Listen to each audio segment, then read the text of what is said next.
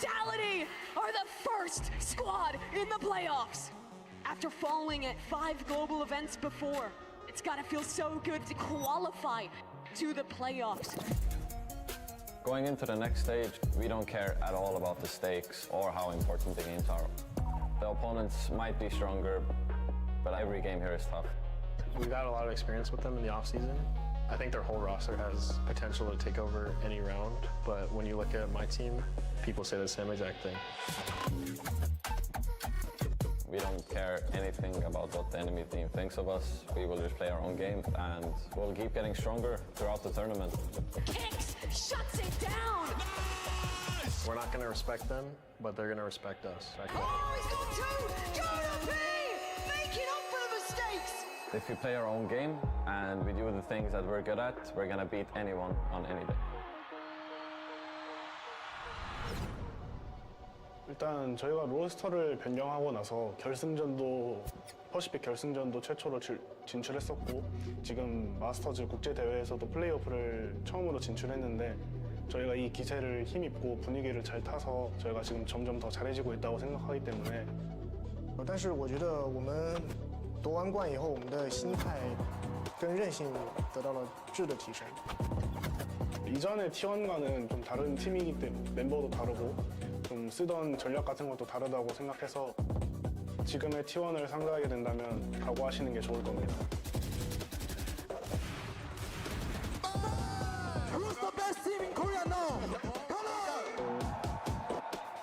我们现在应该是国内最好的5人组，甚至是世界上吧。我没有觉得有哪一支队伍可以战胜全盛时期的 EDG， 迎接我们的全力一击吧。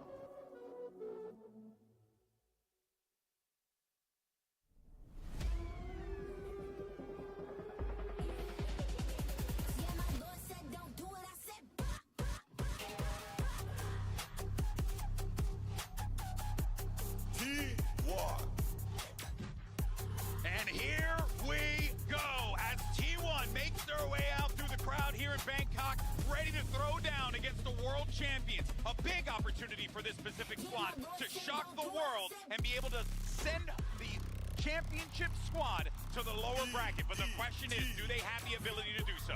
People rated T1 the bottom team in this tournament. Now they're here in the playoffs, but they're facing off against the world champ. Oh boy, and look at that. Kong and EDG making their way out. And Kakuka, the energy in this venue, absolutely electric. Holy crap. He cannot wait to face the rest of the team. He wanted to greet everybody on the stage. He's feeling it. He's on point. He's already warmed up and ready for the challenge. And you saw that confidence in the last match from EDG. Making it cleanly here to the playoffs. But there's a lot of questions in this series around map vetoes. Yeah. Because both squads ban Abyss as their perma. And I think whichever team elects to do that is going to be put at a disadvantage in the veto and will allow their opponent to target them. I would love to see the fracture, please. I would love to see the fracture. Probably the best map for T1 that we've seen so far in the tournament. I want to see Gangan on the knee back again. I want to, going to that Abyss point, I'm curious to see if they played a good old-fashioned game of chicken. Who's going to blink first? And that is really good. And it was T1 that blinked first, right out of the gate. It makes a lot of sense because since EDG made it as the quote-unquote first seed coming into playoffs, they decided to be Team B. So you put T1 in the position of you ban first. And if you do not ban the Abyss, we've been changing all the compositions we've been playing the Euro. Are you sure you want to leave that open? And the implication of that is that EDG gets to kick T1's best map out of the pool. I think the picks are a little interesting though. T1 heading into the split here. Last time we saw this one for EDG, they were playing a very unique Teo Breach comp, which we've seen from other teams, but with no Sentinel and with the Jet instead of the Raze. They're yet to lose on that one, but I wasn't super impressed with what we saw from T1 back in Pacific. They're yet to play this map here at Masters Bangkok though. Exactly, that is also very important. We've spoken about the changes. A team like DRX that, you know, stayed just in groups did change every composition. Maybe T1 has something prepared. And do not forget, that match was extremely evened out. It was an 18-16 overtime. Remember, there was 2 days off since the group stage, even more for T1, and they have a new Let's do comp this. for us. Dude. Double duelist. Dude. Oh, this is Lit. good. I want to see what Izu could do in those backlines with the Yoru. That's Oh, this could be fascinating. interesting. But yeah, They're running the jet. Okay. They played it in the region. It's just that they swapped back into the chamber, but they want We got double duelist. Yeah, I like the fact they're running the fade to compensate for the lack of initiator. But the big problem with these Asian teams is they don't control split mid very well. They usually have a light mid, so it's easy to abuse. That's a cool poster. I saw that. EDG or T1. Well, folks, the stage is set. We're all ready to go. And let's send it over to your casters. It's my Pacific brothers from another mother. You got Achilleos and Paperton on the call. Thank you very much, GB. Yes, here we are. Paperton, you and I familiar. No Sentinels. Yeah, because they've been eliminated, bro. Last time we got to cast EDG, Send EDG to mother. Nah, they should. EDG should win this series quite comfortably. Last year, right now, they're looking to qualify forward, stay in Mouse. this upper bracket, get themselves into another final. Absolutely, this is the team to beat right now. It feels like they are clicking in every phase of the game. You know, going back and doing some VOD review, there's a lot of dimensions to EDG right now. They can come at you fast, and they will try to test you early sometimes, or they'll spread the map. Side EDG. This is looking pretty similar to this is good mid control right now. Liquid, a little bit of mid pressure, try to lurk up towards A, try to get control of that rope position. But Izu already a bit ahead of it, and they're already reinforcing with the fade as well. So we'll try to talk about this comp change a little bit for T1 as this goes on. Actually spotted Izu out, but there's no two-layer aggression though, just the Yoru on its own. No one's re-aggressing after he TPs away. That wouldn't say it's a mistake, but missed opportunity potentially. But they are stalling well. I mean, EDG have taken basically no map space. They don't have B main, they don't have mid, or they don't have A main either. The Yoru is re-aggressing now. Does have a flash. Izu could go crazy here. Towards the other side. Because that Smoggy still trying to create as much distraction as he can. They've got to expect him here now. Yeah. They've got to expect him. It's been too long. They'll always expect somebody there now. Nice try. I think Izu made a big mistake there. Nice shot. Wow, nice shot. The biggest mistake Izu made there was being too passive. Nice try, yeah. Yeah, the biggest problem there is Izu went and aggressed back into a main, but they're going to expect that. So you needed to be more aggressive with the Yoru there and take the risk of it. You have a flash available. He was sitting there for a while. He should have just took the risk and just flashed it and just seen if he could have found any value instead of just being very passive. The big problem with these Asian teams right now, why some of them struggle. For EDG to start. Can we not? T1 though. See if they can rebound there. A smile from Sylvan, so nobody too concerned about charge that my mouse whilst yet. watching this as well. I mean, I'm very curious. The big problem that we have. Nice shot. He tried. Yeah, he tried. It is really annoying. You basically can't find any value. If you want value like that, you need to be playing from ramp. You can't go through A main with Vipers. That's what the whole point of that thing is for, so people can't randomly timing you. Stacks gets taken down. Buzz desperately wanting someone to push him into the smoke here, but like you said, EDG playing this patiently, and in fact just going fishing. Once again, getting forward at Meteor. I mean, he got one, to be fair, not bad, I guess. EDG overall very cleanly will carry forward their weapons. Yeah, not bad, I guess, but you know. And even though this is they've got safety, the way that EDG will play on this side, the other thing they like to do, if they're going to go for fast hits, a lot of times it's B. They'll go just into garage and cut down that backside lane to try to clear that while fighting from the ground into heaven. And maybe they send one lurker up, but that's neither here nor there. We might be seeing a bit of a different look. But in general, they spread the map. They're willing to take their time. They're willing to find those fights and set themselves up in favorable situations. And patience pays off again for them. So let's see what T1 can respond with now. Well, the Yoru is going to be scared now, and now you can see the adaptation coming in. He's playing ramp now, like I said. You've got to play ramp here against that Viper if you want to take that aggression. Nice shot. Nice try. Traded out here. Kong just runs down Stacks. Straight from around him with the Spectre in hand. Comes away with the kill, gets a weapon upgrade. T1 now very much on the back foot. Buzz tagged down to 12. The drone spotting out Meteor. Good info.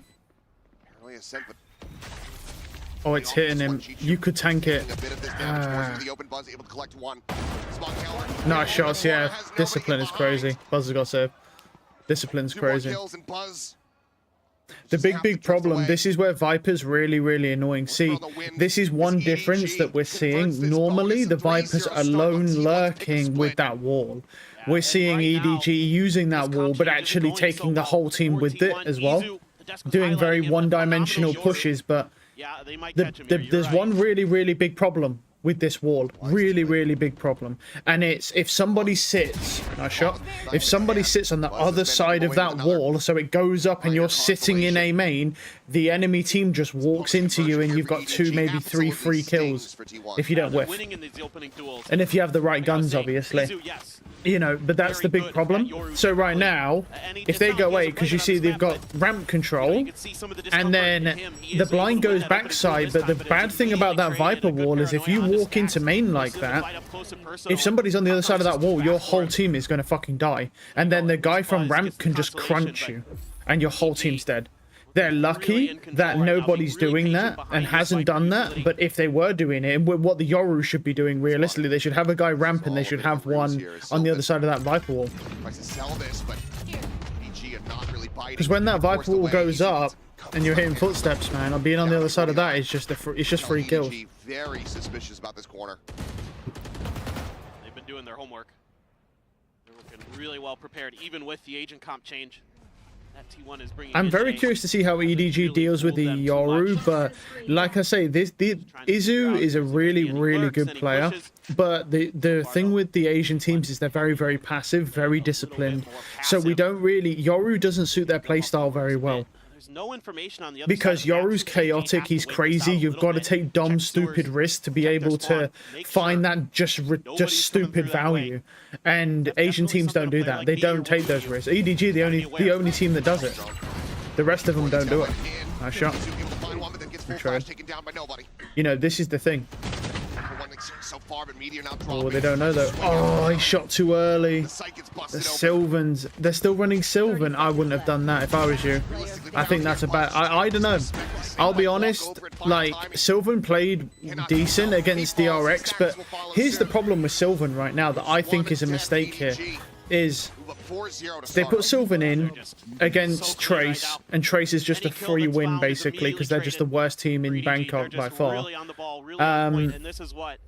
And then they ran him against DRX, but DRX didn't even play well. Like DRX, no one on DRX played well at all. Everyone played bad, and then they got sent home. Like there wasn't a single good map or anything they did for the whole series.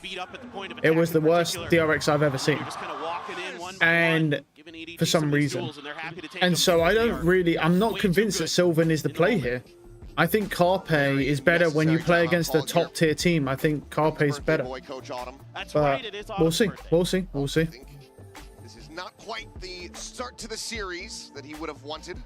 It's only 4 rounds. That's why we see the timeout call. It's only 4 rounds. Try to rectify things, get it realigned, and back on track. They should be fine. A glimmer of it before the timeout screen come up. Izu contemplating bringing the operator now into round 5. Yeah, I mean, I think that's going to be an important piece of the puzzle here for them to get their footing on this defensive side and really. It's the Yoru that's the problem. The Yoru, like Izu, yeah, but he's on Yoru, and Yoru defense is just sucks ass. So you need to change something. You're on split. An operator or a judge is amazing on split. Both of them are really powerful on defense. Really OP. He just sometimes just it's on a whim. And, anything like that, really. It's very good, of course. One away from an Armageddon as well for nobody. So some important ults going to be coming into cycle potentially in this round, and an aggressive push out of A. Okay, there goes the wall. He is past the wall this time. Chilling. They're anticipating this. They're so ready for this push out, our EDG. Yeah, but they're ready with to be a little bit more aggressive with the op, and they were ready to set up the trap. But so far, T1 was just clearing the corner enough. The biggest issue with that operator there is if he gets stunned, there's no way for him to kill anybody. Yeah, look, he's just dead. Just dead. Yep. That's the problem right there. He can't even fight because you can't do anything with an op when you're stunned because you can't scope in. Nice shot from Smoggy. And he just has this control now. in deep past screens, has backup. Sylvan, it'll find one, but instantly the trade is there. Nobody now. Back around, Smoggy still holding his own. A stacks will fall. Meteor just gets picked off right here in main. The operator, the timeout. They find 0 value. They're just getting beat. I mean, it's just a good fault line. And Kong's so swift to react again. It's the coordination, it's the communication that EDG brings. He's so fast to follow up off of that. There's no time to react for Izu. Tries to get out. And then again, you know, okay, Sylvan finds that kill. That's great. There's somebody there to trade right away. And T1, I think, needs to give up a little bit of space, play a bit more for retake. These early aggressive positions that they're taking are just getting destroyed. You need to change the pace. You need to change this map a little bit to get EDG off balance. Because right now they're walking the tightrope with ease. I don't really think it doesn't make any sense what Izu's doing here, because he's playing alone in A main against 4 or 5 people and Yoru doesn't have an instant TP. Now, you know, when we're playing on ping, we can argue that it's pointless doing that with Chamber as well, because he'll just die mid TP because Chamber's TP doesn't work because Riot.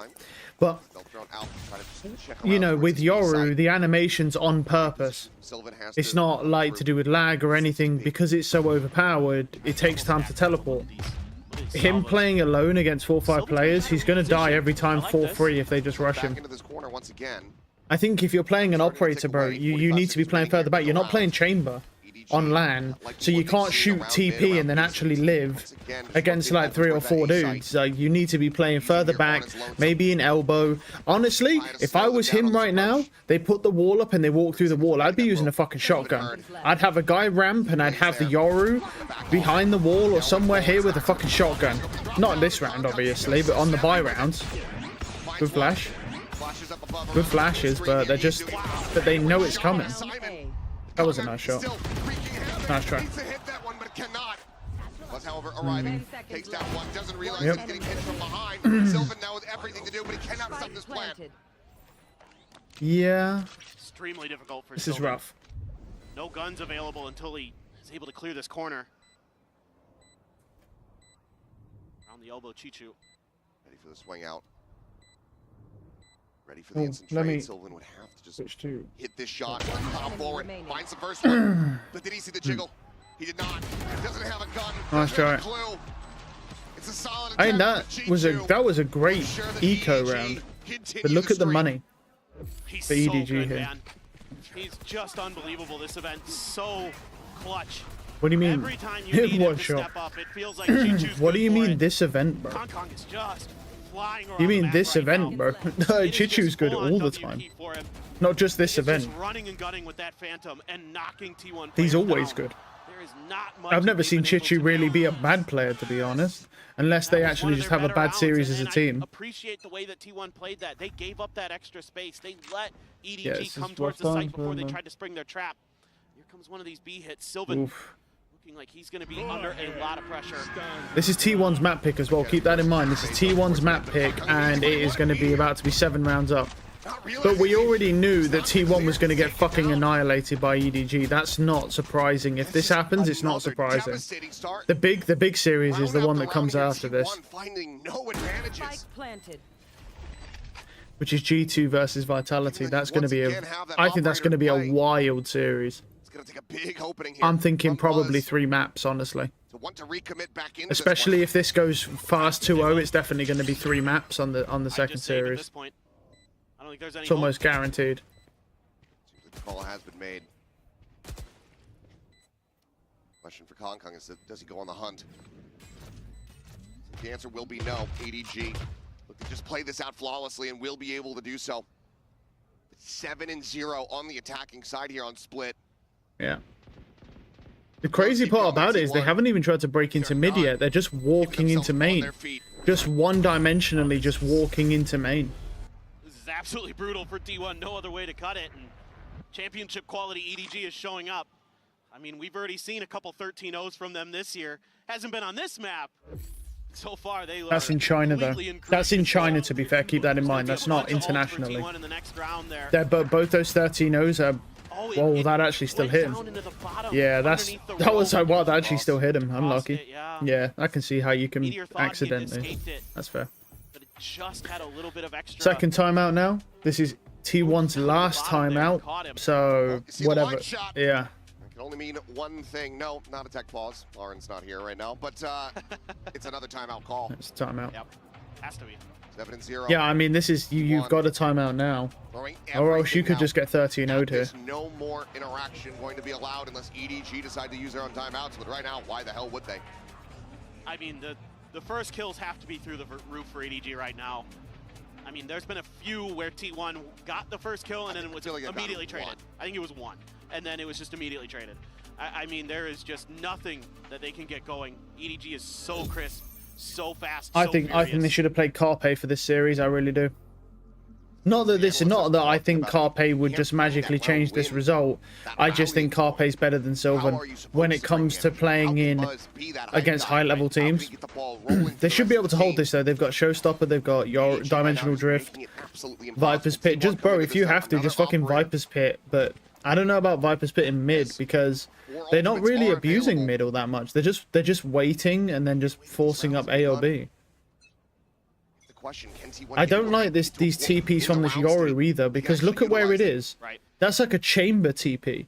But why are you confining yourself to TPing right next to where your TP is when you can TP across the whole fucking map?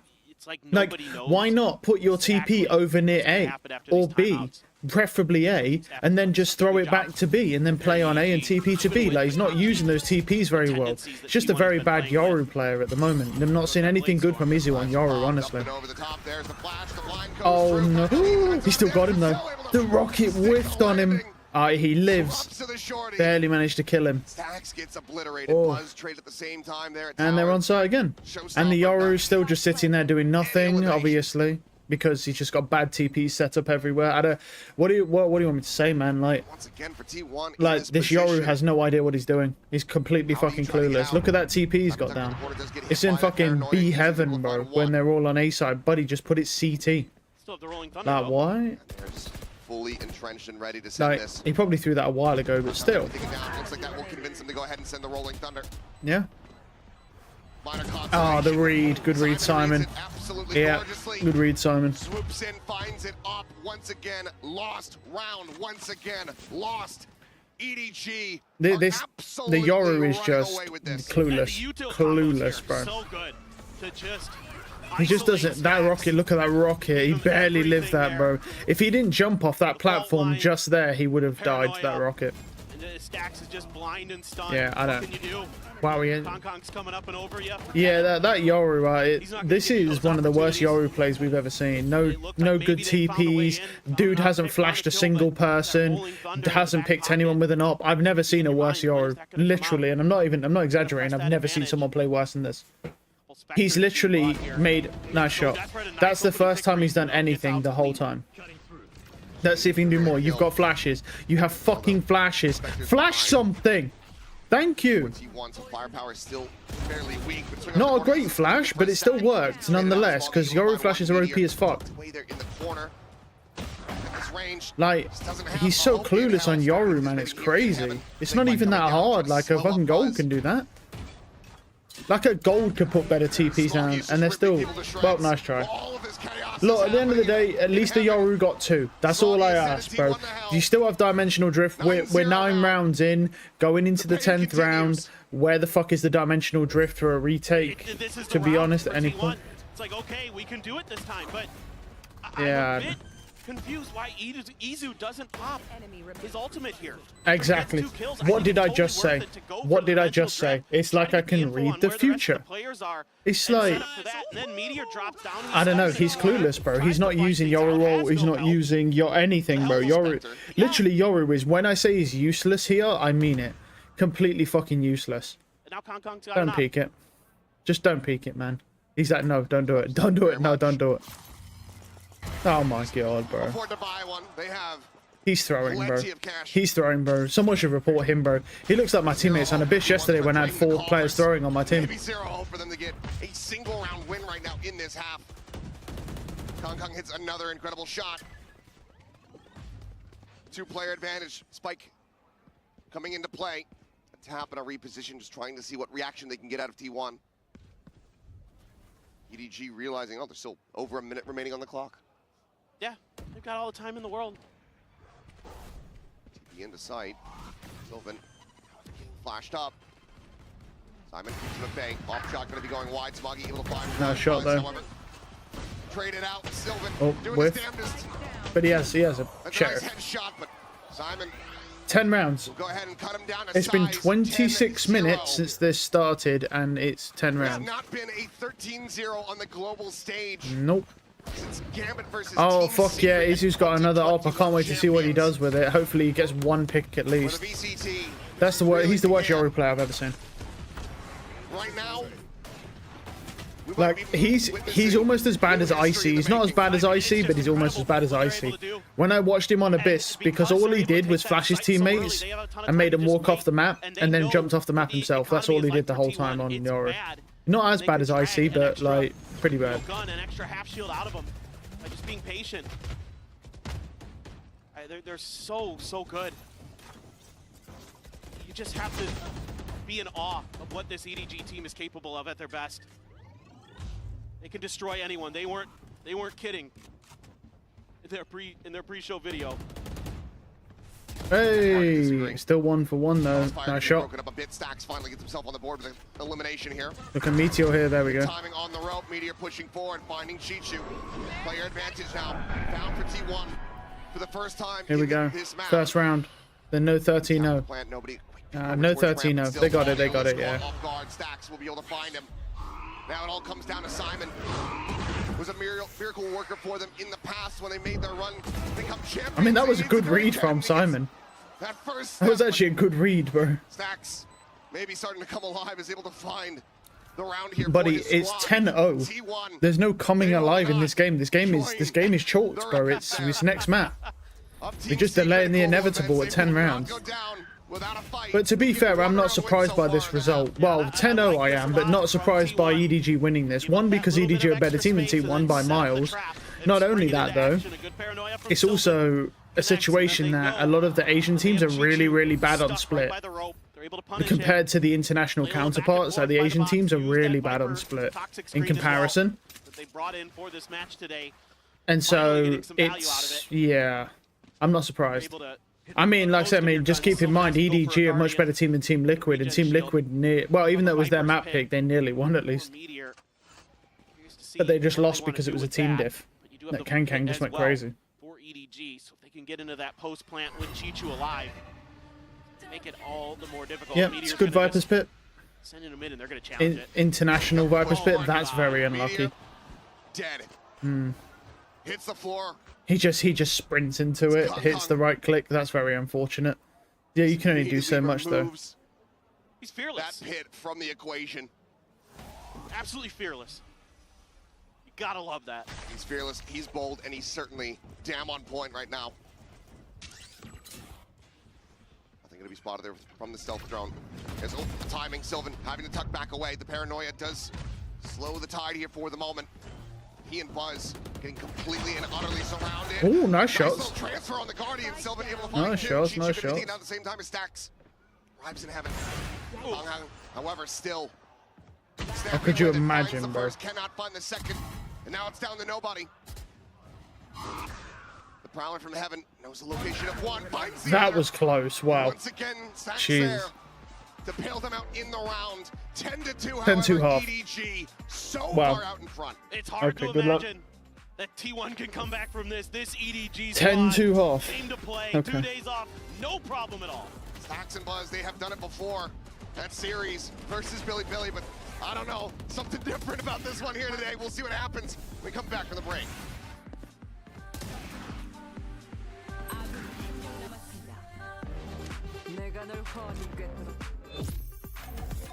Had it with your old phone? We've got you. Had it with your At Verizon, old trade in any phone. old phone for iPhone 16 Pro on us, on any plan. And get iPad and Apple Watch Series 10, all three on us. That's up to $2,000 in value, only on Verizon. Red Bull gives you wings.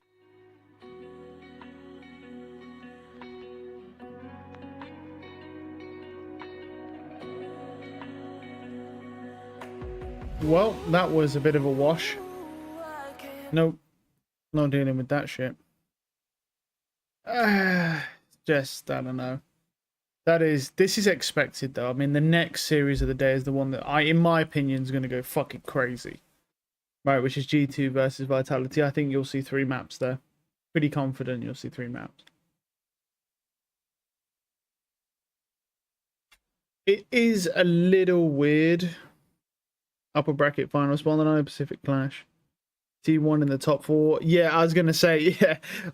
How did I don't know how T1 made it to the top 4, but though I do not know. It's kind of like how Trace made it like further than they should have in Champions last year.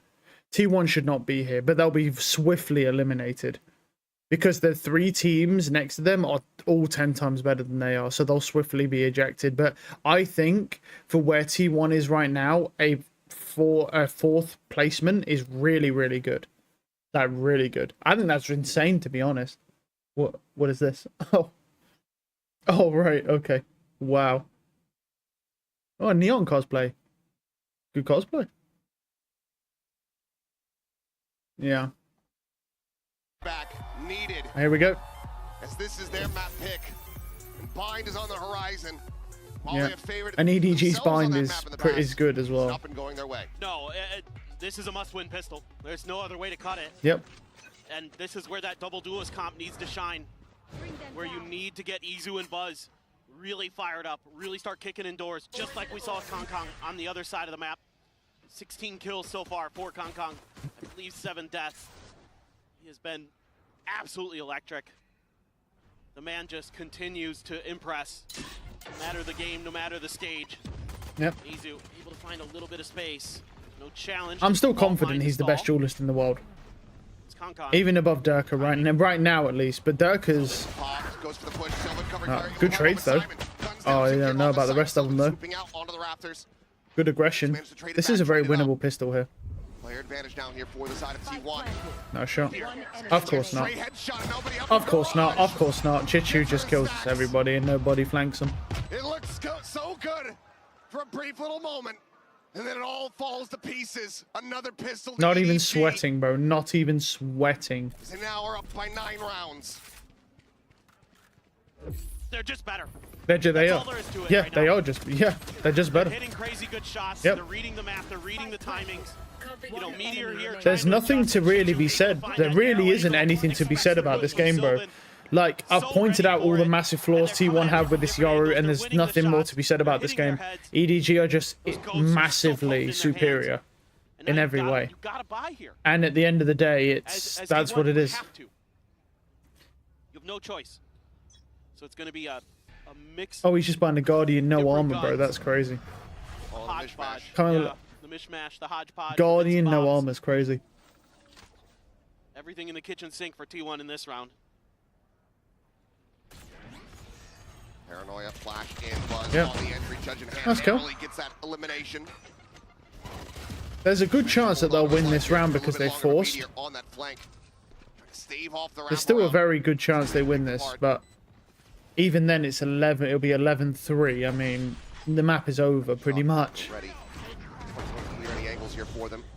Sylvan just trying to hold things here at the drop. Oh, that doesn't, and it doesn't even work with that. Oh, okay. Oh, he could do it. He could do it. Never mind. No strike. Okay. Will not allow for the force buy to find purchase. EDG get themselves up to Even map doing, point. yep. Just the coordination. Nice try, I guess. Yeah, the coordination of the push. Hammering at this map for a reason on the broadcast because they are so good at it. Okay, a good entry here. It looks like there might be an opportunity, but look how clean he is with that stinger. And then they're all coming out of those smokes together. They're all pushing these angles together, and then they swing from different angles to just eliminate stacks and frustration from the IGL of T1. For sure, anybody would be frustrated here. Okay. You want to just It's get a a few more G rounds underneath your belt fucking G, here, I think, buddy. get that blood But I flowing, see if think. you can get that aim under Well, it's control. guaranteed GG now. It's 12-2. Is just 0% chance of overtime. Period, end of Obviously, story. we're just waiting for Bind now. I feel that at this point, it's less about can we get ourselves back into this map here And just Make a mental run reset. back and take this to overtime. It has to be Can we get ourselves online? Yeah. That second map bind. Exactly.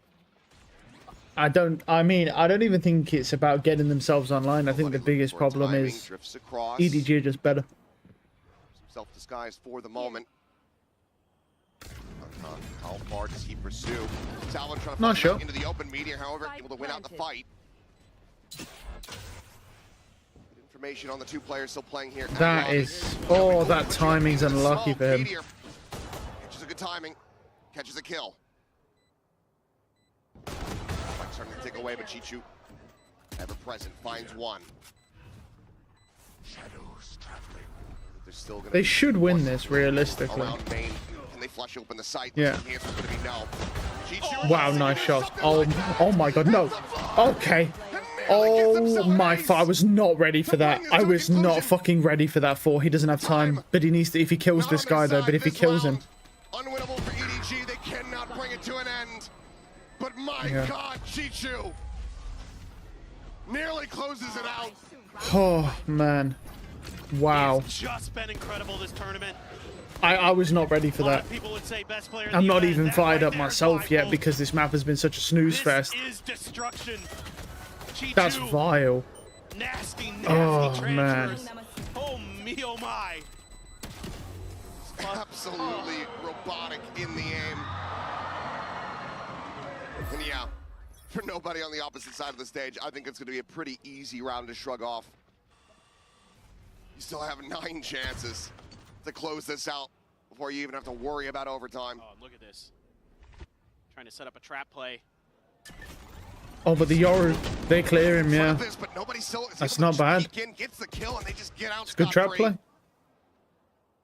They cleared the Yoru as well, knowing that he could be in that corner. Of course. And of course. Tailwinds forward. He wants a fight. He wants the gun. He wants to He's expecting that Viper to be alone because that's the very traditional normal play for this map. Viper lurks alone on the other side of the map whilst the team goes to mid or the other side. So he's expecting it to be alone, and she is. Back away, Damn, on the repeat. Knocked down to 3 HP. Tries to slow they can get past that, but that timing. Oh, the whiff. Oh, the whiff. Oh, the whiff. Oh, he didn't expect that guy to randomly start sprint. It doesn't matter. Into Kong's welcoming arms. And it just doesn't matter. He didn't expect that guy to start sprinting randomly there. Nice kill. Sure. With one hero bulldog. You could do it, man. Oh, and they heard it. Okay. Wait, Sylvan could do this. Needs 3 more of those. The weapons have been recovered. This is doable. Unlikely, but doable. Firepower in the hands of EDG. Nice shot. 10 bullets. Reloads as well. I love that. I love that. Needing to ace clutch to keep them in the map. He's got him. Oh! He got him. Oh! My God. Wow.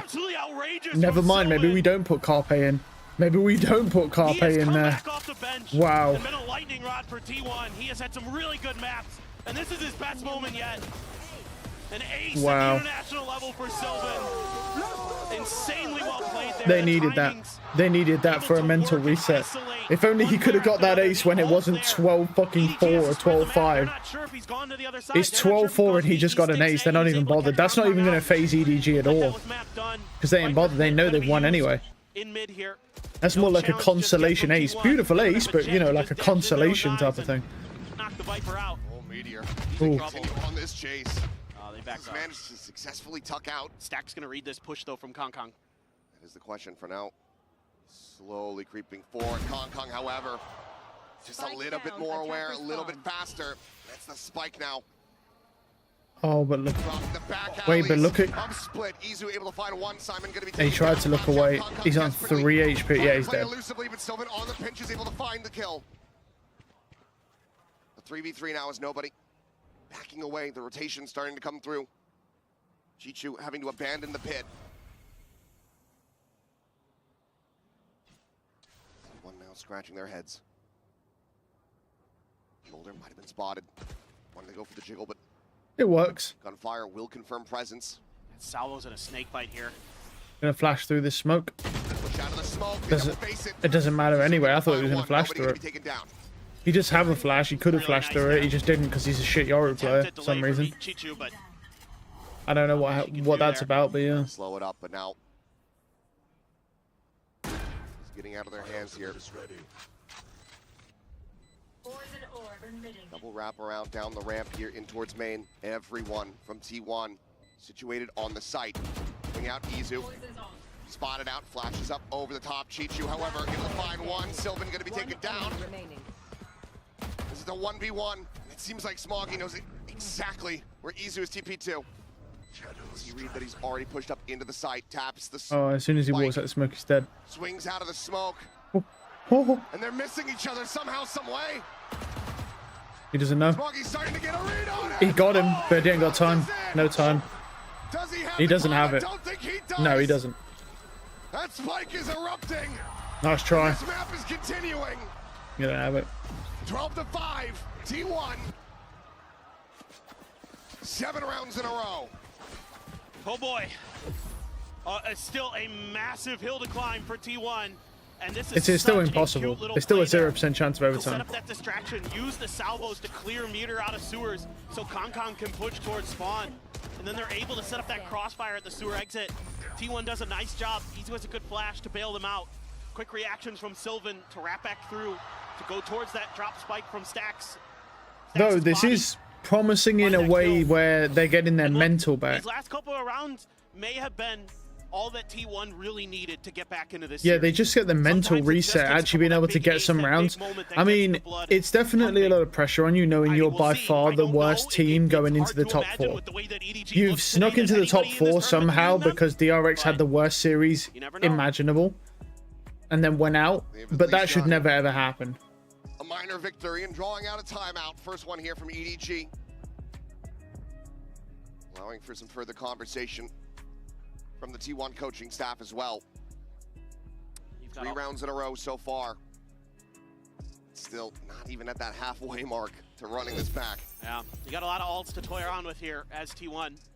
You do have the Rolling Thunder for EDG.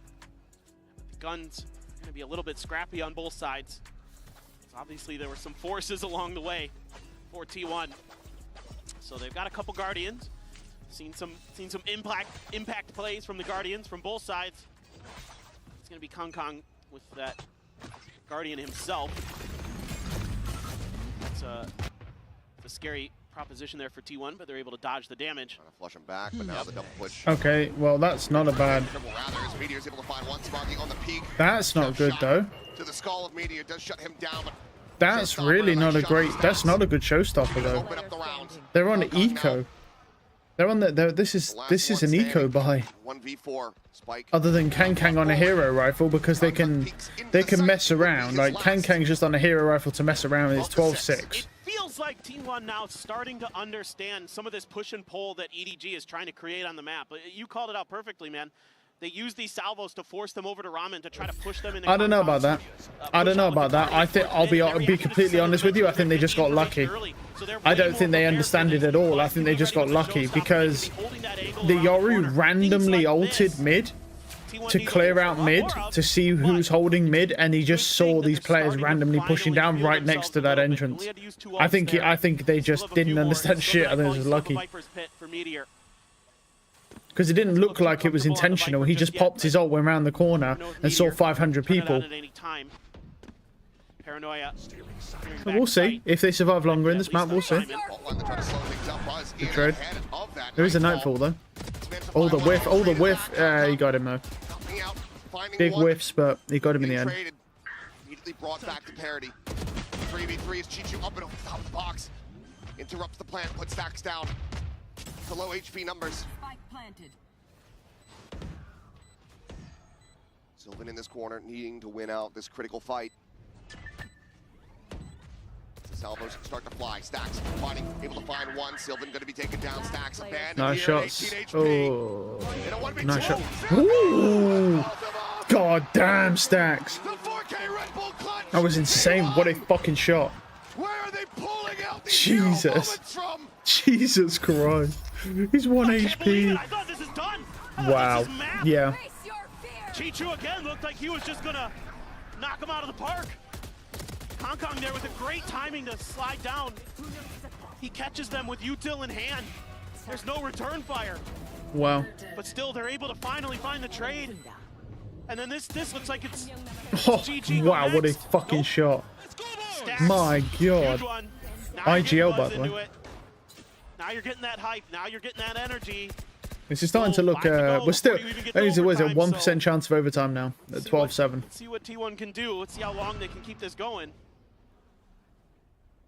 Once again, kick them back here economically, but EG have still had some very close scraps in these thrifty attempts. A Rolling Thunder also online. Stealth drone sent. Nobody check out towards me. Wow, nice shots. Oh my fucking God.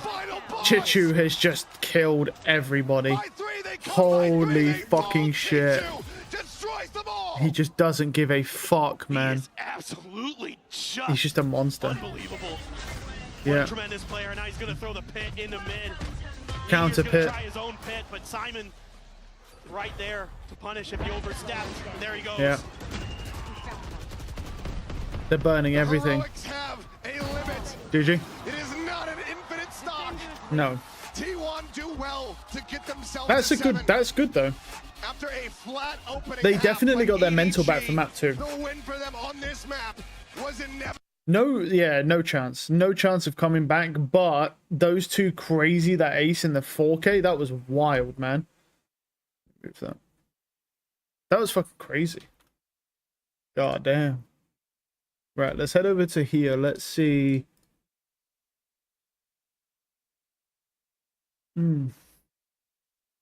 Matches.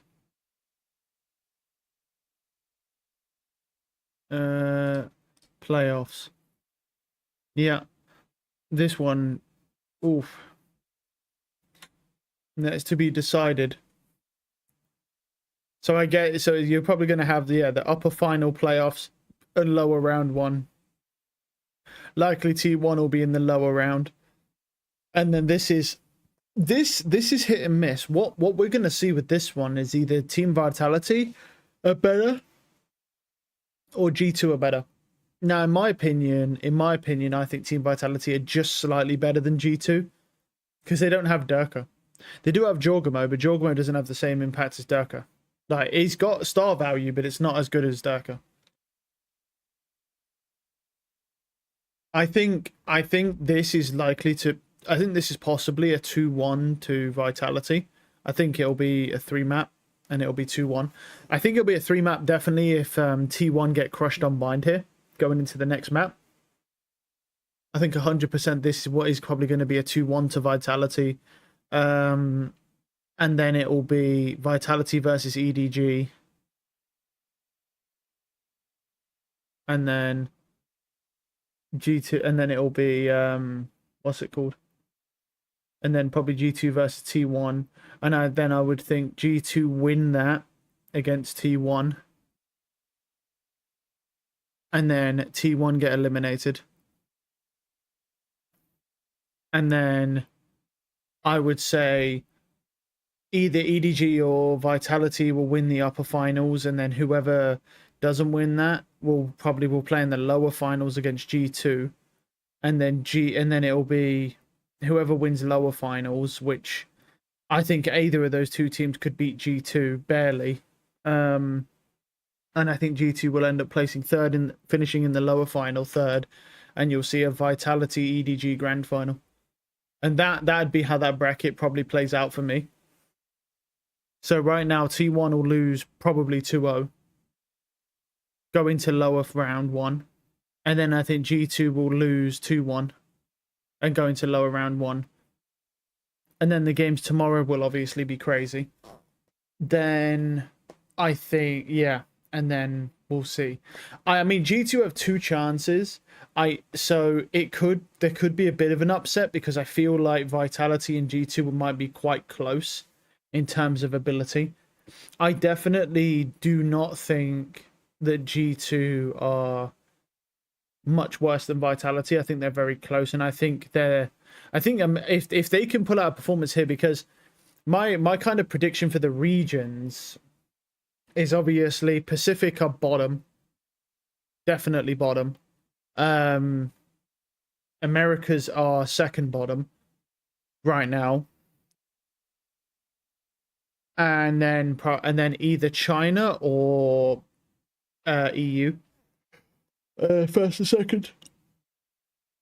I think it's going to be close. I think I'll be honest, I really want to see, I would rather see an EDG Vitality Grand Final though. Just because you've got Durka versus Kang. I think if you want to pump out the most viewership possible, I think you want Durka versus Kang. The number 1 and number 2 duelist in the world right now, going head to head against each other.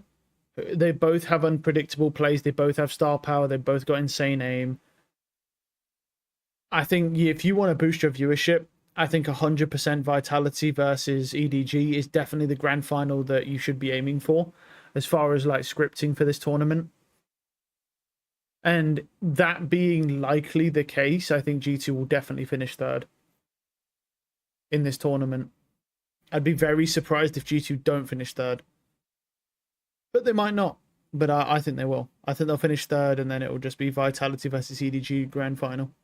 The only thing I don't know is this, because it's a low final, is this best of 5? Yes, it is best of 5. So we've got, so on Saturday, there's the best of 5, lower final, Sunday, best of 5 grand final.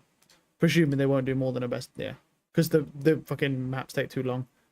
There from T1 Kukuka, but unfortunately it came in a little too late. Yeah, absolutely. If you look right at the bottom of your screen, just in case you just tuned in, the first 10 rounds in a row went for the side of EDG. We were having this discussion about, is this a good map to pick for this matchup? EDG knew exactly what they wanted to do here. And T1 got exposed. This is a very bad play, what he did here. I think they really lent into this is the inexperience.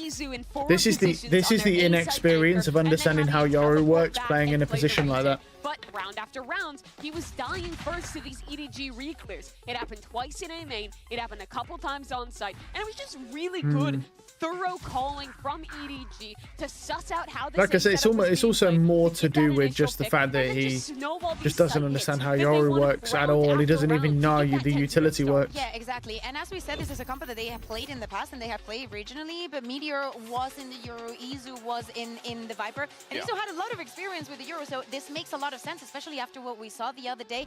Things were just not. I disagree. Today. I also think that the way that I agree that it makes sense to put him there. I don't agree. I don't agree that it like they say he has a lot of experience. In what way?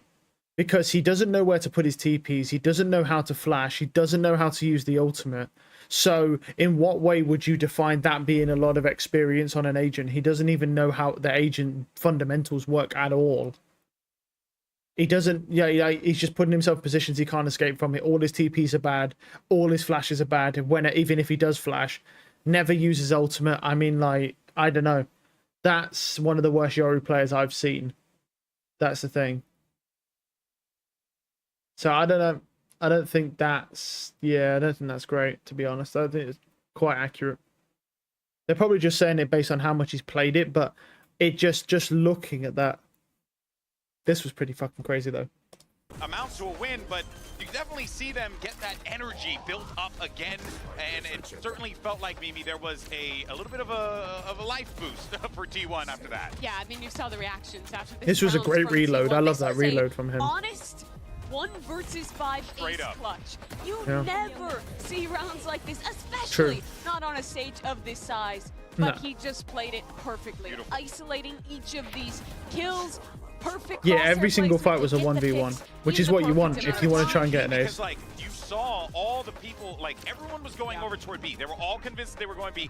TP right on A. That little site smoke also does so much to confound EDG, right? They think he's going to swing out left or right side, walks up, get the Heaven Flyer, and then he's pushing through that to isolate 2 more fights. Masterclass in Omen clutching. Leading in assists per rounds, he also assists himself, you know? But going into that and the clutches, 5 out of the 7 rounds that the T1 got in that map. Sylvan 1v5. You wouldn't believe, like, looking at that EDG absolutely annihilated them. And you know what, you make a great point about that. Let's go ahead and take a look at the maps and where we are right now, because, you know, there is definitely that vibe where it just felt as if EDG were really on the money. They weren't missing. They were hitting everything that they wanted to hit. But now we take our attention over toward Bind, and we're going to see T1 on the defense first to kick things off here, but this is going to be EDG's pick. And Mimi, it looks like it could very well lead to a 2-0 if EDG is playing the way that they are. Yeah, this is a very strong map for EDG. They beat G2 on this one. Wait, back what? in the group Night market at food court in M-Sphere Mall, where Masters Bangkok is taking place. They didn't. Well, that looks sick. One more again. Standing by with Autumn ahead of map 2. They did like a. That's cool. They did like a little night market menu. Hello, that's everyone. really cool. Welcome back. I'm standing here with T1's Autumn. Now, Coach Autumn, obviously not the best outcome that you've hoped for, but we got to see T1 players log online, come online in the second half. So my question is, why the split pick? Because, you know, EDG has been extremely solid on that map for a while. And are you concerned at all with what happened in the first half, especially? 감독님, 일단 선수들이 후반전부터 좀 손이 풀리는 모습이기는 했는데 먼저 EDG가 스플릿을 굉장히 잘하잖아요. 스플릿을 픽하신 이유와 함께 전반전 좀 걱정되는 부분이 있으신지 궁금합니다. 일단 스플릿 픽한 이유는 저희가 원래 연습 때 좋은 그림들이 많이 나와서 특히 수비 때 그 그림을 알고 있기 때문에 자신 있게 픽을 했는데 오늘은 오히려 그거에 집착해서 정반대 스타일을 봤을 때 대응이 늦어져서 졌다 생각을 하고요. 그 말씀하신 대로 다행히 그 12대 2였던 상황에서부터 선수들이 많이 클러치를 만들어주는 거 보고 선수들은 준비가 됐다 생각하고 코칭 스태프들이 좀 더 잘 준비한 대로 도와줄 수만 있다면은 충분히 이길 수 있을 거라 생각합니다. Well, yeah, in terms of the split pick, we had great results in our practice and also in our Twitch streamer Carney Jared, full combos through the fire and the flames at 200% speed after thousands of hours. My God. Extremely opposite, you know, that was too different from what we were used to. Oh my fucking God, look at that speed. What the fuck? And my man's getting a whole finger workout, bro. Dear God. Map, but you know, the players seem all right, warming up in the second half, and here we go. The coaching staff guide them in the right way. Vice, normal. Sure I mean, this is a very normal setup. Into this with confidence and eventually get the win. It's basically just the Teo versus the Fade. Appreciate that, Jen Lee. And here is your agent select. We're seeing the Vice come out here on Vine, Kukuka. Yeah, exactly. And EDG starting on the attack. They decided the same for split. I think that it favors them a lot. I expect Simon supporting Kankan just running across the map. A lot of those A hits just going across the utility. I think that this is a composition that they understand very, very well, and that nobody taking off completely the Tejo. Like, we don't even see Simon playing it anymore. I think it's such the good call. I love the KO going into another Vice comp. The knife is going to be super impactful, and I think EDG have a lot of great ideas. Simon's a fucking beast on KO as well. Control on this map, on top of the explosivity you know and love from the world champ. Oh boy, well let's see if we're gonna get a map 3 out of this one, or does EDG end it here and now? Let's send it back over to your casters, Achilles and Paper Thin. Thank you very much. A map 3, I think something that everyone here would quite like, unless you're a big EDG fan perhaps, but we started seeing the glimmers in that second half, the T1 players coming alive. If they're going to be able to hit that stride from the outset, we very well may end up on Pearl. Absolutely. That was the T1 that we've been more used to seeing so far this year. Yes, they've had some shaky maps. We'll yes, see. They've had some shaky matches. And against the world champions, you can't afford that. And EDG I still love that he's using the Fnatic classic. The Autumn there just said that their game plan just wasn't up to snuff coming into that first half of Split. Felt like they were practicing it well. A little bit of damage done to Sylvan. Kong. Try to clear this angle. Scaling forward, taking some space, clears out that close cubby. Good flash, that's a great pop flash, but it's not flash Izu. Oh, unlucky. Because of the corner of that wall, it doesn't flash Izu. Just in a great position. Nice. Good pistol one. Gets himself involved early this time. And Izu with a 4K gets T1 their first pistol win. Yeah, this is a really nice setup for T1. Yeah. A little push and pull of their own. Something that EDG was doing so well against them. Nice kill. Izu just tucks right in underneath Hookah. And as soon as the execute comes through, he's pushing forward. And then Stax gets there to rotate in time to help him set up that crossfire to keep those Hookah players from doing any more damage. A monumental pistol round win for T1. They needed that so bad. Things have gone so awry for them in both pistols on split. Able to send it to 1-2 in the scoreline. Buzz, that outlaw. The glimpse turns the flash and Kong swoops in. Nice swing. Sheriff in hand just takes his That guy's a monster with a sheriff. Sylvan now trying to hold the line here. They flash forward. What? Somehow he gets a straight. What? Smoggy taking How has he got that headshot? What the fuck? Man, that precise gunplay, by the way. Nice shot. That's that precise gunplay, baby. Bulldog recovered, now into the hands of Stacks. TP across, both players trying to push their way out of showers. Gotta be wary of that outlaw. Nice try. That's actually not bad, though. I mean, they killed 3. Go ahead, scoop up the gun. Keeps them afloat. I mean, they're going to all have 150 anyway, so. That's such a nice little play there at the end of that. I know EDG doesn't win that round, but they kind of do in a way because they knock 3 guns out of T1's hands. They only are able to keep 2. But they do recover. That's a great shot. Like, but this is wild, that kill. The way they use that fragment to he ain't even going to know how far away that guy was as well. This is Sylvan's day today, man, when he's hitting shots like that. Like, he's aiming at the floor. And those are the things that makes them better. Those are the things that propel them to so many wins across so many different levels. To be fair, 2 of them are actually 125 because they're buying utility. So this outlaw could be devastating, actually. Where is that outlaw?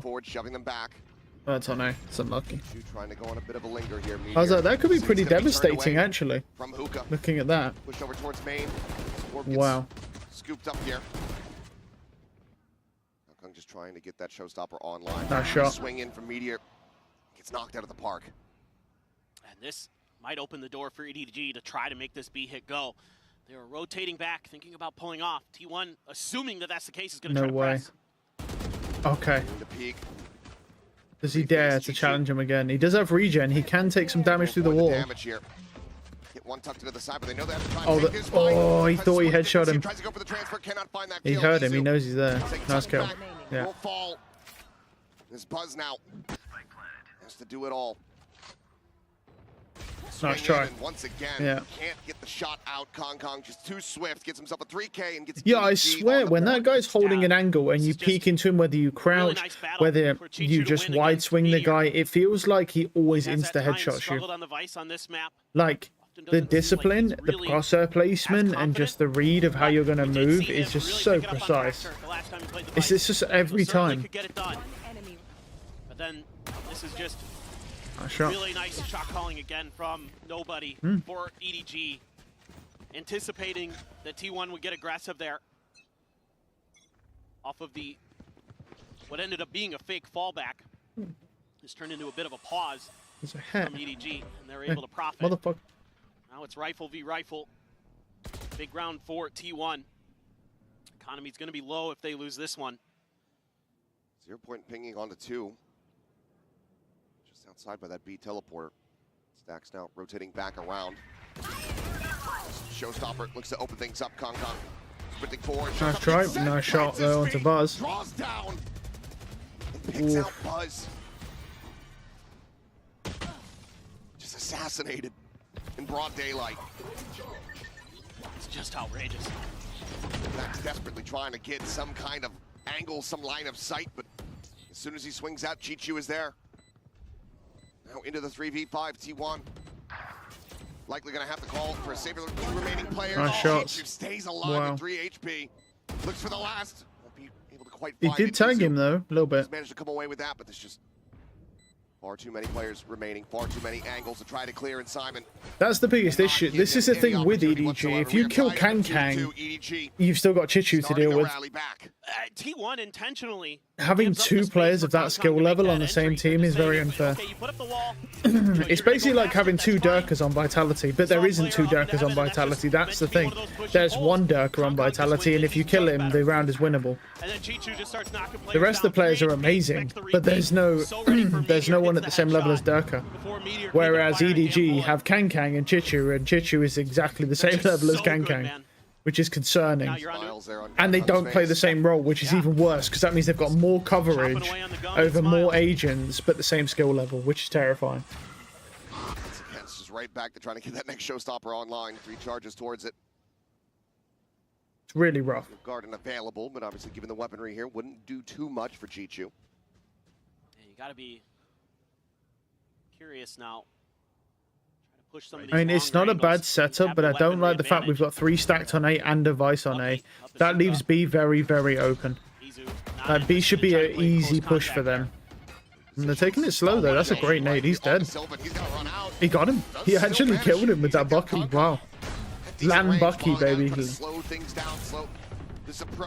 Yeah, this is actually a great stall. This could be rough here. Good nightfall. They got to run.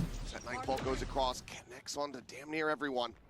Yeah, risky TP, but I don't think they're going to TP. I think they're going to fake it and then they're going to freeze.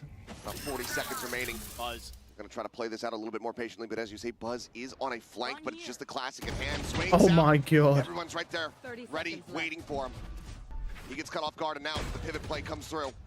He can get a gun, but he's on 13 health. Meteor's got to hit that. Nice shot. He gets a gun now as well. This could be a round for T1 here.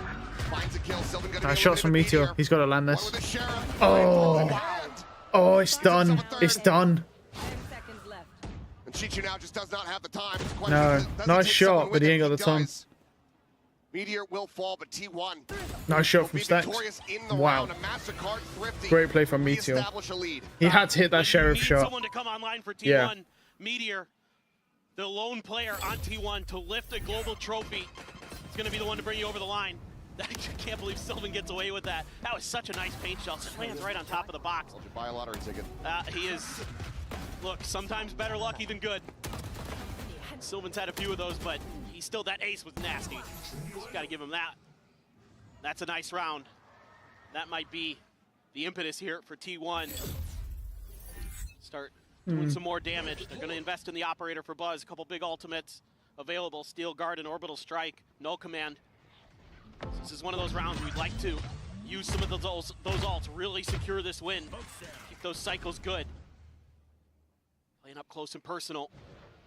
Sylvan. This is really readable. Seen T1 get punished in that position, but it's good cover fire to back Kong Kong off. Some safe for the moment. Stealth drone going to be able to spot out one. Oh. Buzz forced away. Up shot going wide. Backs off the truck. Met with a flash. Now is going to be safe. This is bot. What a shot. Oh my fucking god. Oh. Shot. Absolutely Oh my. That is gross. Sylvan here to try to hold the line. Nice shots. The orbital all available to him. Sends it. Good stall. Close here on the site, trying to keep some Nice. I love that. Oh. Through that. Just managed to get a little bit of damage. Operator on retake here for Buzz. 3v3 the push. Oh wow, Meteor. Wow, that was so close. Gets the first. 0 point. Tells them what they want to know. A player over towards Garden Stacks. On the floor, Buzz needing to hit it. Doesn't find it. Swaps the weaponry. Opting to try They heard it. Wow. Orbital strike Good ult. now. Showing that he has to abandon his teammate on the floor. It's a good ult. 25 health remaining. But he knows. He knows the corner. He knows where he's at. Good satchel. But he needs to find the kill. Nice kill. Yeah, nice try. With 31 HP. Pulls off a Red Bull clutch. That's a very interesting Brimstone ult. I like that. Like the fact that instead of ulting the bomb, he just ults the KO, so he can't res. Whiffing some of those op shots, uncharacteristic for him. Usually pretty clean. This was a fucking vile shot. Absolutely Look ridiculous. at that, man. Everybody had moved to the other side of I mean, the map that for was T1. bad timing, but still, it's a fucking nice shot. But even still, God damn. made so much noise on the other side of the map. All of T1 was over there, so the rotations. That was a back great over shot from Buzz. to try to deny the B site plant. We're late, and even though it turned scrappy, they're able to find some kills. To be honest, I think he could have just swung that normally without the flash, and he probably just died. And for T1, you invested 2 of your own, and you weren't able to come through with the win. That is devastating. Now you're back onto an eco buy.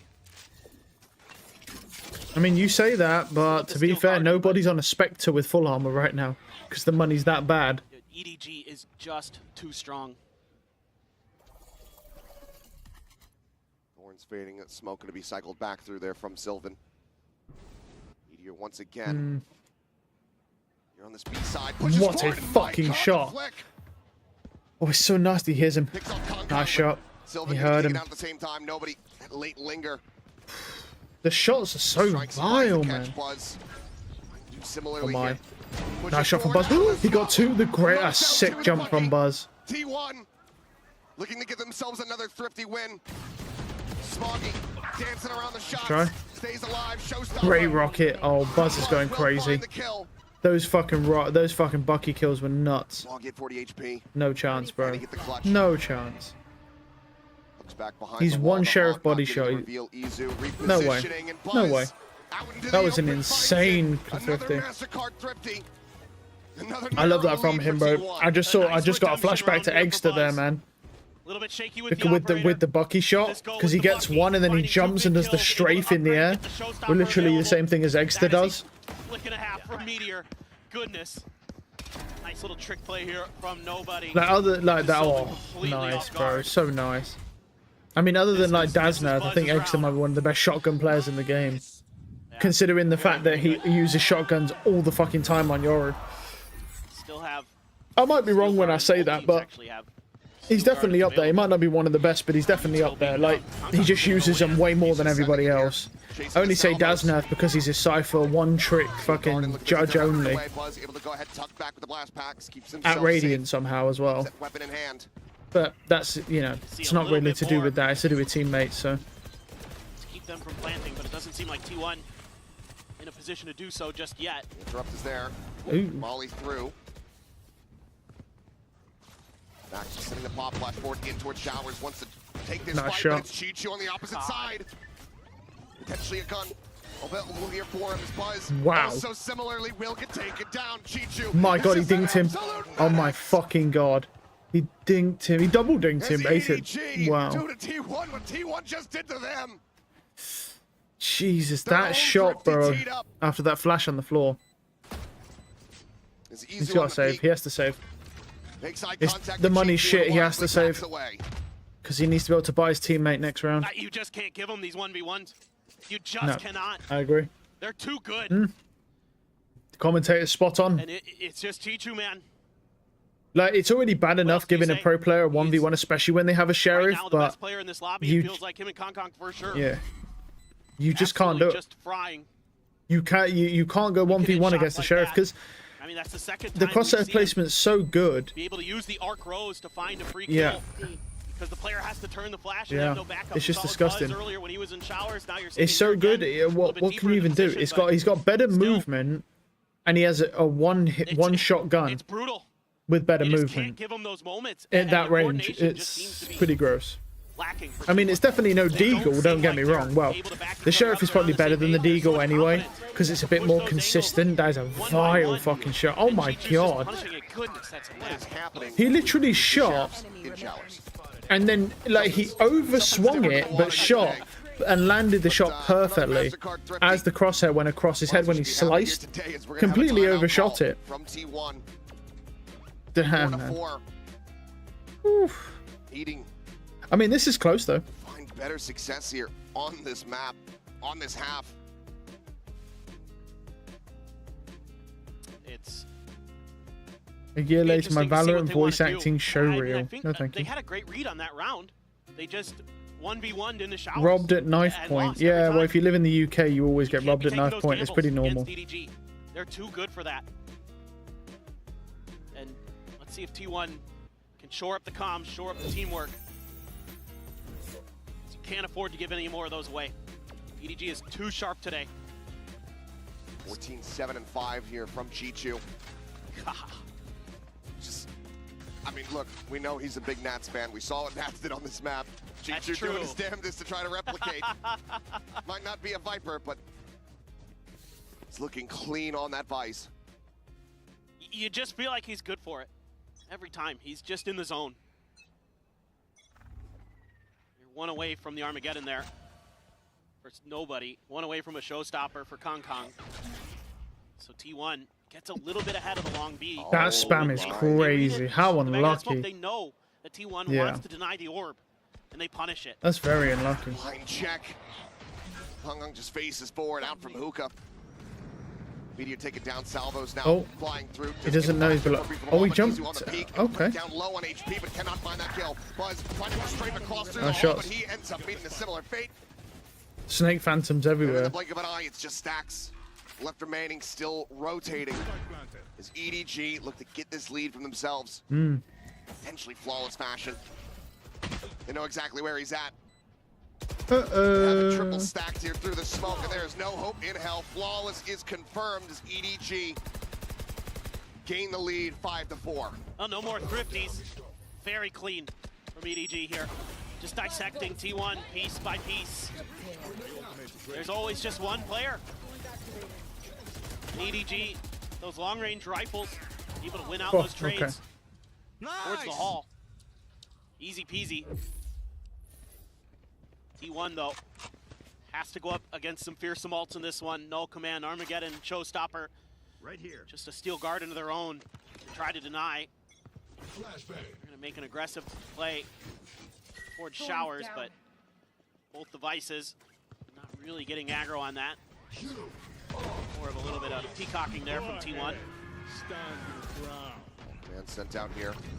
Simon Buzz looking for a timing drop. Oh, that was great drop down. Kong able to answer some back.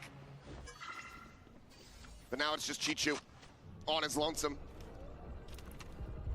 Damn near good for these all day long. Can he deliver in this moment? Or is the call just a save? Simon will bleed out. He's going to at least look to reroute the Prowler, expiring before it gets the tag. And it looks like even Chichu will have to back down from this one. I mean, the money's good, but yeah. Play for another kill here. I think you should honestly go for this, not to win, but you should go for kills. I mean, they have the money. Try and crush the economy. All these guys are 125 armor. Who knows with Chichu? All three. He has 38 seconds. You should definitely go for more kills if you can. Would be a backbreaker. 100%. T1 really needs to keep all of these guns into the next round. Yeah. 30 seconds left. Slowly creeping closer and closer. For his moment to strike a spot out there onto one. Looks like Izu may be catching a glimpse. They've got to play this together. They can't give him a 1. Be an absolute miracle if you could pull it off. Just don't drop down. Oh, he's dead. Will be a drop down attempt to I get was him going to say teleport, don't so drop, we'll go just so ahead we and can collect. check the close right. 2 away from that orbital strike. T1, keep it neck and neck. If T1 This was a great drop down. Wow, that timing is crazy. Where they kind of hide in some smokes, wait out the execute, Yeah, that was and then they all just bring great. into action That was a together. great execute. They body EDG out of these rounds. But they need to have those right Thanks for the reads. follow. I mean, Buzz is still laughing. He's still having a good time.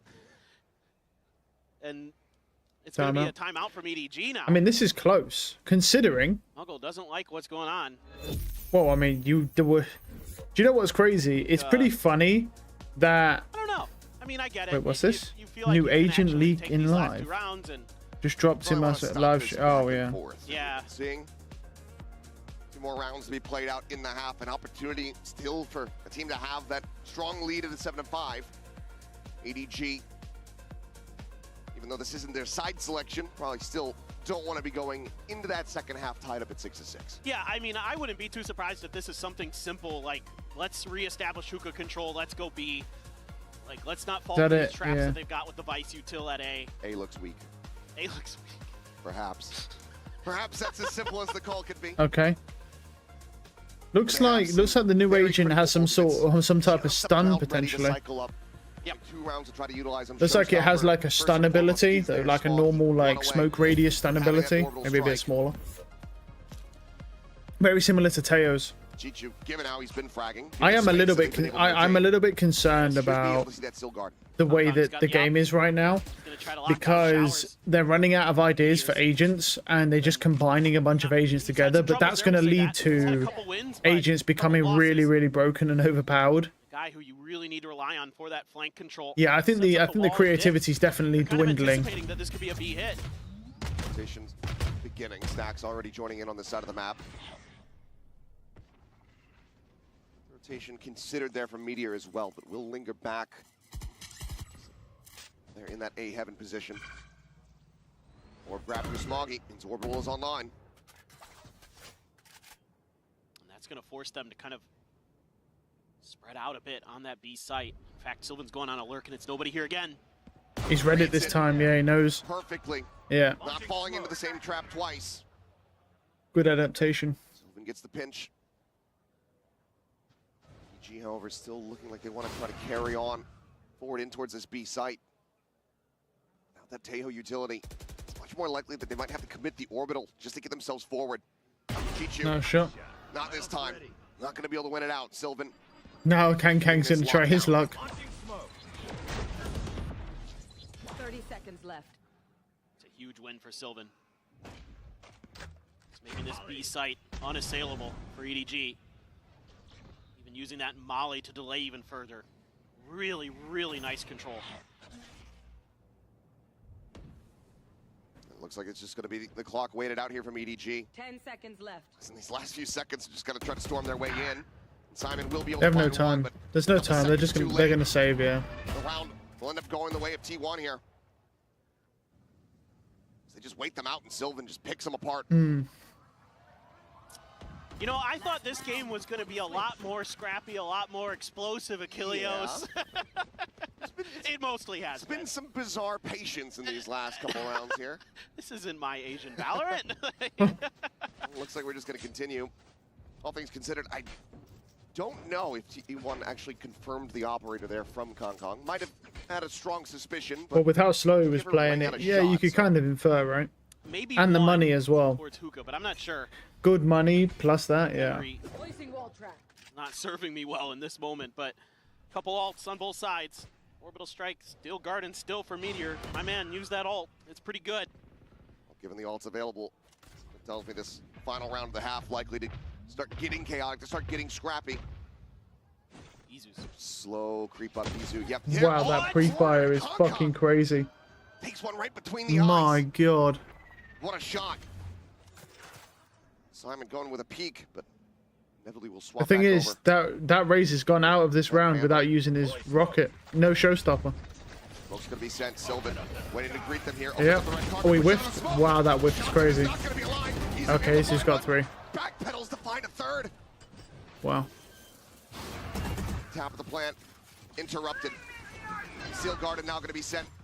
We're gonna look at TP play here for the side of EDG.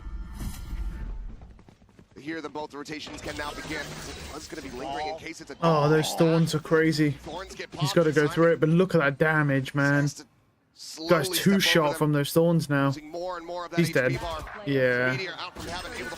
Not the thorn stall. You can jump these ones, though. They're easier to deal with because you can jump them. But to get EDG tied up, but like you say, Buzz coming in. Chichu has an idea, but I don't think he's gonna find the timing here. Gives it a thought for a brief little moment, but once again, the time is just not no on timing. their side. Buzz arrives, strikes, and T1 close out the half 7-5. What a nice round with the Vice util from Meteor to make this Defensive-sided map to a degree. impossible for EDG, but guys, the second half of Bind is And they just didn't around use the the end corner. because of the Vice. This is definitely a defensive-sided map because as soon as you go through the TP, they just pop thorns in showers. So you have no way to just fast TP rotate. And we're seeing that defensive side come out stronger from a team that looks very equal right now, which is pretty crazy. Red Bull gives you wings. Oof. Right, what's the comment saying? Let's have a little looky here. Dress to impress is crazy. True. Boring, lame match. Waiting GT versus Vitality. Yeah, I mean, that's a little bit. We do not want map 3. I mean, yeah, okay. Op is that good, bro. It can be, but on attack side, it's not really usually that great unless your teammates can create space without you. Unless you have a chamber, obviously. Just because he can quick swap. It's very, very normal and very reasonable for a chamber on attack to have an operator because he can take a shot and just quick swap to a headhunter and then take another shot with a weapon that can kill you. There's nothing else in the game that can do that. So if you're not taking advantage of that, why are you playing chamber? Sort of thing. Yeah. They are hiding strategy. They played better against G2. That's because G2 has confidence, so... When is Sen playing? Next tournament. Next tournament, Sen are playing. Only Faker can save them, bro. Probably. Sen playing on the 29th of Feb. That's the grand finals, by the way. In 2 days. EDG from China. Sen playing next year now. They're just playing later. A little high and bow. There you go. Ayo, some Shazam. Someone Shazam that song real quick, bro. I forgot Shazam even existed, bro. I think that's actually quite a profitable company now. EDG from Philippines. Nice. Just trolls everywhere, bro. Right, let's get the audio back on. Bloop. And then so much bloop. stall that EDG can bring out. Have to be really decisive as T1. And they started to get there. They started to really pick up the pace. They started to really work together a lot better as that half went on. You're going to need a lot more of that. Not ready yet. Shutting them down.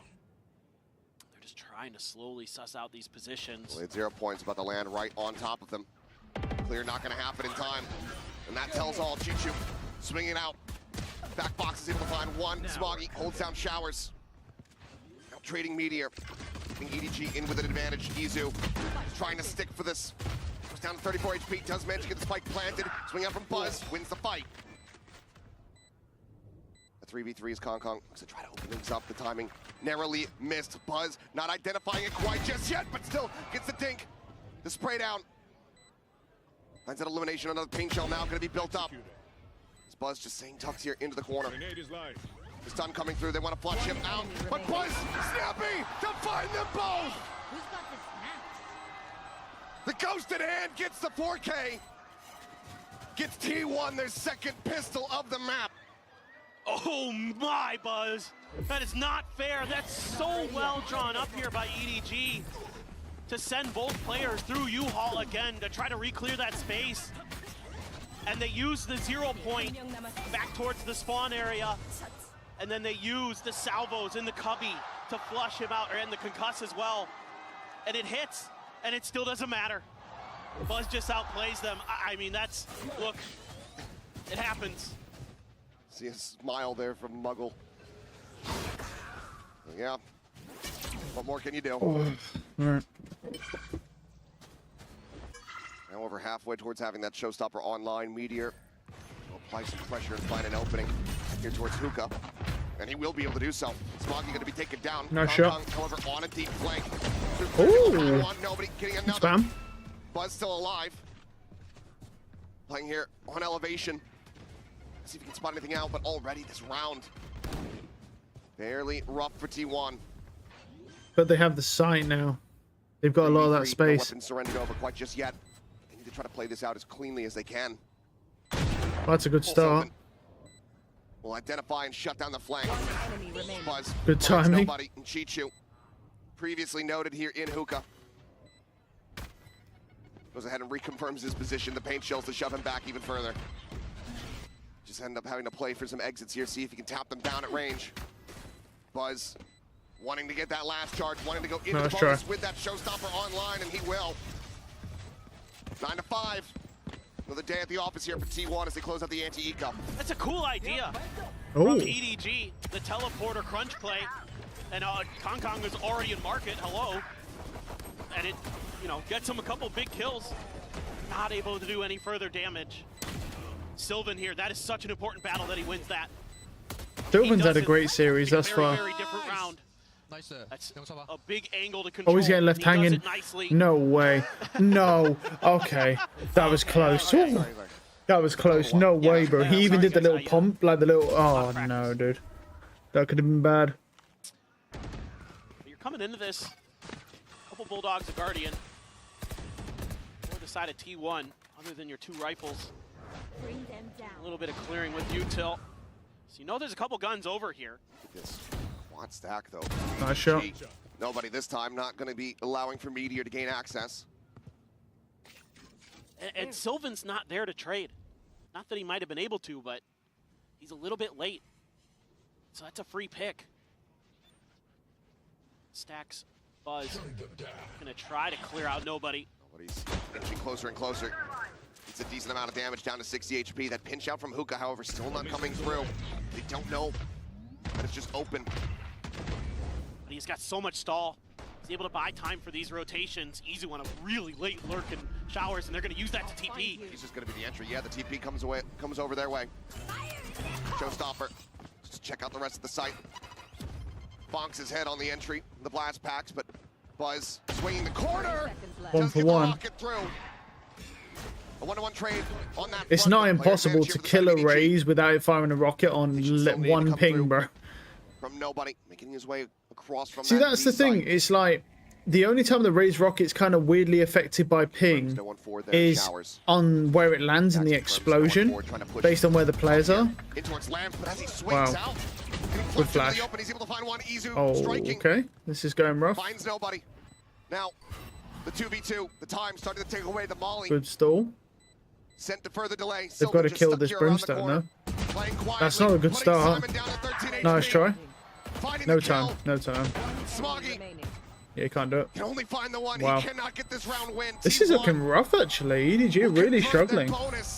To get to double digits. Oh, I'm loving the depth of the playbook here for That's why I feel like they could fix chamber and make it so that when you press your TP, you can't be killed. Because if you can do it with a Raze pressing the rocket, you can do it with chamber TP and actually fix it. Do you know how much better that agent would be if it actually worked properly? Down you all with 2 different players. Sylvan with the deep lurk. He was checking market really early to make sure there wasn't an early flank from EDG. Had that molly in hand for the post plant. That is a really well thought out and set up round for T1. And they're 5 rounds up on EDG on Bind.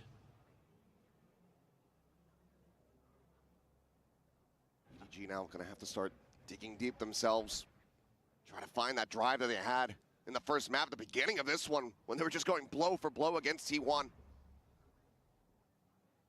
can see some of that wind has gone out of the sails.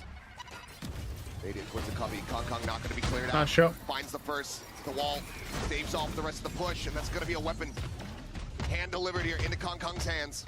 Nice try, whiffed. He saw multiple and panic sprayed. Bad flash though. Good flash now. Nice shots. Good job they pop flashed that. With the carried over weapon. This weirdly could be a map 3. I mean, if this goes map 3, it could throw everything off for the next match, unless both of them are going to 3 maps. Having that ult online. And if EDG lose this, everything gets thrown out. Round victory right now at this point. Or lose the series. Because it looks like they're cooked on Bind. Meteor with 3 helps get T1 up to 11. And that's 7 in a row. They've got Steel Garden as well. The KO ult's about to come online. They are starting to do to EDG what EDG did to them at the beginning of this. It's a rough entry for Buzz. The wall cuts off the rest of his team. They're quick to come out. They're quick to burst. The flood is nice. They just work together, knock players down. This is what T1 needs in rounds like this. Get scrappy as long as you're together. You can get it to go your way. And that's going to be another timeout here from EDG. You have to call it now, yeah. Need to find a way to get back into this. Second and final of this map. My god, that guy's nails are so long. He looks like one of them like witches. First opportunity, realistically, for him. Can have that impact from this defending side, but fear that if they go forward with this, it's going to be glass cannon. He doesn't have any money behind to try to get himself some shields. It would be the most Kong thing to do. And that is, you know what, I trust him to do plays like that. Sure. Absolutely. And he's so good with that operator. You know, no one's really shown that they're going to be able to contest the sniper battle from T1 today. So you might as well lean into it. You're down this far, you might as well give it a go. Get this round to go, you're able to get the economy stabilized a little bit, potentially. See if you can run things back. You can see they're going to have to squeeze out a Guardian instead of a full rifle for Smoggy. Is that Steel Garden available as well? It's just about dodging that op as T1, and you might not expect it here, given the economic situation that EDG was in. So it could catch him off guard, but nobody is going to be pressuring Long B. Instead, Buzz, Sylvan, good flash. Nice shot. Oof. Going to shut down nobody. Good trade though. Kong gets his pick. Finds one. Sylvan dead. Chichu forced away here from Showers. T1 continuing to try to push up, and eventually they will just be able to overwhelm him. Site now broken open and Smoggy just drifting across the paint shells. Just does not have the timing to try to put that weapon to use. He falls on the wayside. The showstopper popped here from Kong Kong. Sees one set. Nice shot. You're going to be taken down. It's the operator back in the hand. Good rocket. Stacks the back off. Simon needs to win that. Oh, Simon, you gotta win that, buddy. From the flash, finds the kill, says, yep, you guys go on. Oh, he's stuck from that as well. Oh, he's so Try to dead. handle this fight myself. Stuck into a corner. We got him. Forward. Snappy with a right click, does manage to find it. But yeah, might as well just keep your op, man. You have no armor. He's just got to try to save this weapon. Yep. That spike will erupt. 12-5 now, 0% chance of overtime. Very confidently a map 3 now, obviously. A chaotic round. I think we've only ever seen two 12-7s go to overtime. I think 2 or maybe 3. I think it's 2. Oh, Buzz is on the lurk here. Buzz is going to find him. That's the op dead. Yeah. On the lurk, and he finds it. Wow. Nothing recovered. Nothing kept safe. T1 want every advantage they could possibly get going into this 18th round of play. I mean, look, I'm glad for a good series, but this map has been fairly boring. Even though like T1 are actually doing well, it's just 1-for-1 trades mostly, and then EDG slightly whiffing, like that, for example. Yeah, Simon knows he dropped the ball a bit there. Yeah. Once again, Chichu, Kang doing their usual thing. They're just still playing very well. They're 12-5 and they're still both doing really well. A lot of work to do. T1 though, showing a little bit of presence over towards B. There's a lot of players stacked here. Pretty sure the judge is over here in hookah as well, so gotta root this out. Gotta be slow. Gotta be methodical as T1. With the blast back up into the side, but Chichu out on a flank angle, able to find one, finds two. Oh, the judge. Rings out. It's a rude awakening for T1. Having to pull out a judge there is desperation, though. Well, command still losable as well. 2 150 players, give or take. 2v3 noise made. Against 2 125 or 3 125s. The Armageddon online could just be called in. Sylvan on the peak, able to find one. Nobody playing this patiently. Sylvan trying to take some space. This pop flash should be crazy. Oh, that's unlucky. He's dead. No chance. If he'd have pop flashed, yeah. Sylvan held back here for the moment, but the salvos. Kong Kong out of hookah. Oh, he doesn't. Yeah, he's just going anyway. They roll out the red carpet, but it's not needed. That's only 12-6 though, and they burned Armageddon for that. That's just a great opening win for Chichu with that Guardian. Really makes it a lot more difficult for T1 to get through cleanly. There's a bunch of trades over here in hookah. Good. I think it was a flash from Simon. Enemy remaining. Some piece of util gave him a couple assists in that fight. Nizu looked like he was blinded up a little bit. Regardless. Now EDG is coming into an alt cycle of their own. Orbital strike, no command, steel garden. You have the Nightfall and the orbital strike for the side of T1. So EDG here trying to extend this map a little bit more. See if they can kind of do to T1 what T1 did to them on split. Run some rounds through, maybe wear them down just a little bit. Just a spot on Izu over into the showers. They're going to try to double swing him. Ooh, he gets away. Mostly unscathed, minor amounts of damage taken. Very fortunate to get out with his life. That's smart by Izu. I mean, it's almost always at least 2 from EDG that you're going to be squaring up against, unless it's Chichu. They're so good at coordinating. Speaking of Chichu, once again. I mean, I like this stall setup, but it's not going to work that well against the Rays if he double satchels onto the container. Okay, that's good. Yeah, wow, that actually did a lot of damage. I mean, Chichu lives, but they still have the site now. Oh. 3 positions. The whole command coming in to push forward. It's a good flash. They sent Simon first, obviously. Nice shot. No fucking way. He's on 5 health, dude. He's on 5 HP. You shouldn't be losing that. Nice try. GG. All right, that's it. 3 maps. Wow. Great play from T1. I really did not expect that. There is no way he killed 2 there with 5 health, bro. That's a GG, yeah. Yeah. I didn't expect this. Because T1 are worse than EDG. But they just have it. That's fucking crazy. And they actually underestimated T1. Yeah, so did I. I mean, the thing is, though, I don't even know if it's called underestimating just because of the fact that it is true, statistically and accurately, that looking over the span of the games they've played, they definitely are worse than these top 3 teams. I think it's very reasonable to assume that this should be a 2-0. This should not be 3 maps.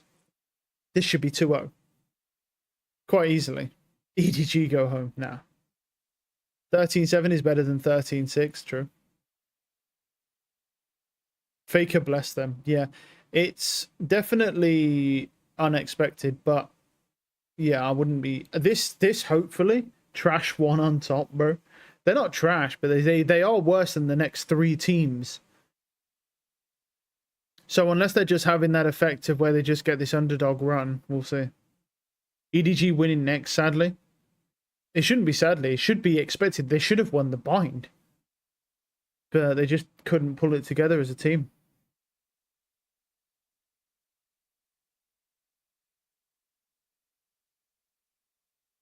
These close fight games, bro. It's unlucky. I will wait for their next map. Nice and slow now. Yeah, there's a stun. So Agent has a stun. That's not that bad, though. The question is what's this bubble shit? You know what I mean? Like, what's that bubble shit? What are people thinking? Let's have a look. Can't wait to play her. Yeah. Slow-mo orb. Yeah, I think you're right. Everything go... Yeah, I think it might be a slow motion skill. I think you're right, potentially.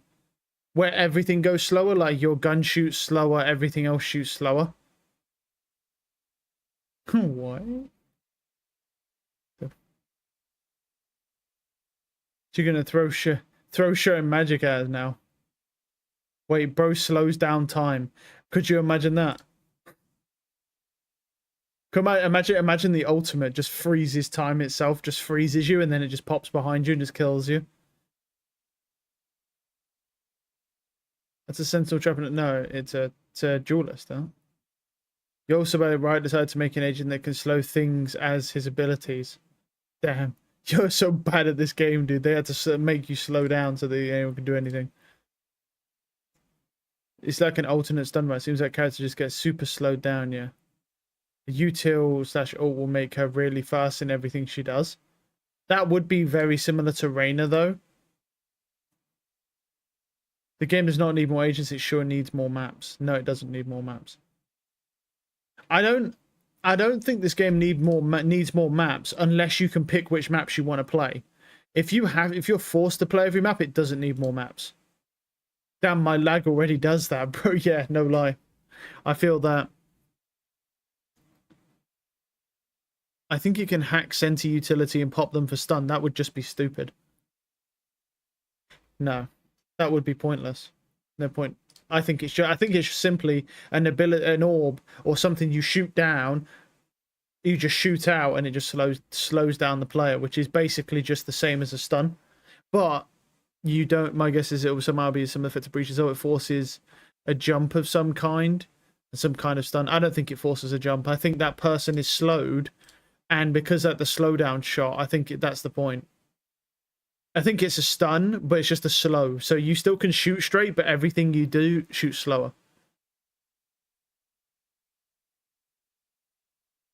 Yeah. Okay. Running with those shotguns, we're going to counter-attack you now hard as fuck. Where's the fucking slowed person one-tap the other person? Well, yeah. I mean, if it's a slow, it's not going to make you inaccurate, though. That's the thing, is it? It's just going to slow you down. so that when that person entries. The one thing I don't want to see from this new agent is more flashes. We have enough flashes in the game as it is. There's like 4 billion flashes and they're all overpowered, or besides our vices. We don't need more flashes. I don't want to see anything but another fucking flash. T1, of course, looking for some more amazing moments against the reigning world champions in EDG. They have forced the map 3 where it's happening, but something that I thought was really interesting as we were talking to Izu in that Omen player moment was him talking about the words that his compatriots were giving him as well coming into this one. Yeah, clearly giving them confidence after that win. It had to feel good to finally take down DRX, and they really carried that confidence into this game as well. Yeah, exactly. And to bring things back, I think that the way that they managed to close this last round of the half was determinant to them, because I think that Izu is playing brilliantly, nothing compared to that first map. But yeah, because he's not playing Yoru and he doesn't know how to play at all. He's playing better because he's not playing Yoru. Yoru's an agent that's really bad if you don't know how to play it at all.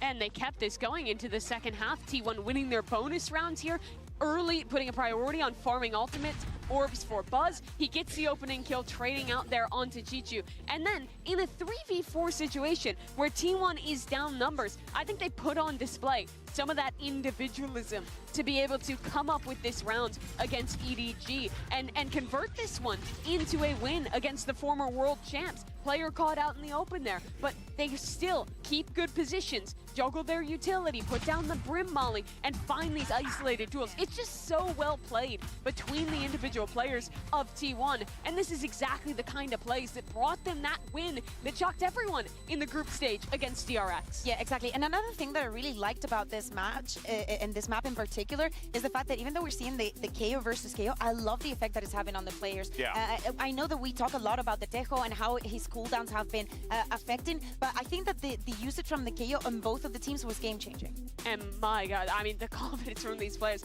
Buzz had an incredible map on the Raze, same thing with Meteor. But what was so wild is that T1 was constantly in player down situations. 11 rounds that game, they were in a 5v4 after EDG, or in a 4v5 after EDG got the opening pick. They still won half of them. That bonus round was one example, but T1 did such a great job in the mid rounds with their team fighting of bringing back these disadvantaged rounds and winning that map. Exactly, and in every single time that they were the ones having the advantage, they were able to convert all of them. And not only that, they were able to get both of the pistols from EDG, something that so far in this tournament, nobody has been able to do. A far cry from what we saw on map number 1, of course. And we're talking about Buzz. Well, that brings us to your HyperX Reflex moment of the day. This one, of course, going to the man himself here, willing this team across the finish line with his incredible pucky plays, just landing those hits, and really has just been a highlight player for this squad when he needed them most in that map too. Absolutely, because the first rounds, after I would say like 4, 5, 7, they were a little bit messy. The buys were not the best for the teams,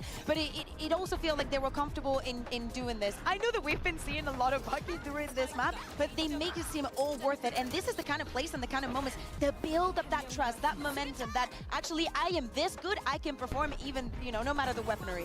And I was worried about this team after what they showed in Pacific. I think looking a little bit rough, a little bit messy in some of their games. After making the decision to go back and forth on the swap between Carpe and Sylvan, but now everything is just clicking. And I'm gonna be honest, they are in an amazing position to actually close out this series and beat EDG. The last time they played Pearl, they looked really impeccable on that map with the double duelist Yoru Neon comp. They're undefeated this year on Pearl, and EDG was looking pretty shaky in that last map. Yeah, I mean, looking at the historical stats there, right? Gen G, that last time they played kickoff, right? It got themselves a 13-8 finish. And hey, that is a big win for you without a doubt. But Kuku, let's see what we're going to get out of the compositions here. Exactly. Meteor here playing the Killjoy, as we said, the only one that we've had in the tournament so far. Them running the double duelist. But remember, EDG and that strength that they get on map number 3. Remember what happened against G2. Oh my fucking god, he's on the Yoru again. Wait, they're both on Yoru. Wait, this could be bad. I'm not gonna lie, because Kankang's not that good on Yoru either. Not compared to Jorgamo or Durka. I don't know why they keep. What's weird to me is that why Kankang doesn't even try and use Neon. Maybe they tried it in scrims and it didn't really work. Maybe that's what happened. But I've not seen Kankang on Neon at all. the world champs. It's a true David versus Goliath. Map 3's underway. The winner moves on. The loser's got another chance, but oh boy, it's gonna sting. Take it away, I think there's a chance EDG lose this, and they could go into lower bracket, but we'll see. 3-0 on Pearl in 2025, so they've won every Pearl. Oh wow, they got Buzz on the Neon as well. Buzz's Neon was pretty bad. The only reason they did anything is because DRX played really shit. So Pearl 3-0 so we'll see. far for T1 this year. They have not dropped it, but EDG have also looked incredible here. Yeah, absolutely. I mean, if EDG lose this, I think it's still going to be a grand final for EDG Vitality anyway. They were 10-2. I think my result of the grand final probably still stays the same even if EDG lose now. So that's my thought, at least. Narrow angle there for Mizu. Couple taps in. Kong going to be taken down Okay, as Buzz. 4v5. Peeks out from lower, is able to find him. First kill to try to start the retake here. Shock dart, not quite going to find contact there. They both Good sent stun. in towards the hall. Nearly gets the line up there, but Buzz is able to just strike a little bit faster. Two-player advantage now here for the side of T1 as they look to get themselves yet another pistol. It's a good spam, but another good spam. Oh, the suck though. Oh my god. Oh, I can't get it. Yeah. Another pistol win. T1 start off Pearl 1-0. What a stellar grab well from Sylvan. Yeah, that was a great stat. That was the Yeah, this guy's actually been playing quite well. I thought it was a mistake not running Carpe, but that might not be quite right. Like, Sylvan has been playing quite well. This is a great relay bolt as well to clear out that hall angle. Something he's so good at on this map. Simon there just spamming through the smoke. Knows that T1's going to try to stick it down. They're able to body block to help out to make sure that they can get that defuse to go through. And now you're getting T1 pumped up. Have to be feeling good. Have to be feeling confident. A judge for Buzz. A couple Bulldogs and a Spectre. Stacks just sticking with a Ghost. 4-1 split here for EDG. Clear of the Nano. Spectre, Meteor, yep, not going to want to peek into this one. Susses out that it's going to be the line share of the players from EDG. Pushing through Art. Space going to be given up. Plant can come through. Good stun. EDG one step forward. They want to take some space. Yeah, they got one. Able to find himself a third kill. Push up, barrel stuff there by Simon with the right click. Nice try. Nice try. Yeah. Good movement. Styles on him a bit. The judge strikes, finds the kill, and T1, two players down, still able to close out the anti-eco. I love the way that T1 is playing this right now. One of the strengths of this comp, you know, the desk was talking about it, the way the duos can play off each other. Another thing you can do here is play flood retakes really nicely because you have so much ability to keep your opponents off balance. You have the Neon, you have the Yoru to get past some of their defensive lines. Things like that can cause a lot of problems. But Sylvan, again, holding his ground, being that side anchor that T1 needs. That is stylish from Buzz. Love to see it on that Neon. Now you go into the bonus. Pivotal round for EDG. They love to stack up on this attacker side. They love to just try to go at you. Just go for these big executes. They were doing it all the time against G2 until G2 could prove that they could stop it. Here with a gun advantage. EDG clear the turret. They're going to keep pressing forward. Thought maybe they might pause a bit, but nope, full throttle. Nice spam. They're still in though. Does get taken down. Good trades. Swing in the corner, finding one. Buzz similarly falling. Meteor on the Killjoy again. I mean, that's going to always be a bit of a rough time when there's a Yoru, but we'll see. I mean, that's a Kankang's not that great on the Yoru, so it's a little bit of a weird one. Set here for the post play. We'll see if it comes into play. Shot. Smoggy holding down Halls, finds the first Izu. Picked off, the Nightfall will go through. Yeah. But so too will these kills. Just a singular casualty here as EDG get themselves on the board in round 3. Yeah, this time T1 tries to deny the EDG push with just 2 players. They got shut down relatively quickly. Meteor there, able to catch the 1 player. He goes deep towards the hall. Then the reveal from the haunt spots him out. Oh, yeah. Oh, okay, Buzz did it to him earlier. Fair play there. Just spam him through the smoke, whatever. Nice! That Nightfall did get invested, and that means that T1 is going to have that Cosmic Divide available potentially for a retake. And they won't have to necessarily worry about that Nightfall. It's a potential counter to that. It's going to be the op for Izu. He's over on the B side behind the screens. Sylvan on a bit of an island. Spotting out plenty. Snack's not too far away. Starts swinging back around his Meteor. Gets himself planted over towards Art. Just give you a cut of the noise here. EDG start shifting their way across towards this B site. That op still laying in wait. Got a read on a couple of the players. 2 pings came out. T1 is fully committed to this A defense, but Bad TP again. TP out for Izu. Because you can actually aim it towards the wall and it will go towards spawn, so you can actually TP back into spawn. Rather than having that shit TP where you can still die. Wow, and what's he doing? Oh my god, I thought we got him. Goes for the repeat, cannot find the shot. Wow. He's just standing out in the open. Why? Cosmic Divide now going to be called in. Buzz able to find one as nobody's going to be taken down over at Halls. Kong, however, got to 2. come online, finds 2, but sat down by Good trades. Similarly, gets dropped here by Chichu. 2v2 here. Very winnable. Plant now able to be stuck. Bad plant as well. They have to play site here. Can't play long. Here around the corner. Simon taking that Oh, first nice shot. Sylvan able to find the first. 8 bullets. Now into the 1v1. You knowing exactly where he's at, but needs to try to find the timing. He's in. Oh, the timing. Around the Rosie. You know, he saw him. Identifying each other, spotting it out in the fight. Backed away. It's the time. Meteor needing to get 4 bullets. Wow, nice shot. Damn. 4 bullets as well. EDG tie it 2-2. Just beautiful stuff here from Chichu. Working Damn, those man. angles around the hall. I can't believe he's just sitting out in the open with that with the Astra. Able Oh, to take what? down the smokes, but couldn't find the second shot. Took a little bit of damage on the way out. Kong quick to find those 2 entry frags. Sylvan trying to hold the line, can't do much. And then it's the Chichu show. He's been incredible in Kong. Cannot believe it. It's a hell of a round. Economy now from T1. Broken up. Dimensional drift available here from Kong as Sylvan down to 4 HP. T1 this time gambling that EDG is not going to make any more rotations. They're going to lose out in the first kill. Snaps eliminated. Smokes obfuscating here. As Sylvan does get a Oh, nice shot. Overdrive. he got 1. Only 1 is not bad, honestly.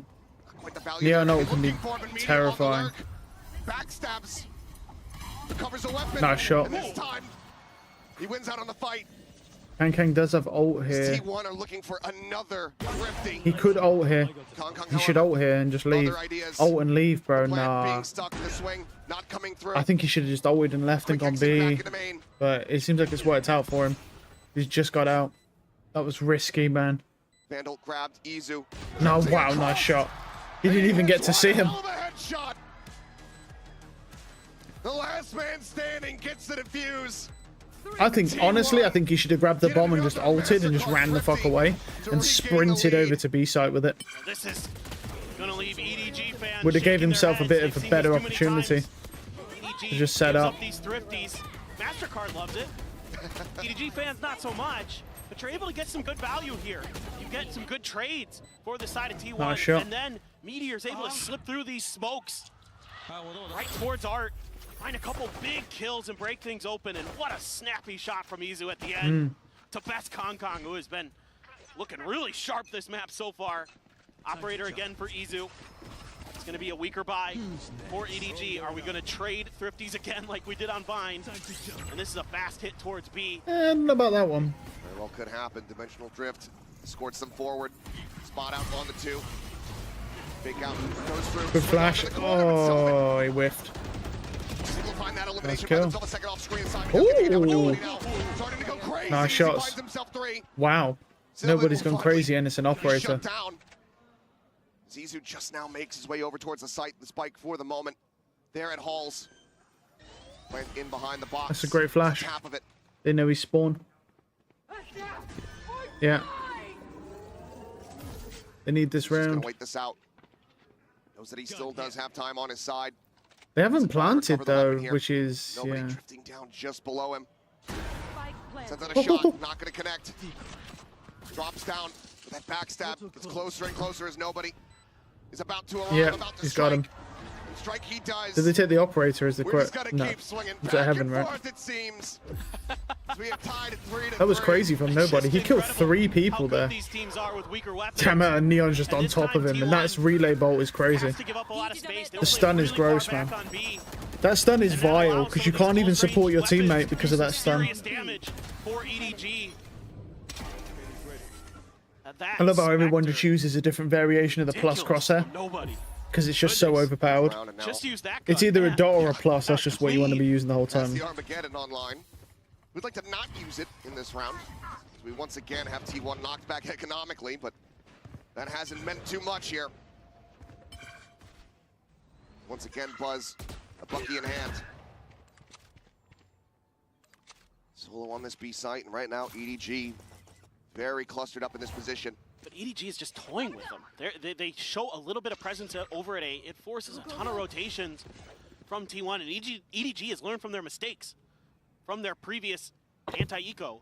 They're like, well, just don't go at them because they're just going to rotate really quickly and try to stop us. Trying to sprint into position. Still some time to play with here. She's taking their time. A huge late linger here from Simon, just holding back, trying to see any forward presence pushing out of ace. Spotted absolutely nothing. Oh, that's a good Armageddon. He can't avoid it. He survived in the smoke, but yeah.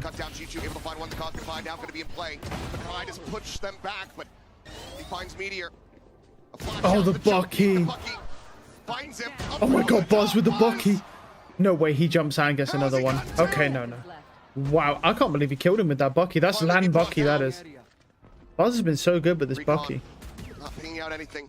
Sheriff scooped up, 20 seconds remaining, the haunt. Origin Bucky OP, question mark? Oh my god. What a disgusting one. But EDG still persevere in the round. Origin Bucky OP? This is so back and forth. EDG really taking their time on this, but it took a little bit too long. That allowed T1 to get into position to contest this plant. Oh, he just saw a little bit of that. And Izu there because of that Armageddon. How much he can do. This is beautiful stuff from That's some Buzz. damage, that is, that man. neon mobility very nicely, but gets a little bit antsy there. Expects that they're going to try to replant quicker than they did. A scrappy trade at the end, but EDG, a little bit better guns, able to get through that one in the long run. Back into the op. Up here could be good. Oh, the timing is beautiful. Man, that's bad timing. Trying to go for a setup now. Tip of the spear cut off. EDG thinking twice about this approach through art.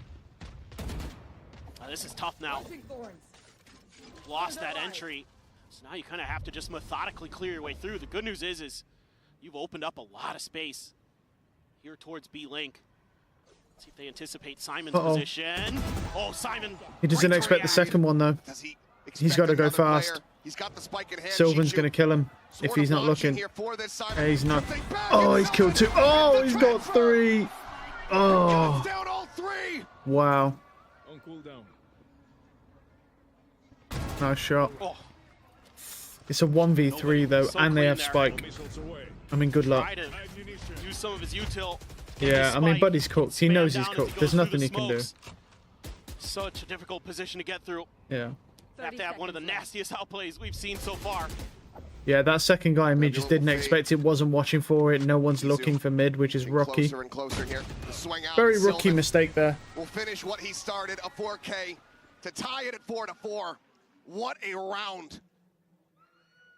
I love this little change up here from T1. A lot of times when it's Meteor out there like that in mid, I mean, that was he's on very his own. unfortunate with that timing. And this time they double up. Oh. Sylvan goes with Meteor and it completely fools EDG. I ain't gonna lie, Smoggy keeps getting caught in the worst positions, man, putting these stars down. But to be fair, that's not his fault. You expect your teammate to be looking behind you when you're trying to put support util down.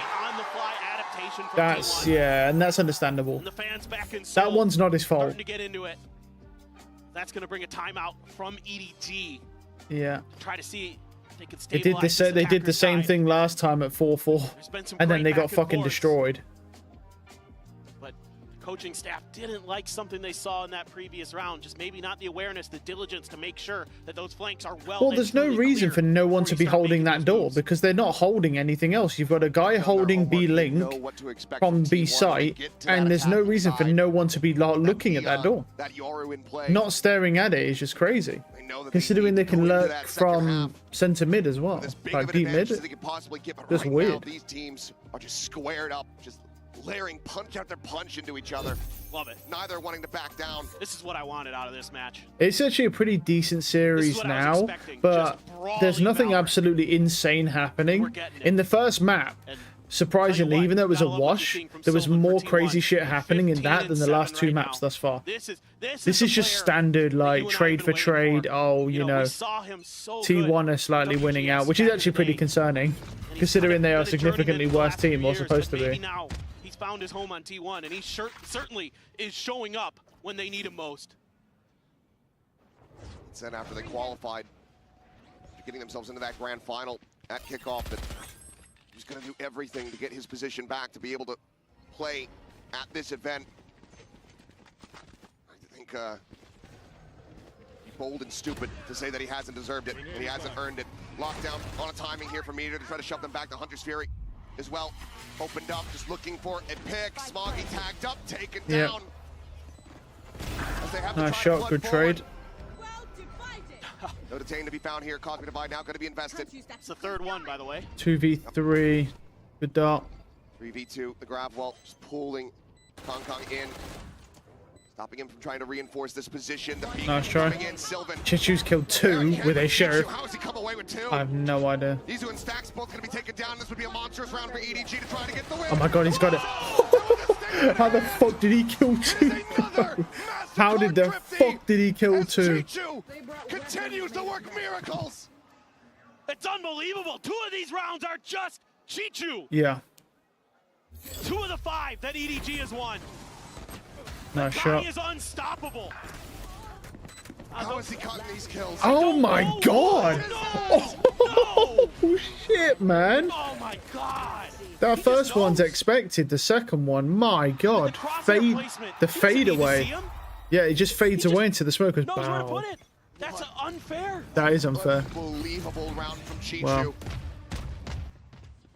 You could say that about so many, just in this series alone. There's been like 3 or 4 times where it has been a bit fucking wild. Look at Buzz with this Bucky though. So let's see if we can go back to back once more. No. They've seen him. And they detained him. Oh, suppressed him even as well. For the stun there on the corner. A bit of a minor whiff there on the bounce. Sylvan peeking out. Just going to be met with a flash. With the prowling out. Starts the chase. 30 HP remaining. Nice shot. Forward, finishes the job. Stacks Guardian shot. He's able to find 1. You're now on the floor, but Stacks revealed, pinned down, take it down. Wow, he shot some. He's able to find 1. Scoops up a weapon. A bit more firepower now behind. Nice shot. Simon Ooh. does well to find the headshot. The Cosmic Divide now going to be called in. 2v2, the Dimensional Drift in play. Izu just spotting them both out. Both, yeah. Oh, here we go. 10 seconds on this though. Good flash. Oh, this might. Yeah. Nice shot. 5 health though. Yeah, he's cooked. Yeah, he's 5 HP. Cannot pull a rabbit out of his hat. 5-5. These teams are inseparable. This is absolute chaos. This time it's EDG looking like they've got the round 1. To be fair, guess what? they did. To be fair, though, they burned a Yoru ult and a Neon ult to win that. On the haunt there. Nice throw from Simon. A good follow-up kill. That's a great shot. Guardian, so good. Stacks hits 1.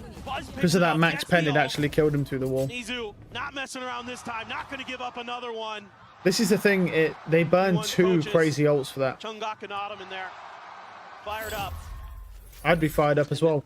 I'd be fired up as well if I took EDG to map 3. Certainly not again, right, Achilles? We've had second Thrifty, yes. Yes, but what about third? What about third Thrifty? No. Easy on a peek. Yeah. Gets Kong, gets out. Kong went too early. Behind the screen. This site. EDG are locked out of it.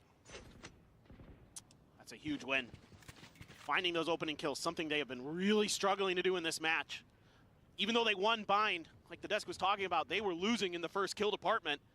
So getting those openers, really, really important for T1, because once they were able to find those, they were able to close out the rounds 100%. This could be a 6-6 halfer. Now they need to see if they can continue to do that. Alarm bot. If it's 7-5 again, that could be a bit rough. It could even be 7-5 and the EDG might win pistol. Bring it back to 7-7. The strafe out. Spike now confirmed. Meteor looking for a little bit more. He's able to find Smoggy right before Chichu pushes in from main. Mildly opened up. Stacks. Nice shot. Shifting around, and Simon. It's one hell of a shot.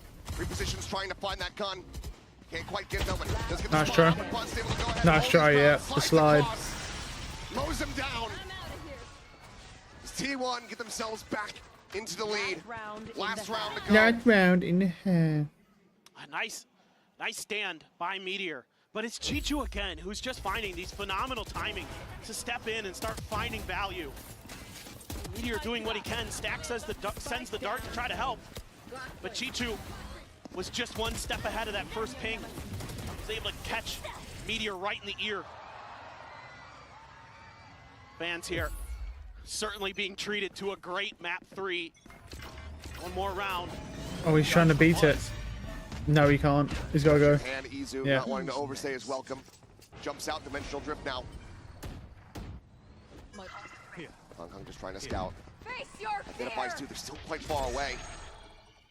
Nightfall goes across over towards that art side. But nothing going to be noted, nothing going to be spotted here, but it's an attempt at They have no idea. a little bit of a fake here. The spike now starting the drift. They're both second guessing each other. On a line, Armageddon. Oh, Gonna be sent. he's got in as well. Stops in his tracks, finds one. Nobody now held back.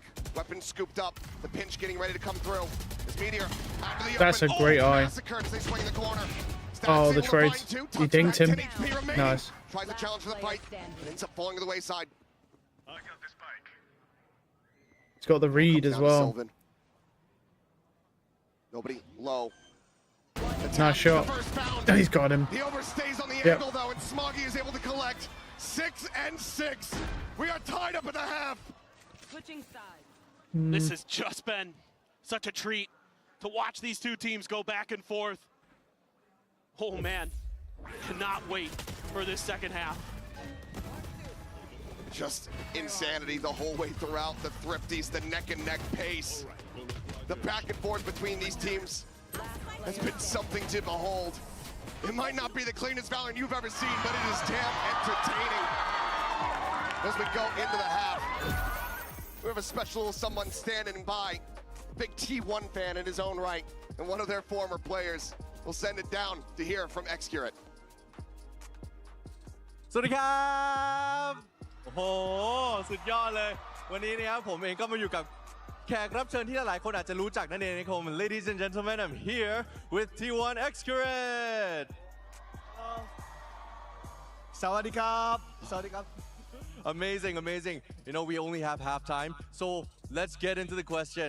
I want to know, how are you feeling with T1's performance right now? I think I'm really happy because I was disappointed with the first map result, but they can come back and get their momentum back. So I really hope T1 can closing out and go to the finals.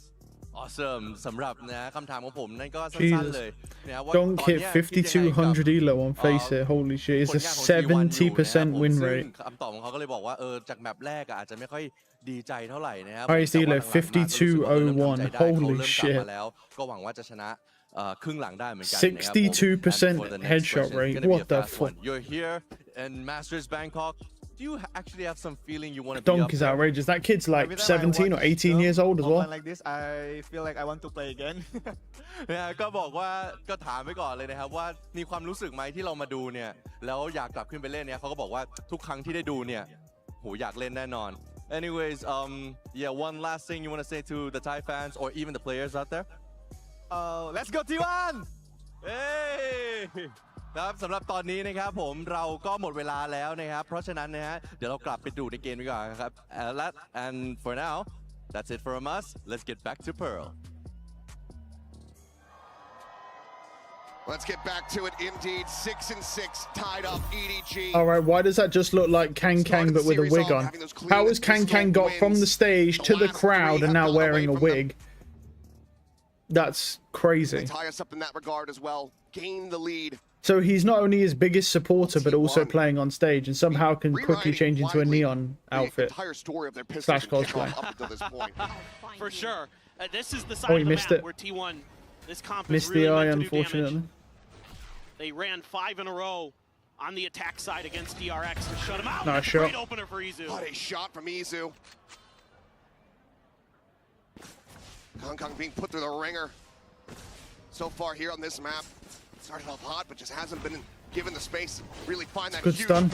Yeah, Taking good over stun, Valley, man. but Buzz sliding in towards dugout, able to find one. Smoggy going to be taken down. Swaps over for the Ghost. 2-player advantage to T1. Chichu, nobody. Get collected over towards the side of the map. Ooh. Simon out into the open.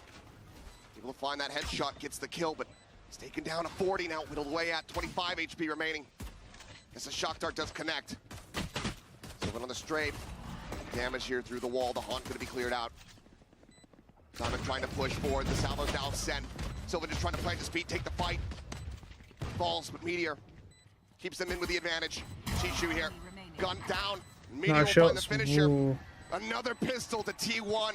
4-2 in that regard. And the lead here on Pearl once again in their hands. Fantastic entry by Buzz to clear out dugout. Really nice stuff. I'll find you. Then they're able to just plant their feet, get set up in these post-plant positions. That's a crazy Just shot. A banger from Izu. Yeah. Buzz there setting himself up. The nicely neon with has his own relay been ball. very annoying. I wouldn't say Clear that it's like space. dominating, but it's just really annoying catching players off guard. Crossfires galore. And the speed and These good for T1 trades. players It's working really well. Are so good at executing. Definitely better Attack side than hits. against DRX. So brutal. Like he only did Trying to anything get against DRX because ahead DRX played of like what shit. T1's kind of default hit towards And the they B even side know is. the lineup as well for that dart. You usually want to get right up to where the screen is, right in front of the B site. Throw down the fast lane, TP in. You can see they're hiding Kong Kong behind the pillar. you have to consider it. Yep. You have to consider it. I think the neon will clear this quite easily though. Still sat here. Nice Timing, try. however, gonna be Bad found timing. for Buzz. He tried. Just swings the corner. Little do they know this B site is very open, free for the taking. Ooh, but so too is potentially this kill on a Meteor. Chichu. That's a great look. Nice little backstab of Sheriff. Upgrade. That is not a gun you want to give Chichu. Absolutely not. Brings it now to a 4v4 plant here into the open from Sylvan. Buzz maybe about to have contact here against Chichu. Pulls back off the angle. Now confirms it. I am not challenging that if I'm Buzz. Salvo's trying to push him out into the open here, but Izu able to find one. Smoggy does go Nice ahead and try. take down the enemy Yoru, but Buzz is just tearing him limb for limb. A 3K, 3 players surviving. Weapons to be carried over. It's T1, move up by 2 rounds. Yeah, T1 there, able to avert disaster with Kong Kong's hidden position. Oh. Tried to see if they could sneak by. Meteor there, caught on his lurk, so be it. Not the end of the world in the long run. Great patience there by Buzz not to challenge that Sheriff. To create that extra angle. Let his teammate deal with it when they are forced to make a move. So again, the coordination starting to come together for T1. They're starting to look better than what we saw in Split. Now EDG wants to make sure they don't get bonused.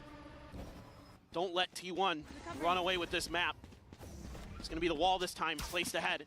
So that normal fast execute that T1 really likes to deliver on this B site, going to be a lot tougher to pull off. You could get the TP through, you can get Buzz through. Good amount of space here for Kong Kong. Gets himself slid in behind that box. Grid A main. Trying to push forward here. See if they can get into this B site. Thrown from Stacks, trying to sell some further attention. Like that a lot from Stacks. Keep him guessing. He's going to pedal back, kind of expecting that EDG is going to get aggressive. A haunt towards mid. No information gained off of it other than that space was clear. Meteor's going to take that timing, try to re-clear it himself. Razor Vines right towards those one of the plant spots and towards the edge of Hall. Chichu might read this. He doesn't read it. Look at the killjoy. Meteor arriving here at the connector, finds one, anticipates Smoggy's position as well. Can he win it out? Could be Simon actually takes him down. Nice. Slow and steady, the creep up, but EDG very swift. That was very, very close. Smoggy nearly did not get across that And corner. the thing to notice here is EDG has really done their homework on these B-site hits, the way that T1 likes to set them up. They're putting razor vines at both edges of the hall. They're using the wall to cut off access to the B-site. Because if you let Buzz and Izu scale into that site, they're going to tear you apart. It's going to be a TP right behind that box you see there on the right-hand side of your screen. And then Buzz swings around the other side. They use the smokes to cut off Heaven and Hell. Because of the speed, but they can't do that with the thorns because they can't go through it. Set up for the post plants. Faster you go through the thorns, the faster it does damage to you. So really like to see that. You just can't move in them, really. Now let's look over. The only thing to counter the thorns is if you can jump over them. For the economies of both of these teams. Same play, same setup here from Kong. Now going to start to back away. I'm not going to be coming through, and he takes a TP. That puts him back across the map over towards that B side. Just kind of deathballing it here. You got a couple players from EDG. It's going to be a TP over. Kong reinforcing. They're reading this really nicely. Nobody as well. Starting to cut across. Put himself into position. The star is starting to fly. Dart cleared out. TP forward slide to the back. Buzz, Izu get one apiece. Re-swing. Nobody able to go ahead and hold his ground. They've got to at least get one. That's a good spam. Oh, the spam. Simon has regen though as well. Good trade. Nobody's 1 HP. But by fairly narrow margins. Nobody to try to Nice shot. He's good for one, but yeah. Izu and Meteor clean up the rest, and they keep T1 a 2-round advantage. You can see how fearsome this T1 composition At some point, we're going to have to see a timeout. Even when you've got the read as EDG, you've got everybody leaning in, other than Chichu, to defend this. Even nobody's Teho was sliding onto this. Wait, why is it so close? I do not know. Can't shut it down because the executes are it wasn't so in the clean. first map. The nanos, the relay bolts, the flashes from Izu. Another shot from Izu, though. He is. But they got fucking destroyed on Bind, which was EDG's map pick, and... But sometimes this happens with EDG where they just don't have a good series and they just lose, and then they'll go into losers bracket and then win all the way from losers bracket. There's going to be top 2 this tourney. They still can be. Even if they lose this, they can still be top 2. It's not single elimination.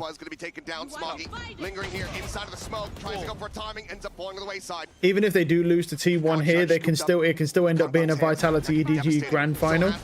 But Vitality would have to be upper bracket,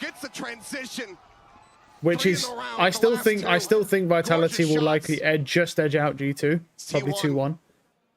Now up to 10. I'm very surprised T1's made it this far though, because they are objectively worse, and their performances are worse as well.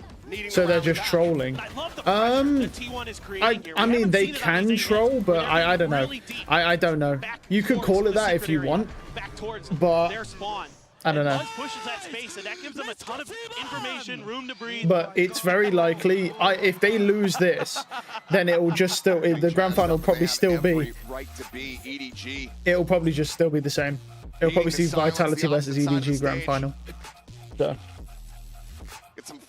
But the difference is Vitality will have the advantage. They'll get the bans. I think they get 2 bans. I think they get first 2. They get to pick the maps first that they want to ban. Going in if they're upper bracket. Rest of the team not stepping up. From what I've seen, like I said, I thought T1 would go out here. But if they don't, because sometimes this happens with EDG, it happened in the kickoff as well. They randomly just lost 2-0 to Trace Esports and then destroyed everybody in lower bracket and then destroyed Trace in the grand final. So, and this does happen sometimes with EDG where they just get shitted on and then they'll just destroy everyone in lower bracket, basically. I don't think they're going to destroy anyone who goes lower bracket at this stage, but I think they'll probably just win all the way to grand final. And then we'll see what grand final holds, sort of thing.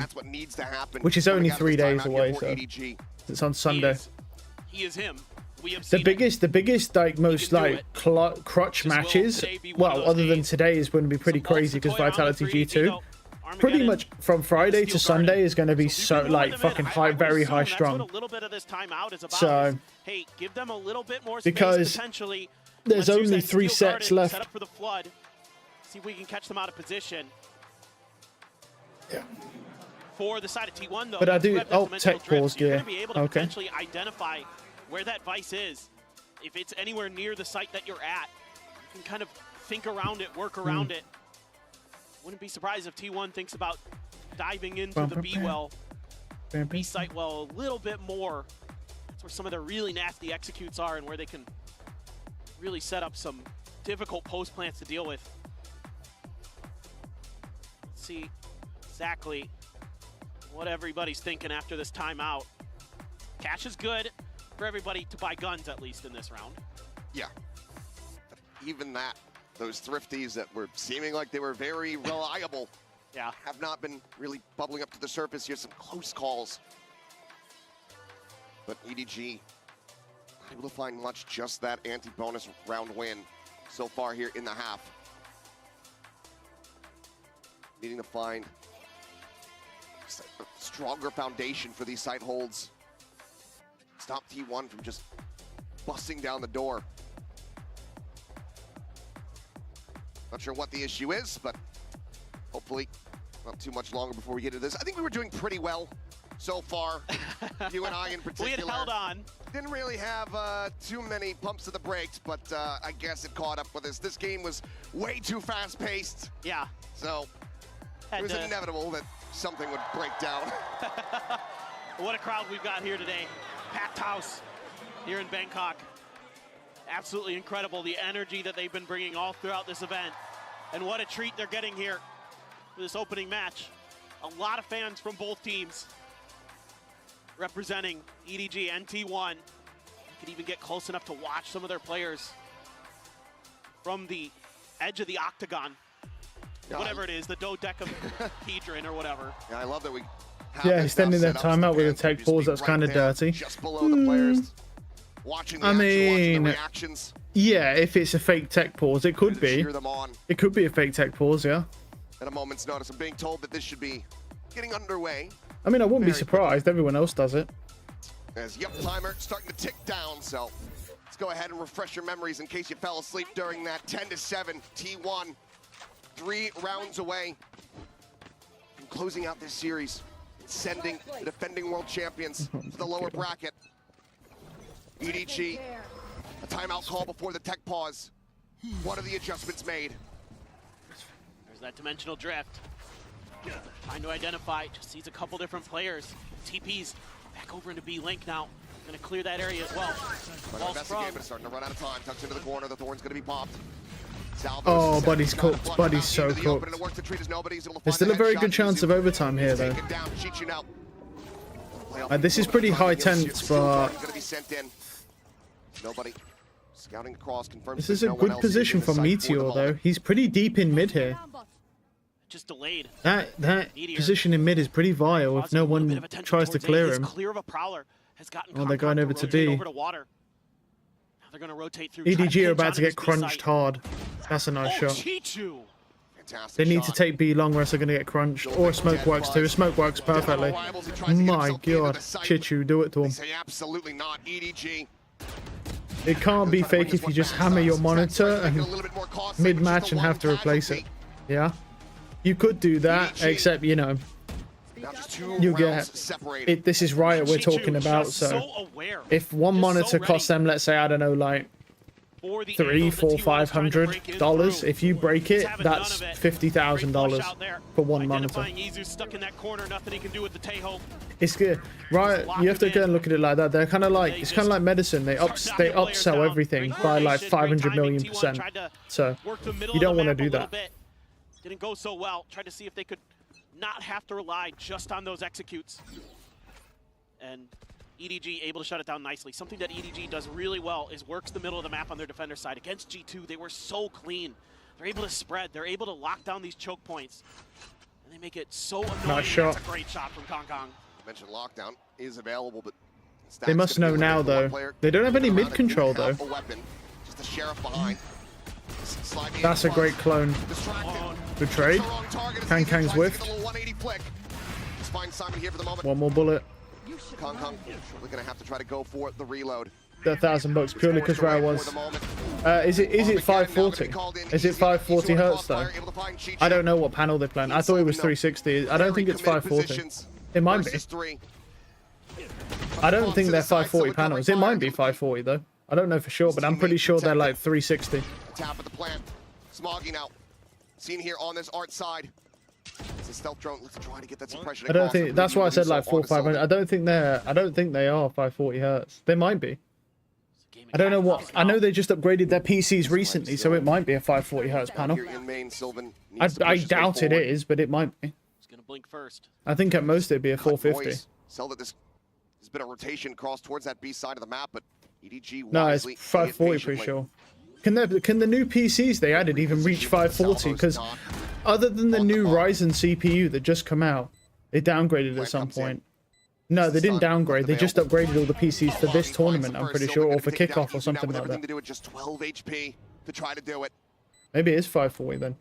Well, any PC I've seen can't even hold 540 on Valorant, unless other than maybe the new Ryzen like 9 series, like X3D, like that could do it.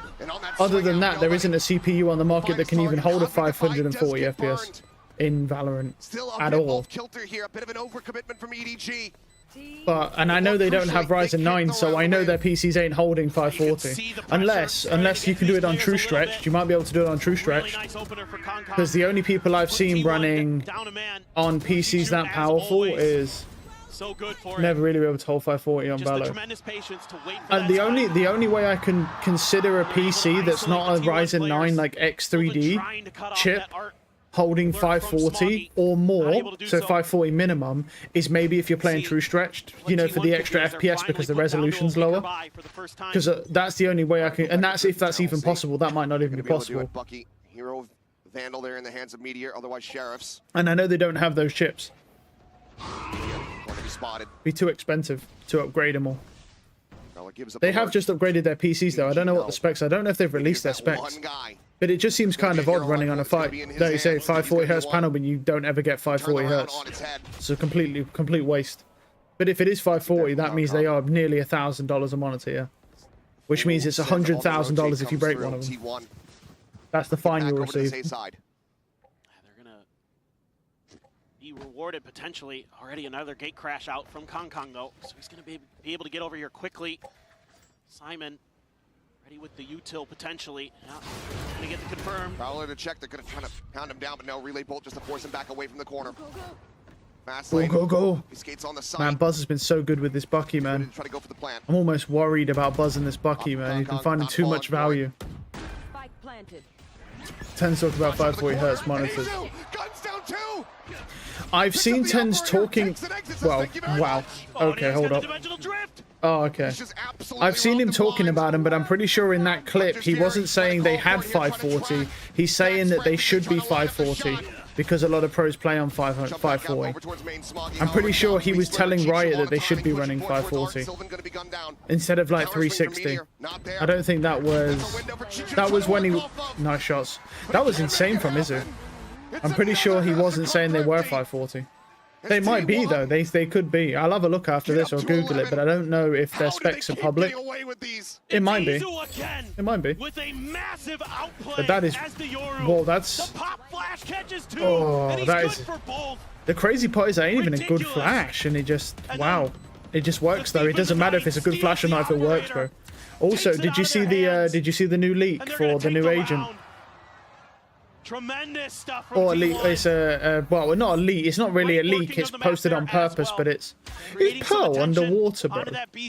What? I thought you were talking about using 540 because Riot gives them those during tournaments. And then I love it again. They're getting aggressive. I don't know. I know there was a clip of him saying that I know there's a clip of saying that they should be running it, but they might be running it now. This is ages ago though, back when he was a pro. Well, both those statements are, to be fair. But we'll have a look. He might be now. To practice on the gear that they have to use during esports. I know there's one him complaining that they're not 540. This is ages ago though. Nice shots. Oh my god. Bro, another thrifty. Bro, how many thrifties are we going to see unless Meteor just kills everybody? He shouldn't. Just don't give him ones, man. Don't give him ones. Great start. Yeah, he's going to get 4. He's killing 4. Yeah, you can already tell, bro. Set up for him to get 4. No way. Only gonna last for so long. Yeah, there's no... Buddy's cooked. Quickly cleared out. Oh my god. Gets bro, I thought this was going to be a thrifty. Finally. That was scary. Dear god. Back-to-back MasterCard thrifties once more. More thrifties. Just down by 1 Why is anyone even using anything but a sheriff at this point? But it's Chichu again with a sheriff. Why are we just not only using sheriffs at this point? What's the point? Yeah, what's the point of using any other gun? Just use a sheriff. You can buy basically infinite amounts of them with light armor. I'm worried about here for T1 with that wall there. Instead of baiting it out and maybe taking a pause, waiting for it, they just say, they might be running 540. Go ahead of it. They're on a weaker buy. No, you can't play like that against EDG. They're too damn good. You have to be a little bit more patient, a little bit more diligent. Don't let EDG get into those positions where they can shut down those executes. Now T1, I think, has enough together to scrape together another buy. But you don't want to give any more opportunities to the defending world champions. They absolutely will capitalize, and they've got some ults. No, it doesn't seem like there's any actual information on that. Or at least as the little AI search thing can't find it. I gotta give EDG credit. They're doing a great It just says they're high quality monitors, but it doesn't actually tell you what this monitors they're using. is kind of designed to break through. I'm not surprised, to be honest. It probably is 540 because they just upgraded their PCs recently. What's the point of doing that if you're not going to run 540? Scoreline so very tight knit now. Dimensional Drift, the Nightfall, both available for the side of EDG. Ultimate still a world. But yeah, the new little leak that Valorant put out for their new agent slows down time, rounds ago, which is interesting. Has a little slow-mo orb thing. Timer paused. Looks like so you get tech pause. Fuck yeah. Here we go. We've finally got the Asians abusing tech pauses now. Do be like that sometimes. This is not good. Western civilization, man. That's okay. Hopefully something the Westerners are rubbing off on them, bro. Back into this action. I mean, I heard an audible sigh from the audience as they saw the tech pause screen ring out. Frankly, I cannot blame them. For sure. With how intense this match has been, to have to wait any longer feels cruel. Just the anticipation of how good both of these teams are looking on Pearl. Neck and neck. This is a very overtimeable game. T1 has yet to drop this year. EDG. Oh, it's safe. Look at him. Sending them down to the lower bracket of sending themselves to another upper finals. EU Esports tech pause on demand. Yeah. Relaunch here for yeah, it's got some sort of slow-mo orb thing that it shows. I don't know whether we don't know if it fires it or if it like pops off something, but it's basically just I think everything works the same except everything else just moves slower. So like you shoot slower, you move slower, but you're not stunned, so you don't have inaccuracy, but everything's just slower. It seems like. It's just. I think even your jumps are slower by what it looks like. In particular, Chichu, like it literally slows down time inside that orb. When you get hit by it. Could you imagine hitting somebody with that who's using a judge, bro, and then they just move in slow-mo and they still kill 5 of your team? Because they can keep hanging on because it's a judge. Superstar Kong maybe isn't having his best map. Kong's not having the best map because he's playing Yoru and he doesn't know how to play Yoru. I still don't really understand why he's doing that, man, instead of just playing Neon. I think he'd go crazy on the Neon on this map. But the only issue is they might have to run a second duelist. Experience they have had in internationals, it's never been great. They've always showed up, kind of just gotten bodied, and then sent no buzz, no life. Yep. Oh yeah. Right now, with a win here. That's just annoying as fuck though. Yeah, but I'd rather play against a slow-mo orb than play against ISO with a shield that's just can't die. Trying to lift the trophy. An already pretty slow game is then getting slowed down even more. Well, you say that, but Valorant's not really that slow of a game. It's just slow in EU. Like, if you go watch NA, the rounds are ending like fucking 30 seconds from round start every single round. That's how NA players are able to grind. Oh, speaking of that, have you seen this thing, by the way?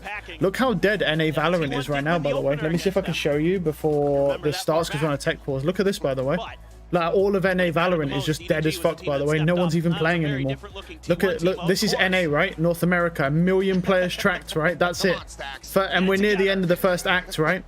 4,000, 1,300, 900. Yeah, and then only 313 radiants. 313 radiants, bro. Over a whole act, bro.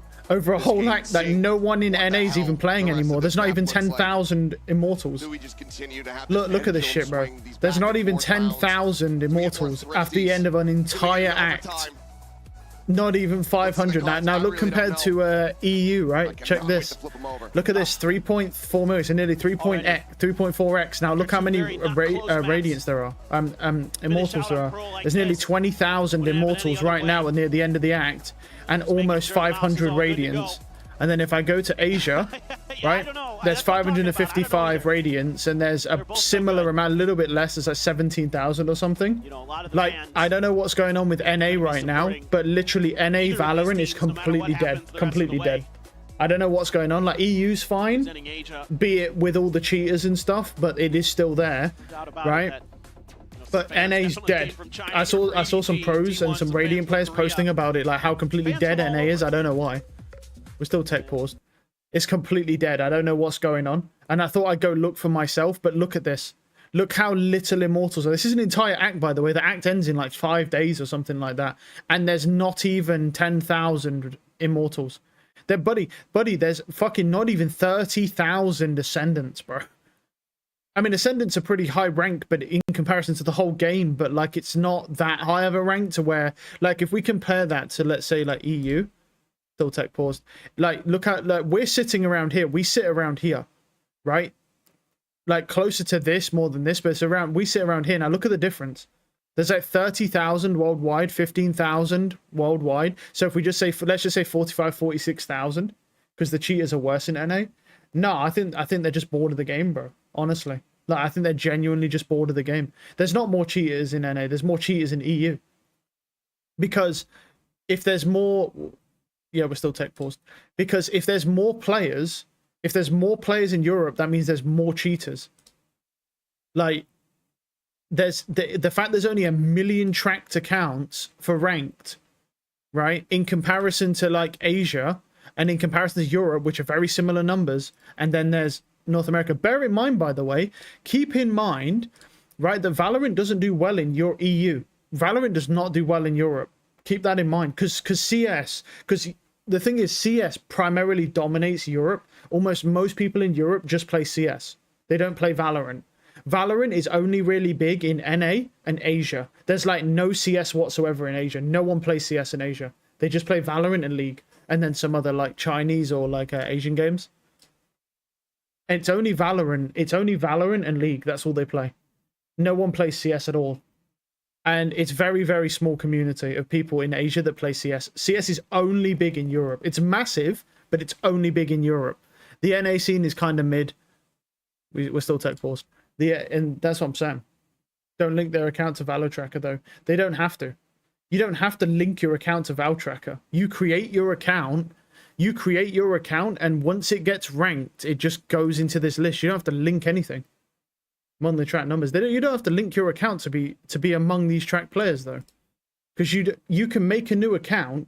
Like, you can make a new account and play, and it will just track stats for that account. It automatically just pulls it from the API. It's not a linking thing. Wait, are we in? No, we're not in.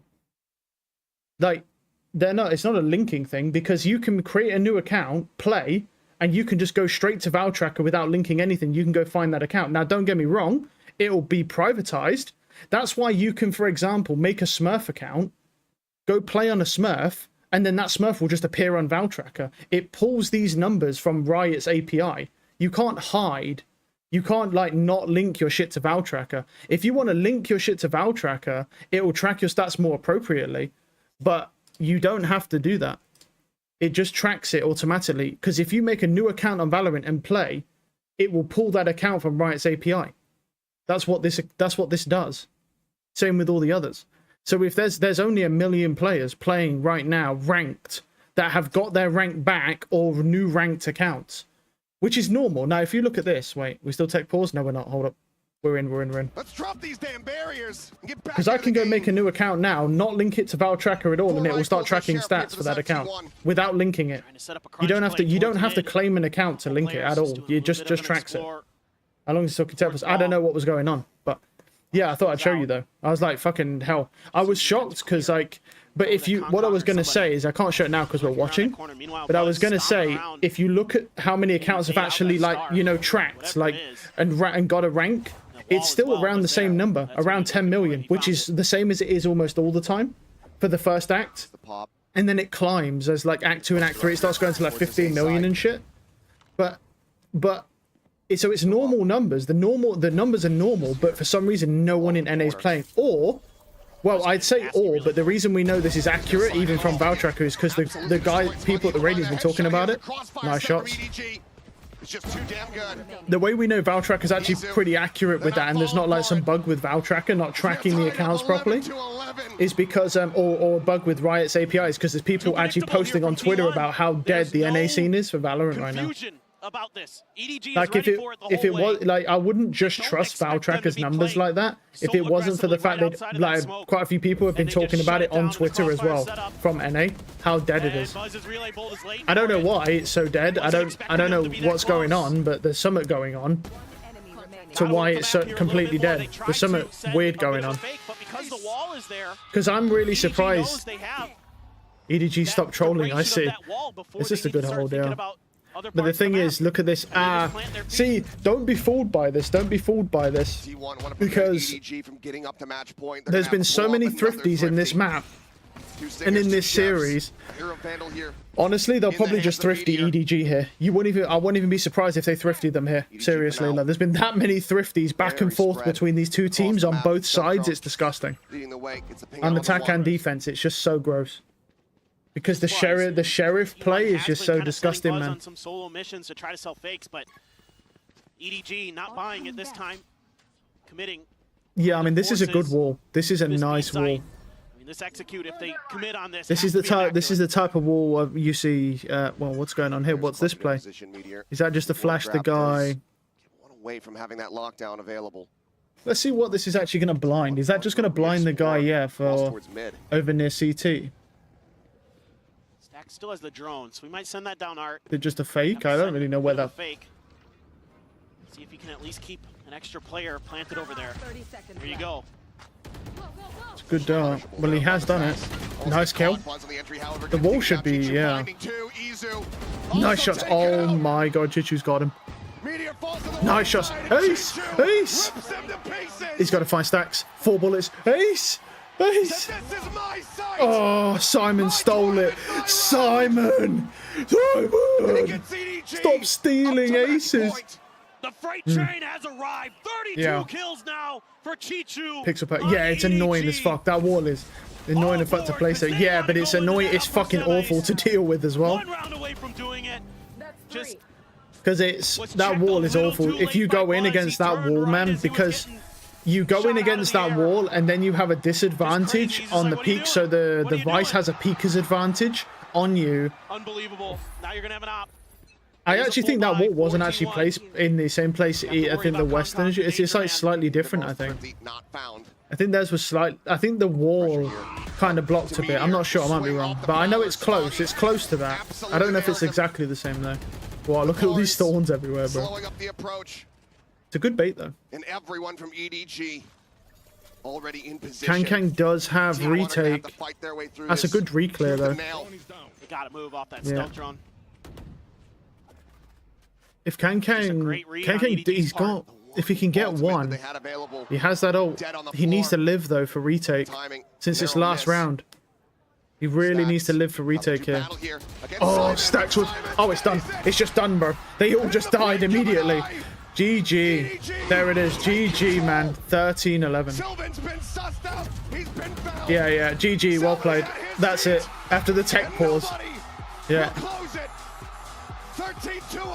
That was so fucking close. But they got dominated, bro. Do you know what's crazy, bro? You know what's crazy? Check this. Like, what's crazy is it's very possible like we could see 2 map 3s today from 2 different series, because the big series is coming up, bro. This isn't even supposed to be the big series, man.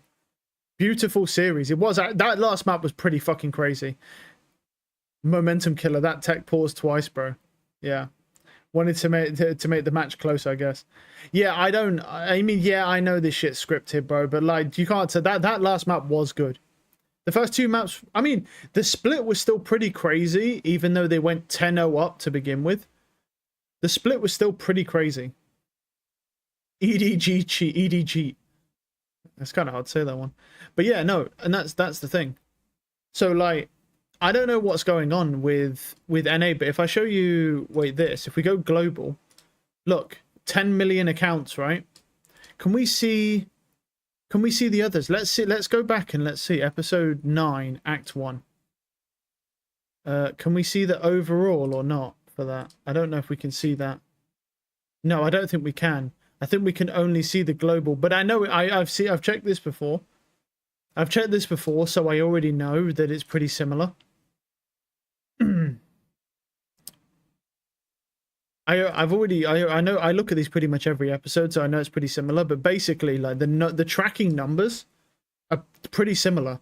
Like it's always around 10 million for the end of the first act, and then it kind of encroaches on like 15 to like 17 million by the time you get to like act 2, act 3 in total. The thing that's weird about it is you've got the same numbers, but North America's just completely dead. Completely dead, like no one's even playing, and I don't know why. I was wondering if it could be something to do with the boycott of Riot, because there was a lot of, I know it's to do with League, but like a lot of people will just associate boycotting Riot in general, because obviously the Riot CEO made all those changes to League that like a lot of people hated, and then they changed a lot of the stuff back because there was a petition going around to get him fired because of how the decisions he made were so horrendous. But I don't know. I really don't know why this is dead. The NA is just so dead. That's pretty fucking crazy, because didn't that Isot guy just moved to NA as well to pursue more content creation like ventures, right? Just to literally walk into a scene that's completely dead in that region. He just moved to NA just to literally play in a completely dead region for some reason. I don't know why it's so dead, man.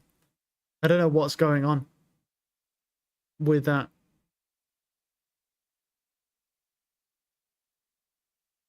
It's a really weird... It's just really weird. But yeah, it's pretty fucking crazy that there isn't even 10,000 immortals. Well, forget 10,000. There's barely even fucking 6,000. There's barely even 6,000 immortals. Forget 10,000. It's just really odd that there's so little people playing the game. Weird.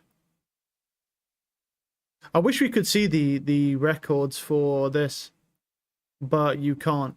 You can only see it for that.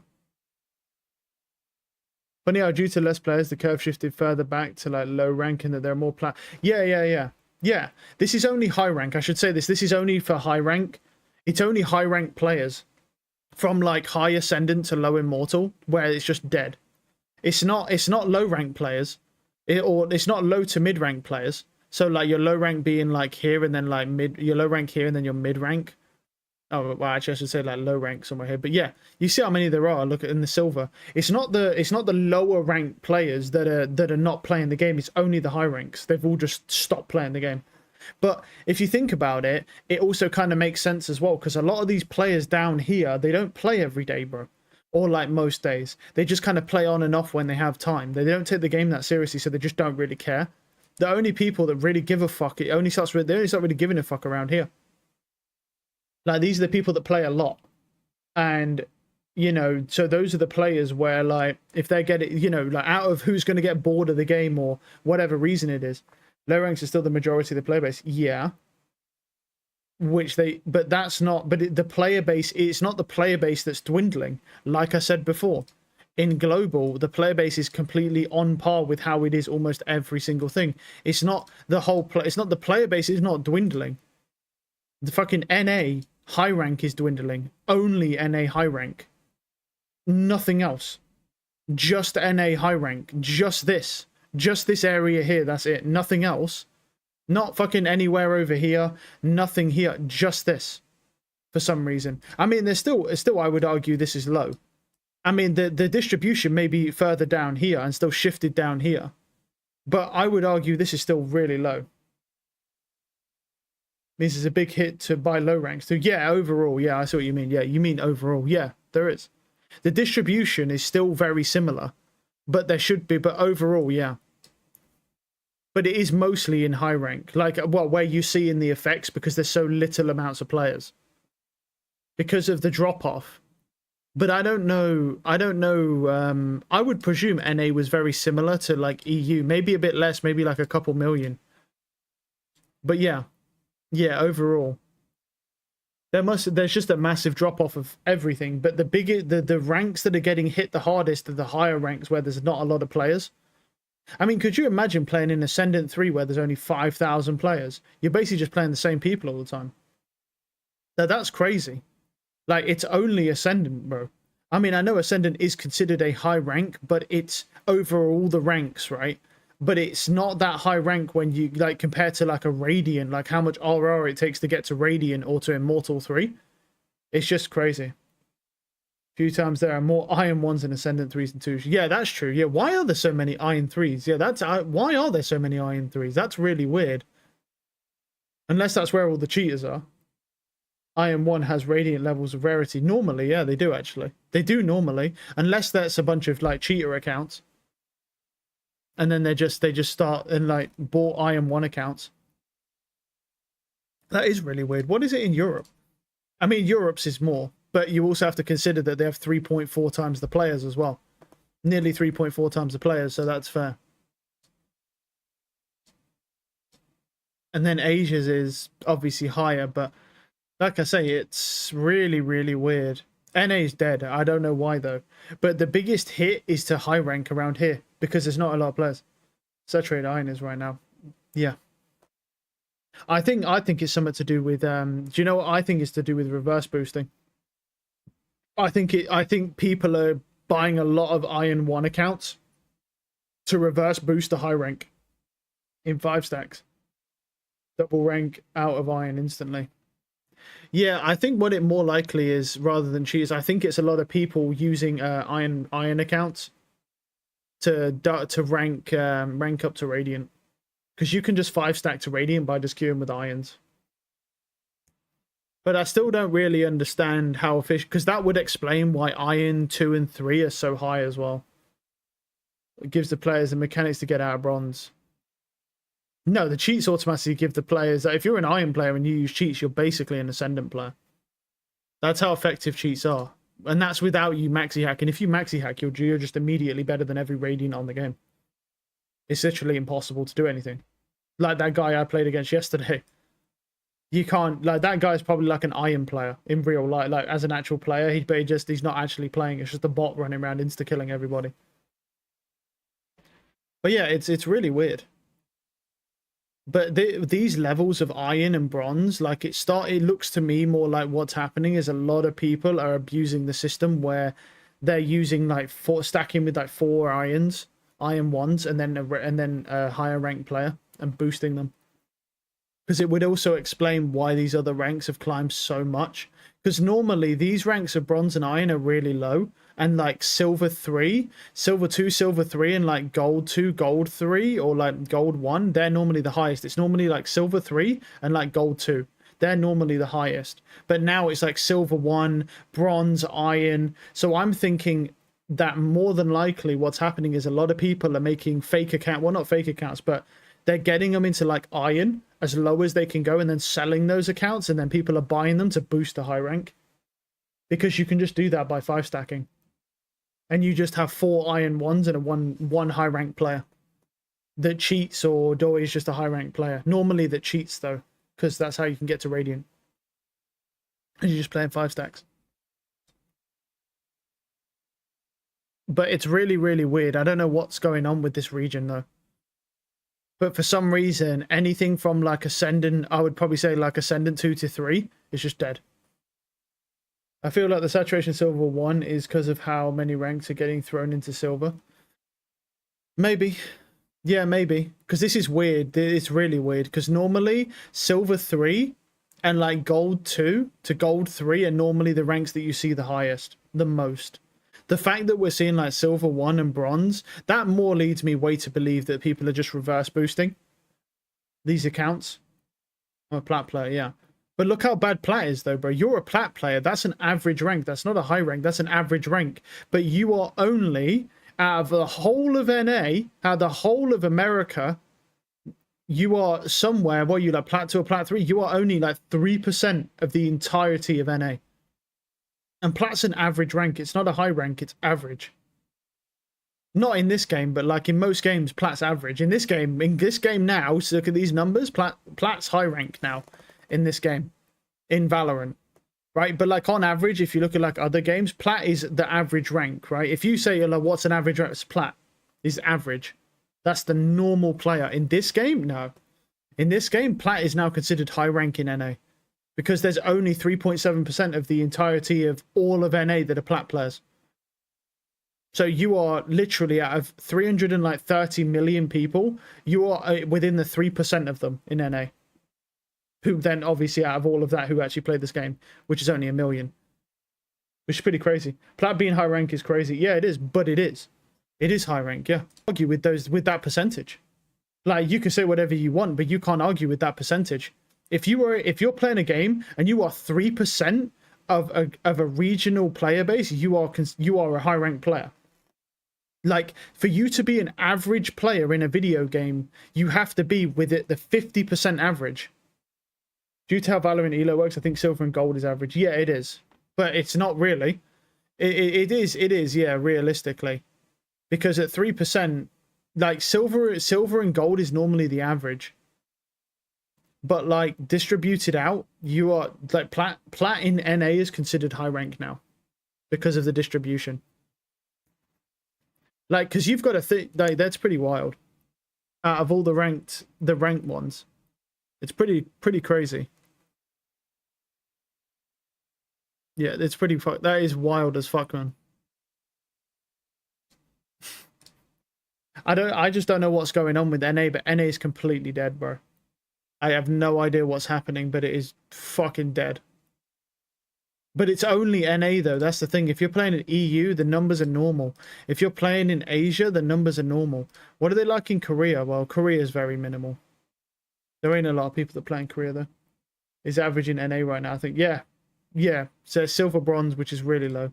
And then there's Latin America. There's no one in Latin America. It's just the big ones are obviously North America, Europe, and Asia Pacific. Like they're the biggest ones. It's just really weird, but NA is completely dead. So, which is very odd because NA is normally one of the biggest, if not the biggest, and it's just completely dead. There's no one playing. And this is the end of Act 1. But I was wondering if it was something to do with the Riot boycott that's happening. So, NA's play count is linked to Sentinel's performance. Dear God. That would be... It's just really weird, man. I don't know... Let's have a look at Marvel Rivals. Can you look at leaderboards? Yeah. Can you look at, like, total players on here? Or no? Because this is probably different, right? PC. Yeah, all countries. Oops, didn't mean to do that.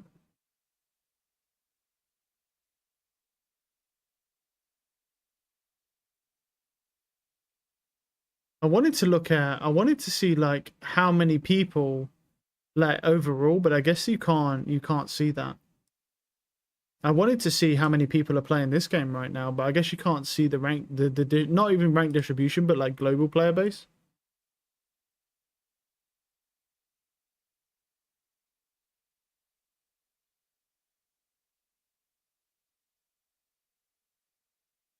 Weird.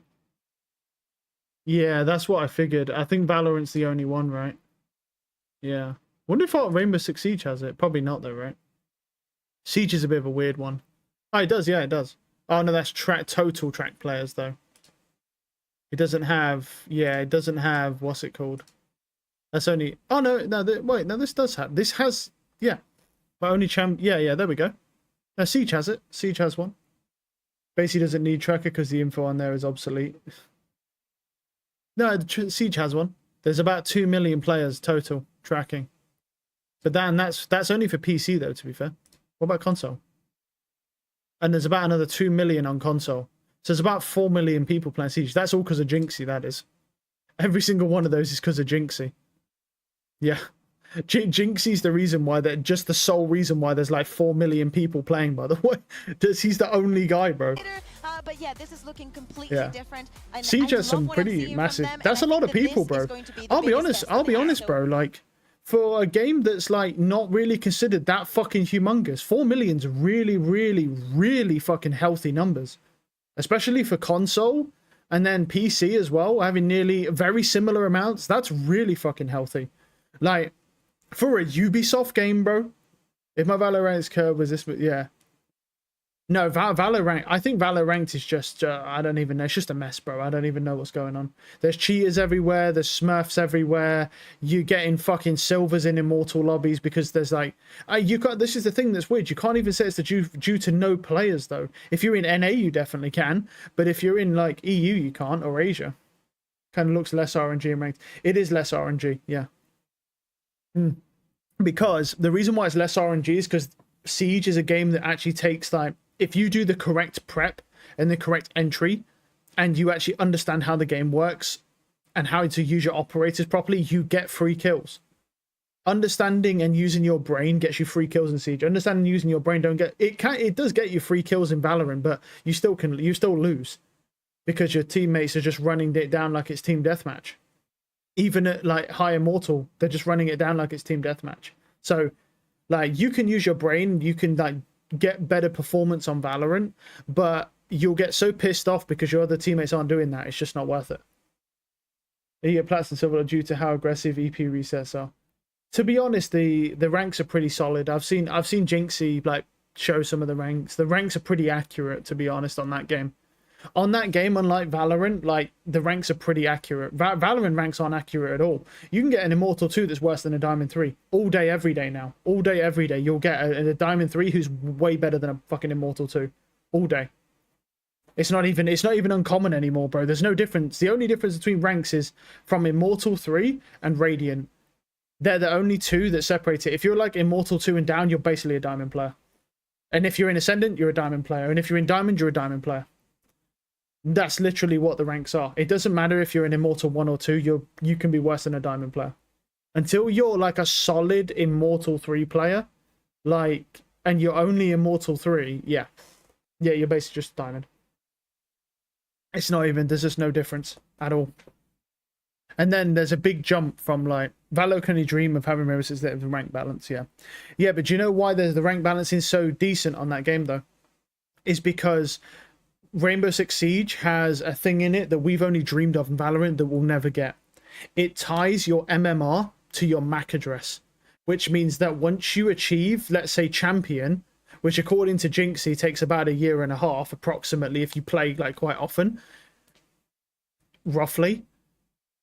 Once you get to that MMR of champion, even if you make a new account, you'll still get that. You still get that same MMR of champion because it's literally tied to your MAC address.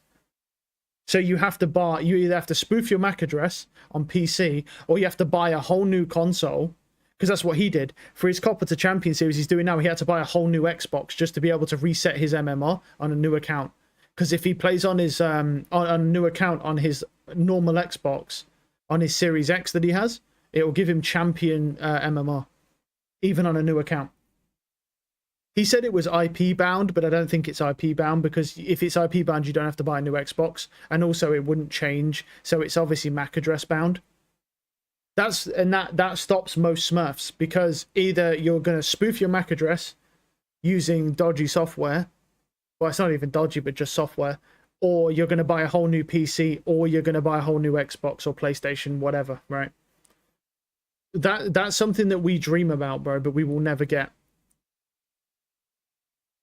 We will never get that because Riot is a company where they'll want to inflate their numbers as much as possible. So having Smurf accounts really helps them do that. If one person has multiple accounts, IP bound is an issue there. It's not IP bound, it's MAC address bound. It's MAC address bound. It's not IP bound. He said it's IP bound, but he doesn't know the difference. It's not IP bound, because if it was IP bound, because he lives in the US, he has a static IP. I mean, you can set it static or dynamic, whatever you want, because you can get dynamic IPs there. That sucks to play games, then your MMR is in constant jeopardy. Yeah, if it's IP bound, but it isn't. It's MAC address bound. So to be honest, you and your brother ain't playing on the same fucking Xbox. But if you are, tough luck. It's MAC address bound. So you and a family member can't have 2 different accounts and then have 2 different MMRs. Like if you're a fucking champion on Siege and you have a different account but it's on the same Xbox, that account will also get champion MMR. But here's the thing.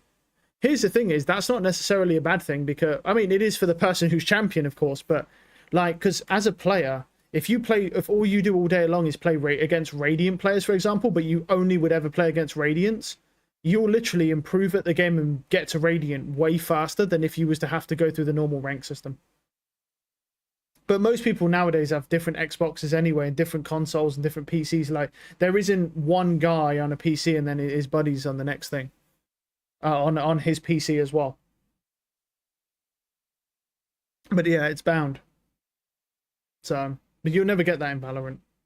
Or at least that, that's what he had to do. And I mean, based on the fact that he had to buy a new Xbox to be able to reset his MMR, would suggest to me it's MAC address bound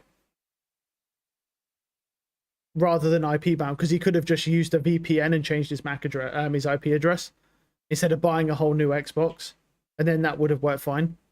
Unless it is IP bound and he's just stupid, but I can't imagine that, because he's got fucking people helping him with his stream that would tell him how to do that instead of paying like $500 for a new Xbox.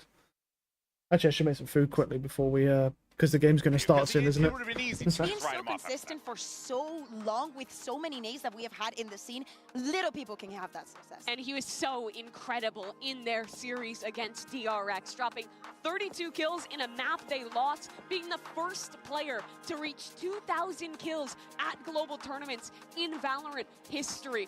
The fact that this is 5 years into the game, after he was a finalist in the first ever Masters, and he's still performing this well, is truly a testament to Durka's skill. Yeah, it truly is, and we're excited for this matchup here because we got a good one on the docket. It's going to be a banger. You got G2 going up against Team Vitality, who moves on to face off against EDG.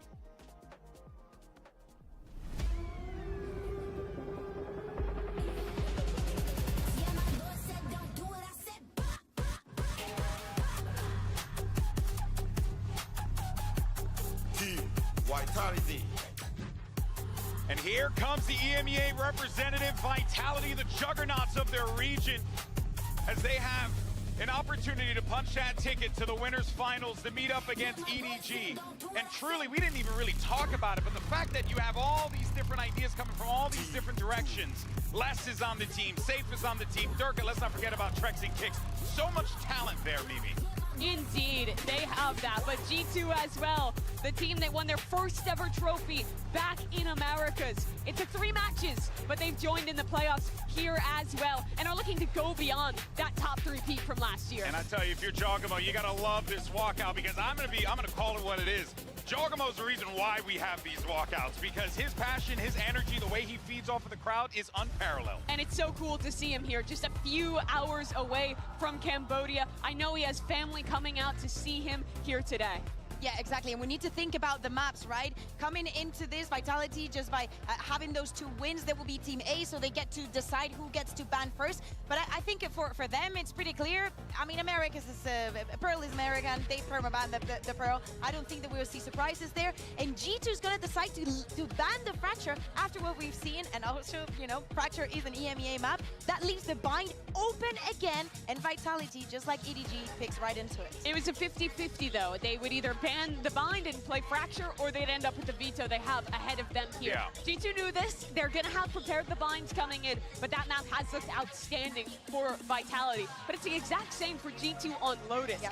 When I watch this map, this is what I feel like is the pinnacle of balance calling. The way that they're moving around the map, embedding different players on their attack side, and manipulating the defensive rotations is peak G2. And for this match, we need that third map. I would love to get to that Haven, especially with the performance the Safe has been having so far. Extremely quiet for what we've been seeing regionally. We know that the struggles for him are different. Also, the responsibilities now IGLing the team and having to keep up with his performance. Right now, his stats aren't looking good. In fact, I think he's in the right at the bottom of the tournament. So things need to change if this Vitality is going to make it all the way.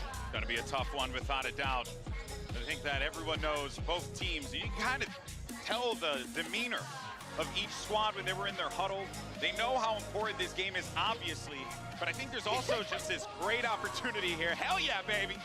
As a fellow Baldy myself, I love that.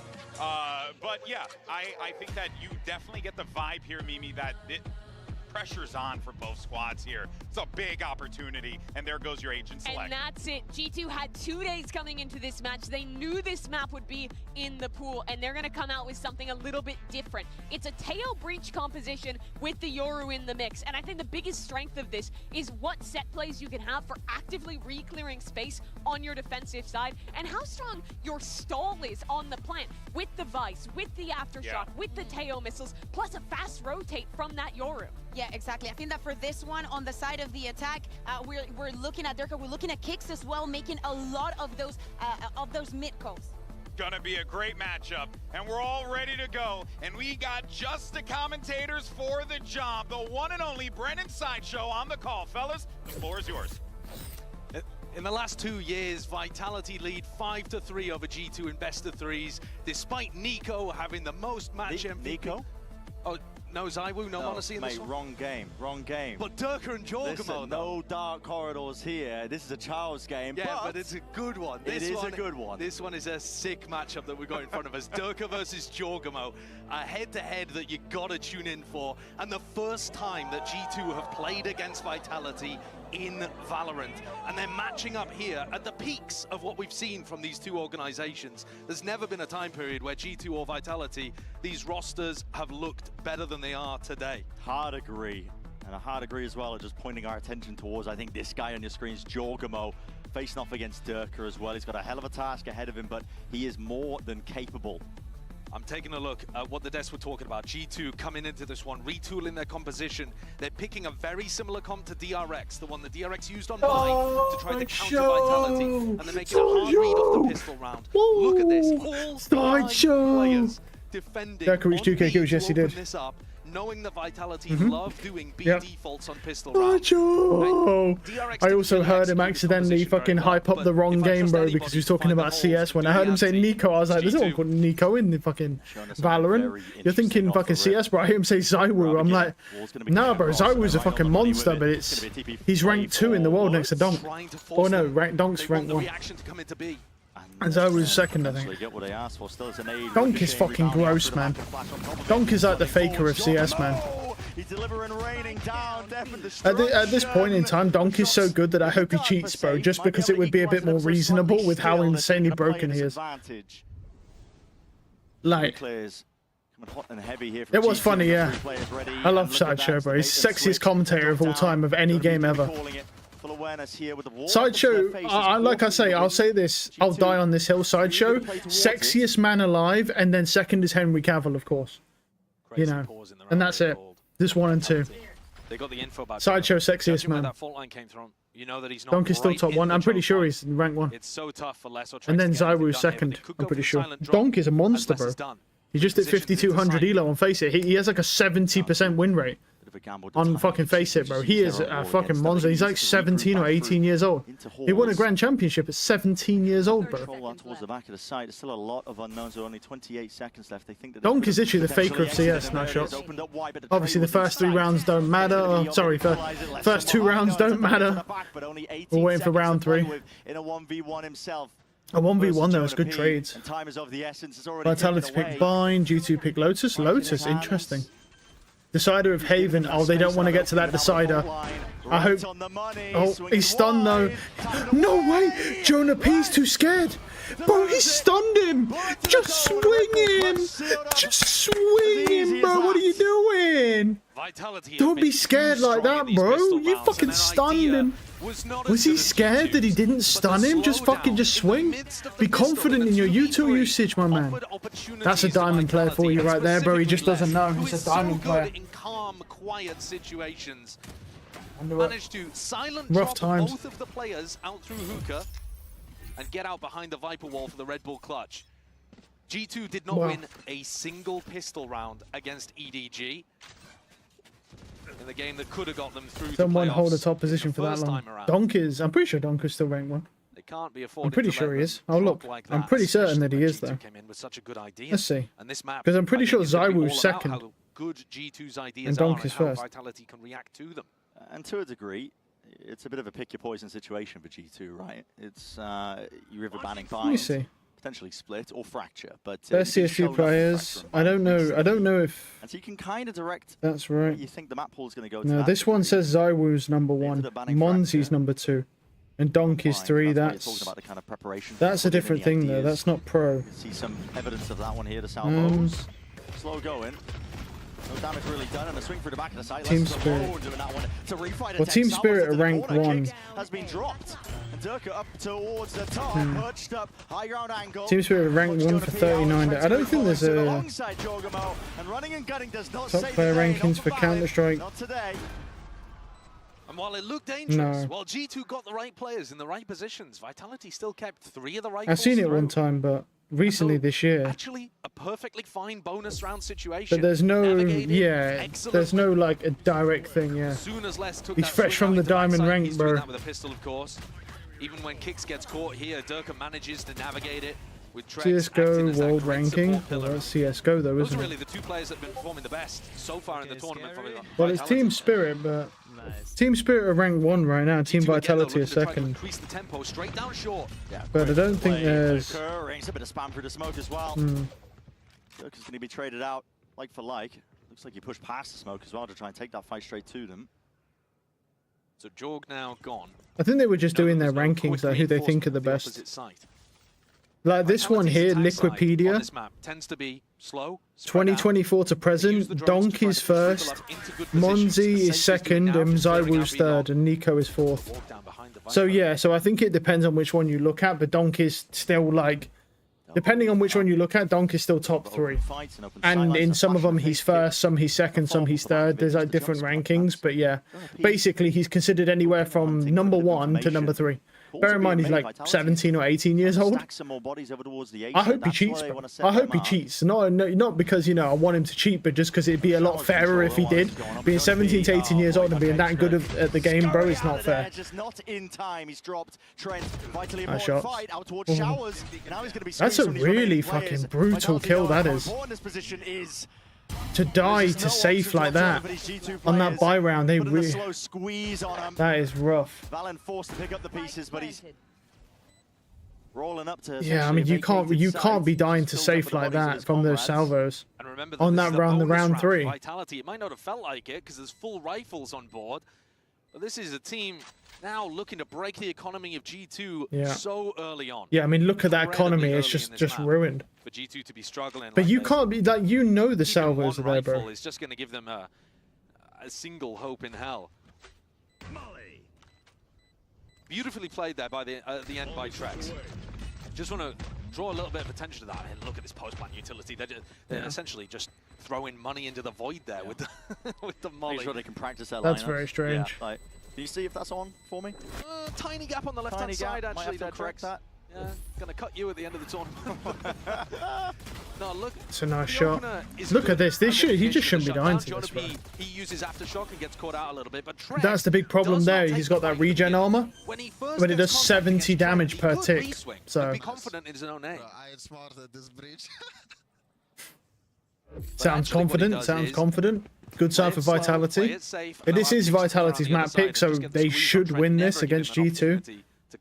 We're not. I mean, Leaf playing the Vice, he's really not going to come on. I wouldn't expect him to come online really until maybe last round. Honestly, Comp's going to be suited towards it.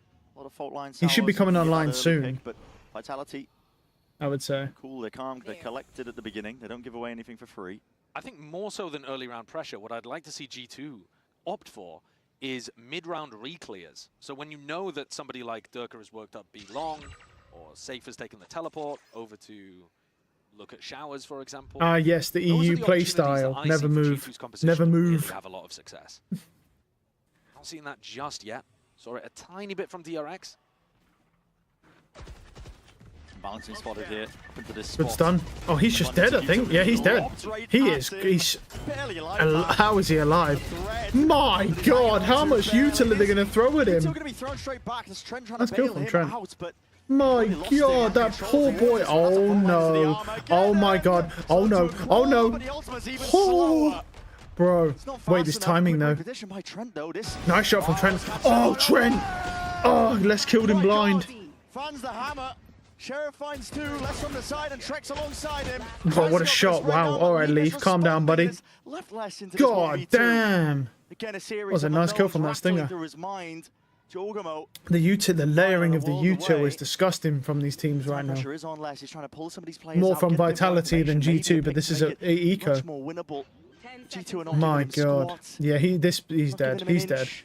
No chance, bro. He hasn't even got time anyway. Yeah.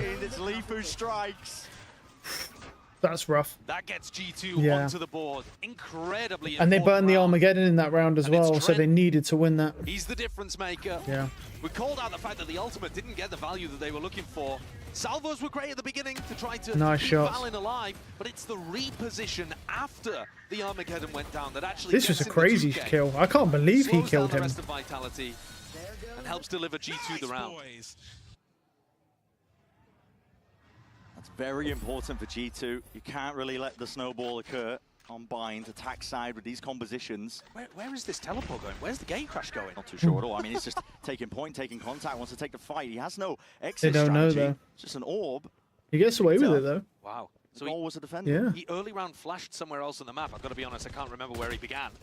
Okay. And Trent's managed to pick up a kill just by spamming there, anticipating that Les was going to be scaling off the back of the wall going up. If they win this, Vitality's economy's in the fucking tank. Well, I mean, Jonah B's sliced them up. Pro players are such Sheriff demons. So are Radiants as well. It ain't just pros. Radiants are like that as well. From Vitality, and we haven't It's seen worse any if they're team really pros be though. able to punish that. Vitality have so much success on this map because I've said it before, I say it again, man. Like, I don't understand why they even bother using other guns. Just use a Sheriff. It's got better movement, and you just buy more of them. Here, Durka goes down. They get more kills. Jonah P forced him out into the open with the aftershock, and then just held the angle. Good for the one. That's why even if these people pick Chamber, they still get kills with the Headhunter because it's just about aim and the crosshair placement and being able to flick onto people's heads. No noise. That's why but you know, then they fail in the other department with Chamber. Oh, they've seen him. It's a nice shot. Jonah P was open to the angle, and now Dogmo is on a bit of an island. He needs a bit of help. Potentially here, still, there's no committal. There's only 20 seconds left, and Vitality. He's gonna burn that flash when they come in, right? Yeah, there it is. Yeah. Oh, nice try. The Brimmy Stimmy though. 10 seconds. Oh, 10 seconds. 9 seconds. Bombs down. He's got time. He's got time. Can anyone stop it? No. He's good. Or just go Guardian. No, it's not the same because the movement's worse with the Guardian. No, the movement's worse with Guardian. It's not about the Sheriff being able to aim with it. It's the movement you get, because you get good movement as well as that. Nice shots. Leaf finds the shots. Yeah. And he converts. He's a player that everyone's been looking towards at the start of the year for G2 as they were dominating in America's kickoff. Good spam. Hasn't necessarily had every game with the most impact. Honestly, that has been Trent. Trent has been the player in most recent weeks keeping them in these games, but once Leaf gets online, nice shot. And you see what he's able to do at land. I'm pretty sure Leaf actually, I think he just reached Grandmaster in League as well. That felt like he plays. He made a joke. I think it was him. I think he made a joke about dual competing because he don't even play Valorant. That he just when he's not scrimming, he plays League. Is to get 5 Brimmies, yeah, the Brimmy Stemmy. But he was talking about dual competing as a joke. He's dropped down to just 48 health. Look at this unusual wall from Leaf as well that he's got anchoring onto the B site. Actually does Leaf is crazy. Guardian plus Perma Brimstem, or just use a Sheriff. One's close quarters. They've got the smokes at least to ensure that they've got What is this? right about the What is this? Still not triggered. No detonation on it. Molly at your feet, swinging wide and out and around. All in front there. Gives you plenty of targets to pick and choose from. There's still no plant down. And Kicks is isolated onto the site here. Spike in hand. He's worried. Still have a minute as well.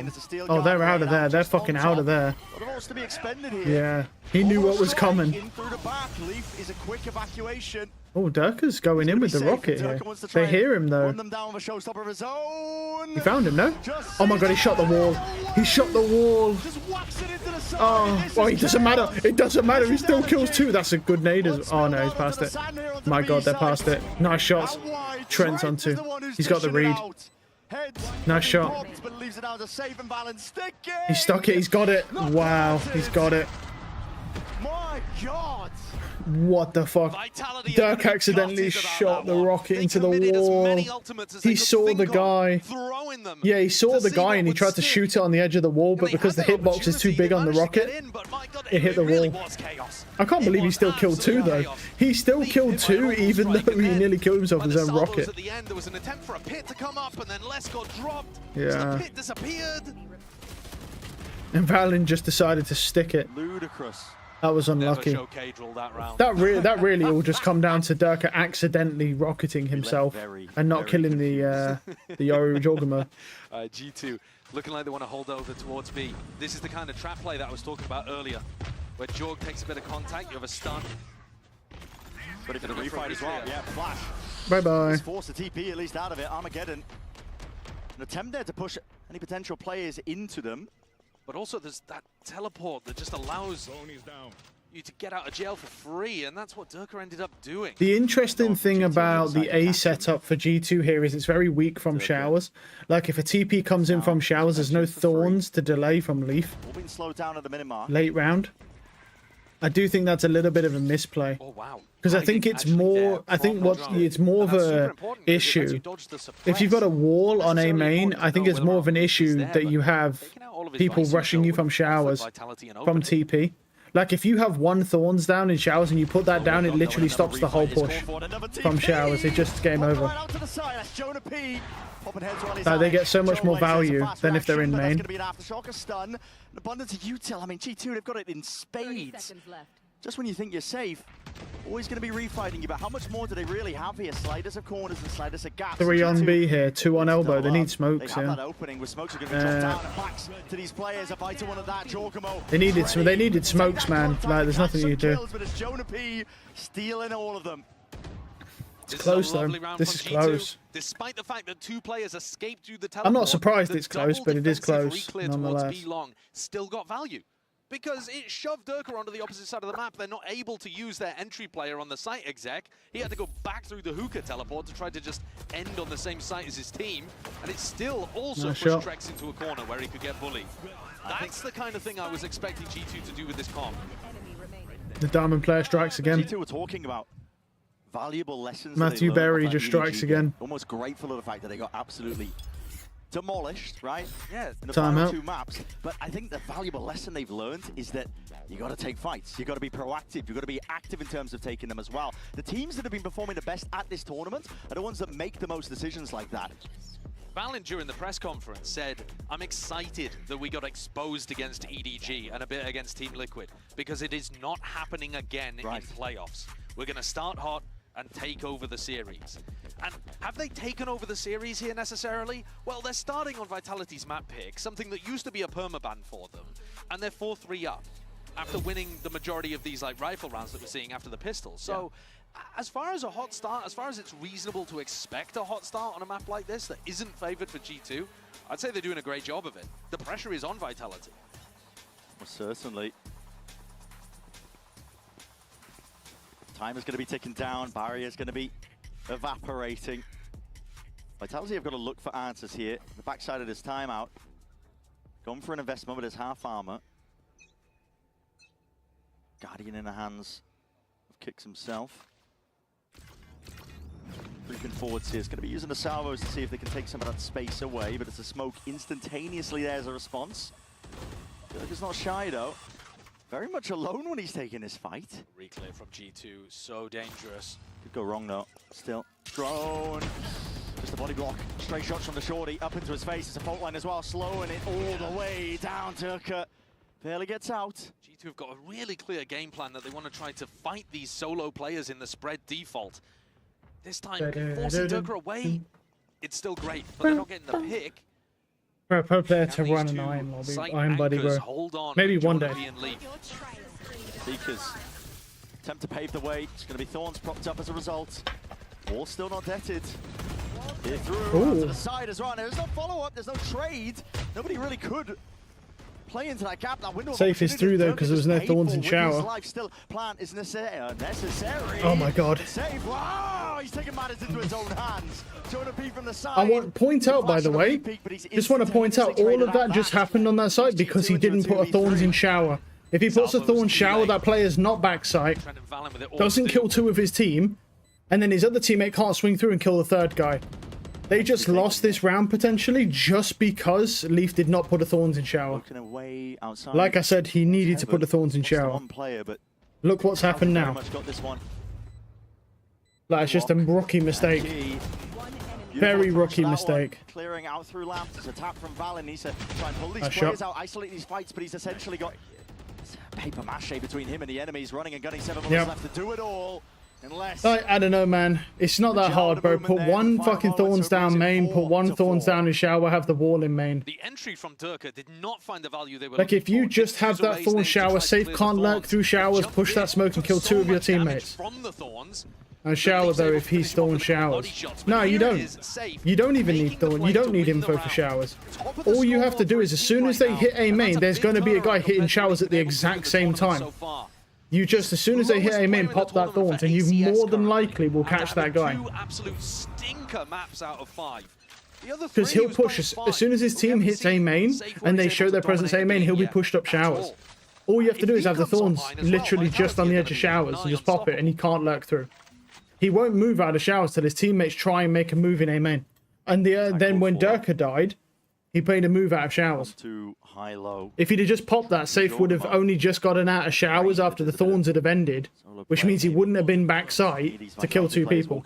They still might have won the round, but just having those Thorns there, just so much value. Because it blocks all of showers, you can't move through it. Transition period. It's gross. Backing themselves out. There's a heal online so they can make sure that they shore up a bit of the damage that was done. And a full rotate called. They spotted Durka outside showers, and so that makes it feel he switched sites now. Interesting. So they're trying to call this That's pretty disgusting if they get that now. Everyone's got good info here. Dimensional drift's going to be used, but already. That's interesting. That doesn't stop. That doesn't clear someone under hookah though. Under hookah's not clear. Not sure if they cleared that jumping out. Be up onto that high ground. Leaves Leaf into a sticky spot.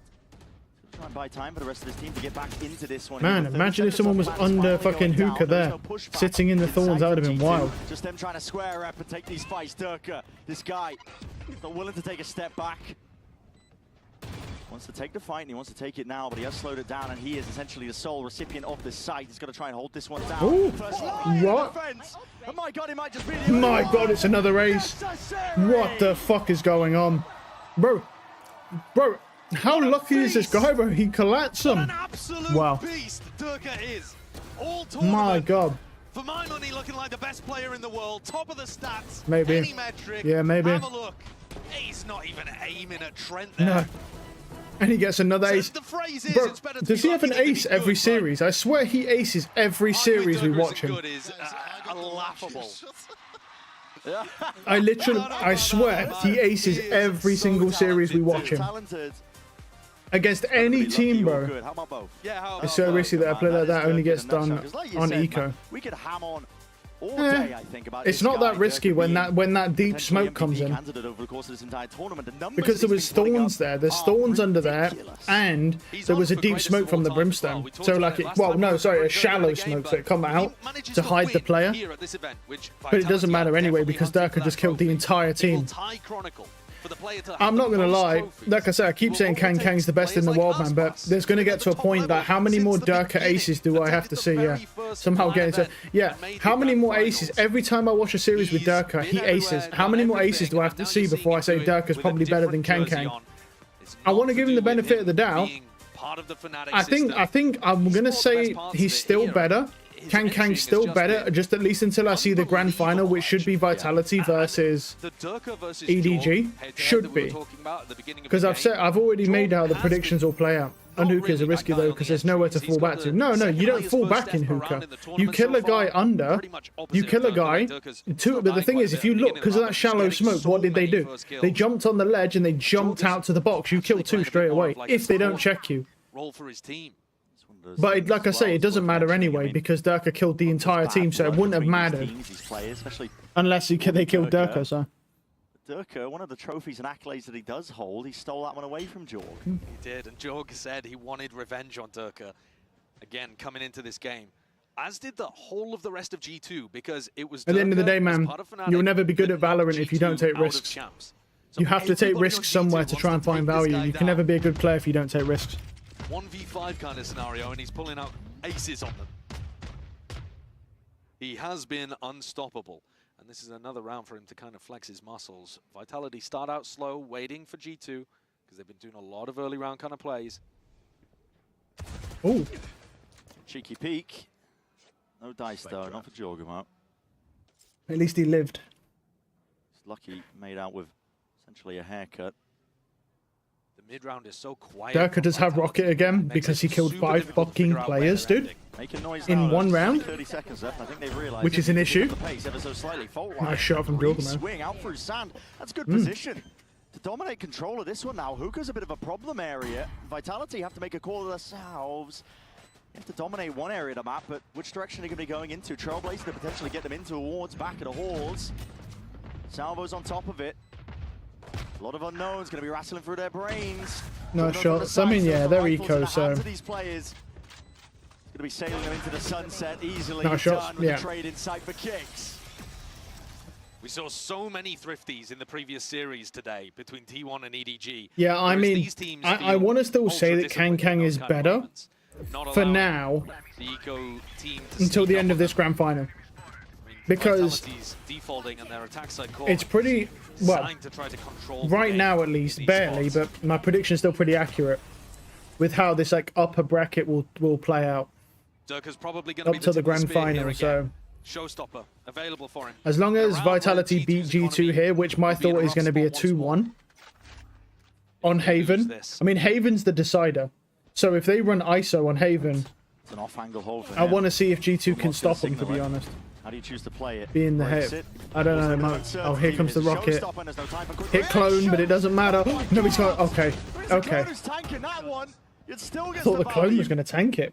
Wraps itself around the corner and it's gained entry and open access to the side here for Vitality. Jorgamo has to make a play. Not a bad flash. He's jumping. He's jumping. Spray, but he's run out of Good bullets. trades. And the return of the fire is there. Kicks. Good flash. Making sure he's mightily consistent. At least Wow. Nice shots from Leaf. Jeez. Good stun. Beautiful shots from Leaf. And Jonah by himself. Last season, Durka carried Fnatic pretty far. Yeah, to describe he over did. these teams, it is that It's discipline. possible. I don't know. Like, there's a certain point. Yeah, there's a certain point where like you can't keep saying he's better. Because Durka's getting an ace pretty much every series we watch with Vitality. He gets an ace in that series. Like, But take a look at the replay, how Leaf gets these final yeah, 2. nice shots. What a first shot onto Les. And then Oh. right before the stun lands, he catches safe. He just stands in Those the are stun. 2 utterly critical kills for G2 to get back into this one. Nice shot. Their economy is still not saved either. They have a Bulldog. Yeah, could you imagine that, bro? You won the round and you're still broke. They do have 4 really good ultimates though, with nearly a 5th really good one online. Durka has an operator on the other side, on the attack side too. Of course he does. Just, again, because G2 have been peaking so much on defense, I assume. Yeah, I believe there's a rifle waiting for him as well. It's the last round of the first half, so he might as well spend it all. Seems particularly good against the way that G2 have been playing, because they are finding these opportunities. It's to also go the for place pushes. how the coaches want them to play. With a heavy emphasis out towards... Yeah, but Durka doesn't really have a playstyle. Durka's playstyle is to be sporadic, be random, and have confidence. That's the playstyle. But that ain't even a playstyle a coach wants him to play. That's his playstyle. And no coach has ever dared change that because it works. Leaf is very similar in this regard. He just doesn't play duelist. With the Vandal. You can't be certain to play each other. No, I know. That's what I'm saying, yeah. That's what I'm saying. I think that's why I say right now, oh, that's a great ult. Oh, he's out of it, though. Oh. He's able to navigate it well enough. No follow-up. They do have breach ult. They're going to burn all the ults, aren't they? To try and get this. Could make a go of this one. Yeah, they're going to burn everything. Too late. Trex is going to be sticking this one plan down and out, but you choose to go Hits off this. less there. Don't know if that saw less. Yeah, they saw him. They saw him. I think they saw his gun, maybe. Oh, lineup from Trex. Where the fuck is that going? Is that straight onto the bomb? Oh, he donked it! He got... No! It's on it! No! He booped it! He booped the fucking molly! No! Wait, they could still do it. Oh, they've got it, though. Wow, that's unlucky. Jorgamo did so well. A bad flash? He's got it. Kicks, bro. No! Bro, that was such a sick play as well. He actually hit the molly. He got it. Is quite ridiculous. That's a common lineup. Yeah, but you don't. Yeah, but you don't see it if you don't play Brimstone. Also, no one ever has lineups in my games for Brimstone. Utility simply too good for Vitality. I think they'll consider in the context of G2. You don't ever see. You don't really ever see the lineups the Brimstones use, and also you don't ever see. Let's say you never see it really. They didn't even win the pistol. No, lost pistol. In the sense of like, if you don't play the Brimstone, you never see it. That's crazy. A bit of a pick your poison situation for G2 themselves. Who cares about the fucking lineup, bro? When he boops it, bro, that's fucking sick. Man, what a fucking... Oh yeah, I forgot John and Tens are actually here. John and Tens are both here. ยังไม่ได้บอกชื่อเลยก็กรี๊ดกันซะแล้วนะขอบคุณมากๆนะครับผม And ladies and gentlemen, I'm here with John QT. Don't you love the fans here? I love them a lot. Wow.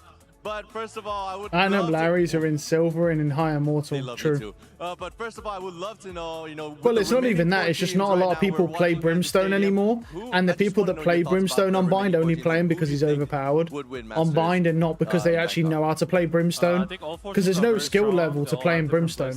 There's no skill to play in Brimstone if you don't have lineups. You can just do everything based off of an iPad. I think they have the most experience out of all the four. And playing it on Bind, you can just sit with a shotgun. You don't have to really have any brain or anything. I think EDG will take it. So those people will never have lineups, but they'll still find a lot of value and still be good teammates. Because it's just easy. Tens crashing out at 11 minutes about 1 second. Yeah, I haven't seen the whole crash. I watched the crash outs when Sen lost. When Sen lose, I've been watching all his crash outs, especially the one against Nats, bro, because that was bad. No one was even holding the guy planting. It's been really good. I like it here. People are nice. That one was rough. Obviously, the vibes, the weather kind of reminds me of Morocco, so I really like it a lot. Yeah. Awesome นะฮะก็สำหรับตรงนี้นะครับชอบแฟนๆชาวไทยนะครับชอบอาหารชอบบรรยากาศชอบทุกอย่างนะครับทำให้คิดถึงบ้านนะครับ But that will be it for now, guys, and we'll be back to the game. Well, John QT expecting that EDG were potentially going to win it all here at Bangkok, and G2 themselves as well. They're hoping to win this open. Well, I think it's going to. I think it's very possible. To potentially get that rematch versus EDG after they were ever so slightly embarrassed, and there's a replay of it. We see many a team, many a player attempt something like that, but it's hard to pull off. Yeah. Lothar vindication after all these I've seen years. that That's one. what I'm saying. My sights are set on Jorgamo, though, the player with the slab head, to pick things up as he goes forwards into this half. He's on the entry. He's not holding anything back. Takes very point. Much, like you said, takes point. He's the sacrificial lamb almost. Second highest death so far in the tournament, but it's there for a reason. Yeah, that shit was crazy. It's trust in the rest of his team to be able to trade. I've never seen two. I knew something happened when I watched that, and I saw two players fall off. I thought it was a piece of utility or something, but I knew it wasn't normal. No, two players don't fall off the map like that.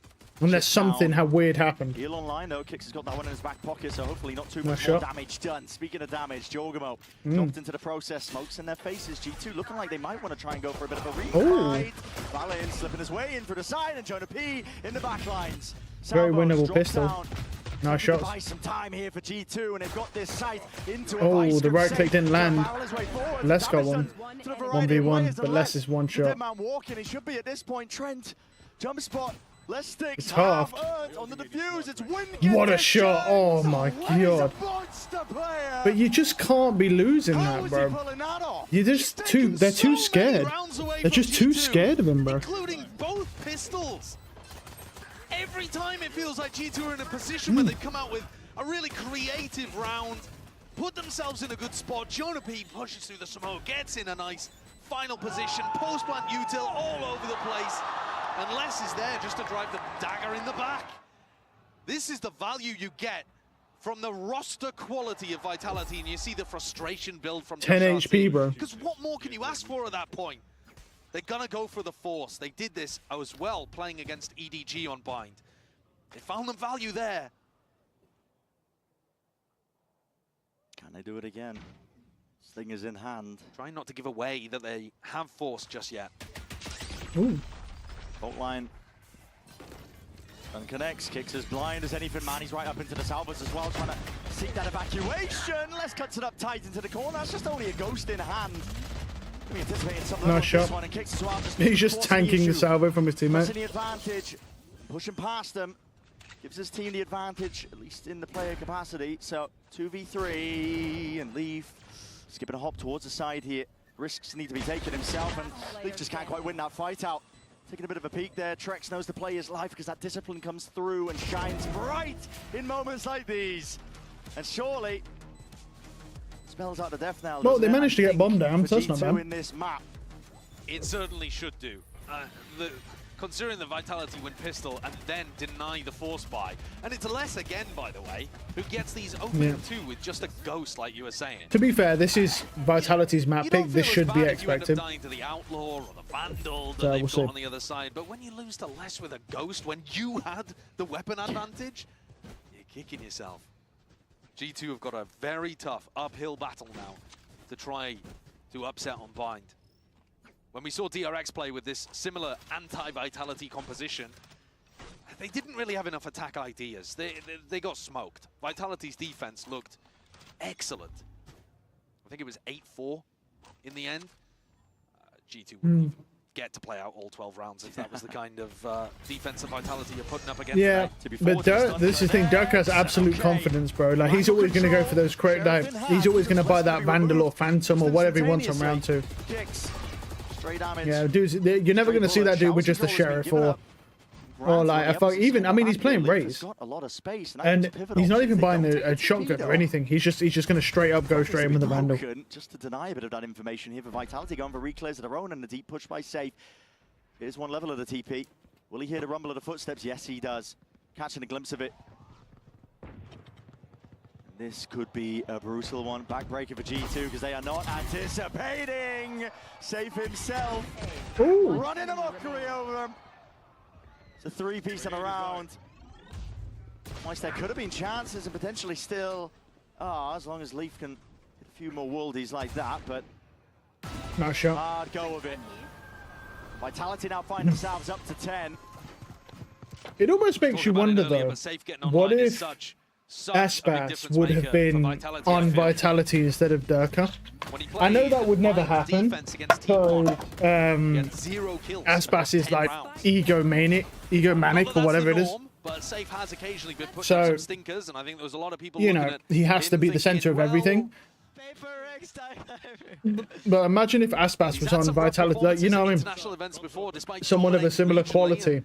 The allegations I wonder if they'd still be able to play this well without having the quality of Durka. He's looking good, he's finding his timing, still playing aggressively, and he's always got his team calling really well on the attack side, coming up with good defensive setups, and always keeping the mental and the morale up too. Yeah. And there's no reason not to smile for Vitality here. Drone's broken. Yeah, Durka's okay, rocking a hard place. Two to the TP. Oh no.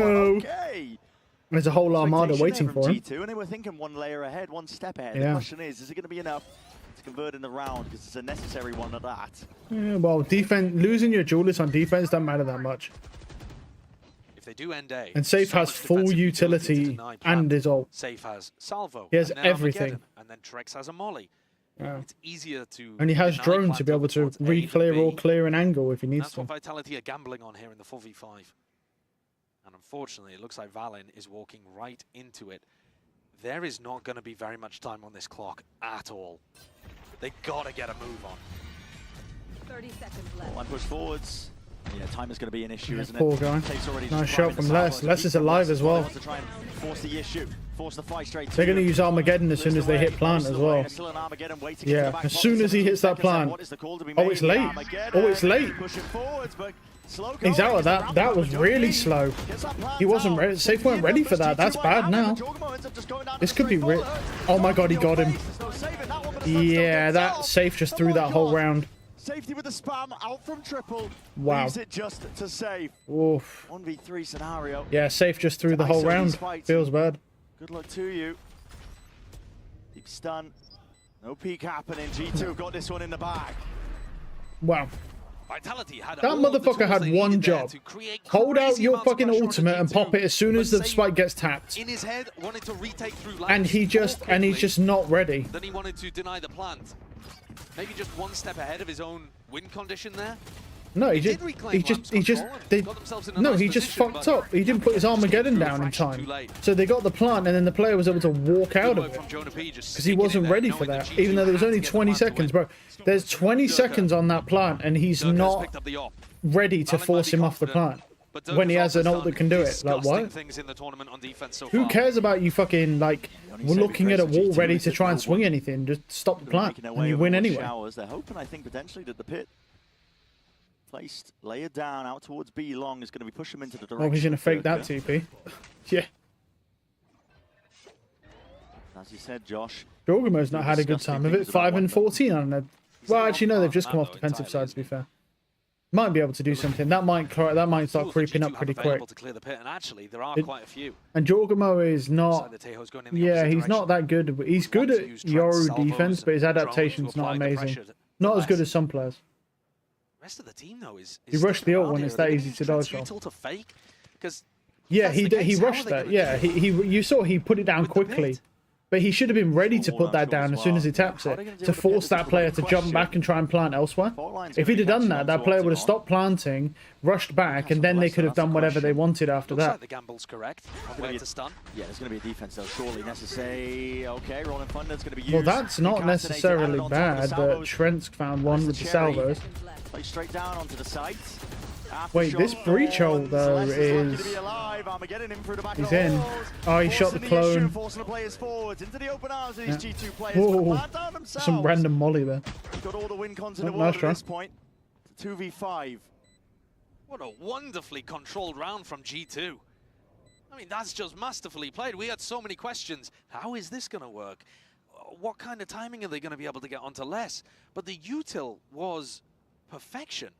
Kicks got killed before he could even shoot a bullet back at them from the anchor position. I think he was flashed, slowed by the thorns potentially. Salvos in his face, Rolling Thunder. Yeah, utterly brutal. And then you look at what Les is doing inside the pit, and he's caught by the stun, Rolling Thunder, Aftershock, There's thorns getting on top of timing him by as well. Trent. They really effectively sliced up those Vitality defenders. You give Valen time, and he does call some beautiful rounds. Yeah, he does. Here's the stun into the salvo. Catches on both of the defenders there, I think. Look at Kicks. that. Oh. How was he supposed to escape? He was going to take enormous... Oh, that's brutal as You well. just can't That's escape. based on the Aftershock. They know that the Aftershock has cleared out Octagon, so the spam comes through afterwards. Durka picked up the operator, and now he's got to try to find some use out of it in this round, because he was completely out of the previous. Might get lucky. Thrown up. Gonna be hearing that one. Okay. That even gets Why did he on let top it of suppress him? Round and about. That's a bit Salvo's weird. out through the back. Because now he can't use his... Well, that's a nice shot. Wow. He's just running his way forward. He was trying to fake clone something, I guess. Nice shot from Trex. Here we go. Shotguns in play. Do you dare? You know you didn't need to use the shorty right away, Trex. You still had your main weapon. Quick maneuvers though. My God, he's got another one. There's another shorty kill. Damage done and bodies Dear God. piling up into that direction. Trex is out of lamps as well. There's a bloodbath occurring. There's just shorties everywhere. Quick reposition as well. Discipline here, the G2 players are showcasing, making sure that they double up. No ISO Nice shot. fights yet less. Ooh. He's not given much to work with, still does the work. Still does the damage. Oh, he's got salvos, doesn't even have time, yeah. Trex pushed back for about a moment. Smoke. Still down. Bit of safety to Nice try, nice try. Just leaping into the fight. It's Trent who knocks the head of Trex. I'm not like this. This is looking rough now. It's the attack side. Yoru's a serious issue, man. They've got a lot of attack. It looked dangerous. They jiggle around the suppress, but messed up the timing. Yeah, I know what he was trying to do, but like he didn't even need. Like you didn't need to do that. It's not. That's not even hard to do. Like as the thing goes to jump, you just hide on the wall, and as soon as it goes, you just peek it. He just that for some a bronze could do that. So like for him to mess that up is very, you know, it's just surprising because it's so easy to do that. It doesn't take any skill at all. And this play, you know, this dude's in fucking mods. That's why I'm surprised. Like, that's why I say why let yourself get suppressed, because it's not something you expect him to make a mistake of that like mediocre level. It's not, you know. Holding it over the shoulder, a bit of spam on top of it. They know the G2 have been trying to punish less jump spotting in that position. Very strange. I mean, it almost mattered if he didn't have this insane like mechanical play where he just flicks onto Jorgamo and then his satchels come up and he just satchels away. Because he nearly got crunched. Like G2, the layer of utility they're using is disgusting. There's like 3, 4, 5 layers of utility just landing on him, and it's a real struggle to survive against all that, as you can see clearly. Oh no! Oh no! What's going on here? Trying to get timings on possible. Yeah, it's still not hard, man. It's still not hard for anyone to do. It's just weird. There's not an excuse for it. But it does. He managed to make it work. So it's fine. Like he clearly saw there was no one following that drone, and he still could have dodged it very easily. I don't know why he didn't, because he just stopped. Does actually split these players ever so slightly. The trade isn't there in time. Not my lead. He's doing quick and dirty. Oh, it's unlucky. What? It's still a 1v1 though. Oh no, but it's against Durka. And he's killed. What? What? Hello? How's he gone down to that? Hello? He got a triple kill in the round. He killed 3 people and then just randomly died to a grenade. What happened? Even he can't quite believe what happened? The nade was perfect. I mean, the grenade was great. What happened? Down to 5 HP. Show me. Show us what happened. Like, how does that nade kill him? He killed 3 people. That was nice shots. Nice shot. Nice shots. Nice shots. And then being able to kill both. Nice shots. 60 HP as well. What has happened here? Oh my. That killed him. How has that killed him? Wow.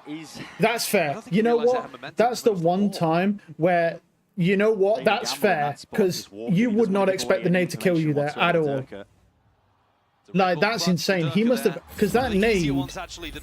Yeah, fair enough. Fair enough. I expected to see some dumb shit, but that was outrageous how that nade killed him. Potentially getting broken for Vitality. That was outrageous. I think it's because he was 60 HP, got tagged by the first explosion, and then shifted away, and somehow that fragment killed him. That's fucking crazy.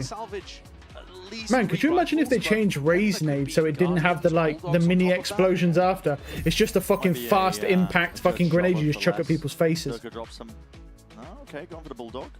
Okay, Durka drops still at the right. That'd be fucking crazy. So it's not too bad. It's like an impact grenade. Trex is just coming in without a molly. We'll see whether that makes a difference. Vitality have not been. I mean, I'd like to bet on Durka to win that anyway, because he's just been an absolute monster. But in the previous round, you saw. I don't know how that nade kills him. Whatsoever. Vitality wanted to play fully for the retake as Durka was pushing. G2 have no interest working their way over towards A, not early on at least. Who's next? Durka's playing off sound. He's just rotating based on where they hear stuff. There's our hookah, spot down 2. It's going to be the fault line, does connect. He should just get side for free here. They're not going to fight it. They are. They're going to fight it. You never fight this, bro. Let's see if it works. Oh my goodness, it's working. Holy, the aura. The aura is disgusting. But Leaf, oh, nice try. The holy aura. Oh my god, that's fucking crazy. the Yoru ult site and they don't leave and they fight 3-man back site when they can see everybody. That's insane. That's fucking insane. That's max aura. That is massive fucking aura. To stay when there's a Yoru ulting your site and you have no safety net, no TPs away, nothing. That's fucking insane aura. This map is over. This map is over. If you've got aura like that against a Yoru ultimate, it's over. It's done. It's done. It's GG for this map. There's no way they get back into that, man. That Vitality have acquired too much aura on their map pick now. Smoke's primed. I'd be surprised if they even get one more round. Good flash. That connection saves not long for the that's actually a nice shot. Dirk is dead. Durka was plucked out of the sky while it was happening. Orbital strike wasted in the process. Trek's not going to have that one to work with a little bit later. He's buying time though for less on the flank. And they're coming back to him. Yeah, he's just holding the wall. Is there a level of awareness for G2? Do they actually nice take shot. this clear and still less? He's gonna run through that. Still gonna rip your head clean. He should hear him run through that, I feel like. Yeah, I think he heard that. Doesn't matter though. Okay, Trent's handed relatively easy one in terms of predicting that. Trent's also got a nice timing. Smoked off though. Might not feel confident to go through that, and he isn't. Trek's holding that off angle. In the meantime, I've had Jorg sat around this position the entire round. Re-exploration. Oh, that timing is disgusting. It's from both of them. Jorg and Kicks. It's just Jorg who gets the better of it. Alright, they're getting this round. That's disgusting timing. 1v3. 30 seconds left. Salvo's flash play in through the back. Open sightlines onto two of the players, but a trade. It was quick. I was able to pull that one off momentarily. So two surviving, keeping the guns going. Potentially some ults rolling into the next tier for G2 on top of it. It's a nice entry. It's a good idea. When you have the lower economy, you want to try to set up your Yoru, close the distance. Salvos into the back of lamps, forces somebody forwards or backwards, and Jorg flash teleports in. New Judas agent is Ty, apparently. Is not good. There is still a chance for G2 to get this one to overtime, but they are going to have to play perfectly. Okay. And they're going to need more good Ty agent. To avoid the stacks. Flash held, primed and ready. Kicks. Oh, they fake flashed it. It didn't work, but they fake flashed it. Yeah. Well read by Jorgamo there, still manages to get two after he flicked back away from the false flash. It's quick reactions. Saw a lot of thrifties just in the game Nice earlier. try. Not likely, at least for this round. No, not today. And that big ult cycle that felt like it was about to come online and tip Vitality over the edge, it's starting to swing the other way, you know. Jonah P with that plant. He gets Rolling Thunder. They've got the Steel Garden to work with. Trent's 1% chance to chance. Oh, it's more than 1% now. So many tools here to deal A 12-9 is probably like 10 going. or 20% chance, If you look something at like the that. ultimates on the other side of things for the defense, even if Les goes for Like a 10 or 20% chance.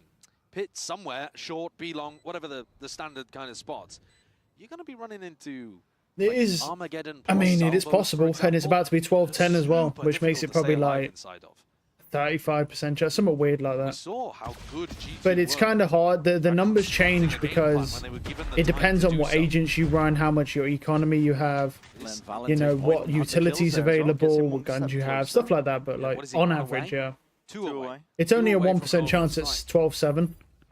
It starts creeping up. It creeps up on you pretty fast as well. If it gets to like 12-9, it's 12-9, 12-10, it starts getting a little bit dicey. Because obviously, you've got to remember the max it can never get to is 50%. Because it's still a 50-50 at 11-12, obviously. So, it'll be like 35% or something weird like that at 12-10. So it's like a 35% chance of overtime, something odd like that. And then it'll go to 50% if they get to 12-11. Durka takes contact, flash round to the side, that's a quick dodge. It's a good trade. Oh no, I think they're out of there though, yeah. That's a TP. Where's a good flash?